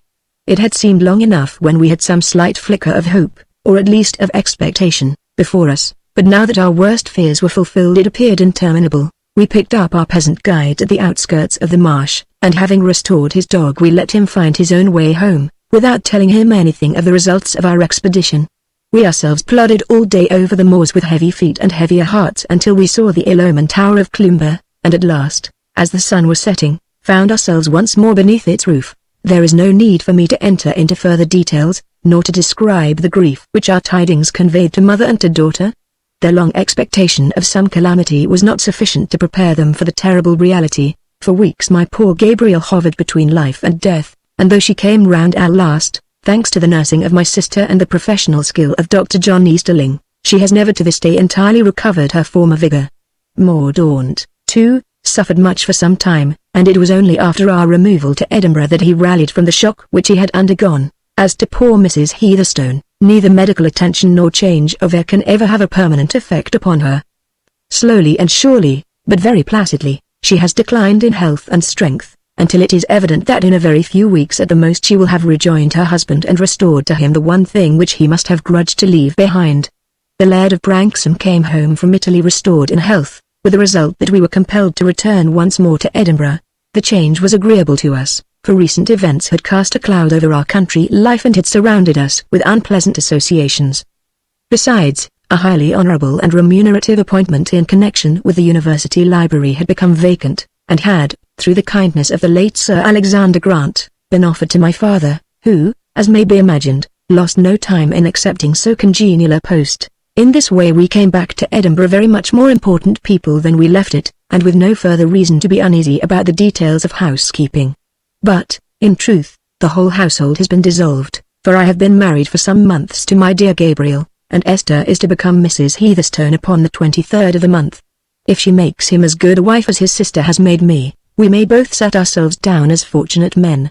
These mere domestic episodes are, as I have already explained, introduced only because I cannot avoid alluding to them. My object in drawing up this statement and publishing the evidence which corroborates it, was certainly not to parade my private affairs before the public, but to leave on record an authentic narrative of a most remarkable series of events. This I have endeavored to do in as methodical a manner as possible, exaggerating nothing and suppressing nothing. The reader has now the evidence before him, and can form his own opinions unaided by me as to the causes of the disappearance and death of Rufus Smith and of John Berthier Heatherstone, V.C., C.B. There is only one point which is still dark to me.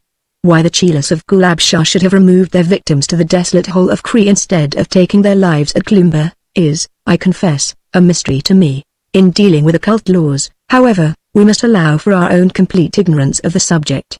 Did we know more we might see that there was some analogy between that foul bog and the sacrilege which had been committed, and that their ritual and customs demanded that just such a death was the one appropriate to the crime. On this point I should be sorry to be dogmatic, but at least we must allow that the Buddhist priests must have had some very good cause for the course of action which they so deliberately carried out. Months afterwards I saw a short paragraph in the Star of India announcing that 3 eminent Buddhists Lal Humi, Moda Khan, and Ram Singh had just returned in the steamship Deccan from a short trip to Europe.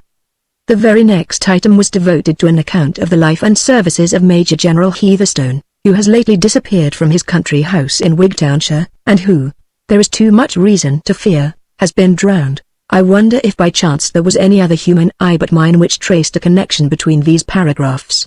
I never showed them to my wife or to Mordaunt, and they will only know of their existence when they read these pages. I don't know that there is any other point which needs clearing up. The intelligent reader will have already seen the reasons for the General's fear of dark faces, of wandering men, not knowing how his pursuers might come after him, and of visitors, from the same cause and because his hateful bell was liable to sound at all times. His broken sleep led him to wander about the house at night, and the lamps which he burned in every room were no doubt to prevent his imagination from peopling the darkness with terrors. Lastly, his elaborate precautions were, as he has himself explained, rather the result of a feverish desire to do something than in the expectation that he could really ward off his fate. Science will tell you that there are no such powers as those claimed by the Eastern mystics. I, John Fothergill West, can confidently answer that science is wrong, for what is science? Science is the consensus of opinion of scientific men, and history has shown that it is slow to accept a truth. Science sneered at Newton for 20 years. Science proved mathematically that an iron ship could not swim, and science declared that a steamship could not cross the Atlantic. Like Goethe's Mephistopheles, our wise professor's forte is Stetsvernen. Thomas Didymus is, to use his own jargon, his prototype. Let him learn that if he will but cease to believe in the infallibility of his own methods, and will look to the East, from which all great movements come, he will find there a school of philosophers and of savants who, working on different lines from his own, are many thousand years ahead of him in all the essentials of knowledge.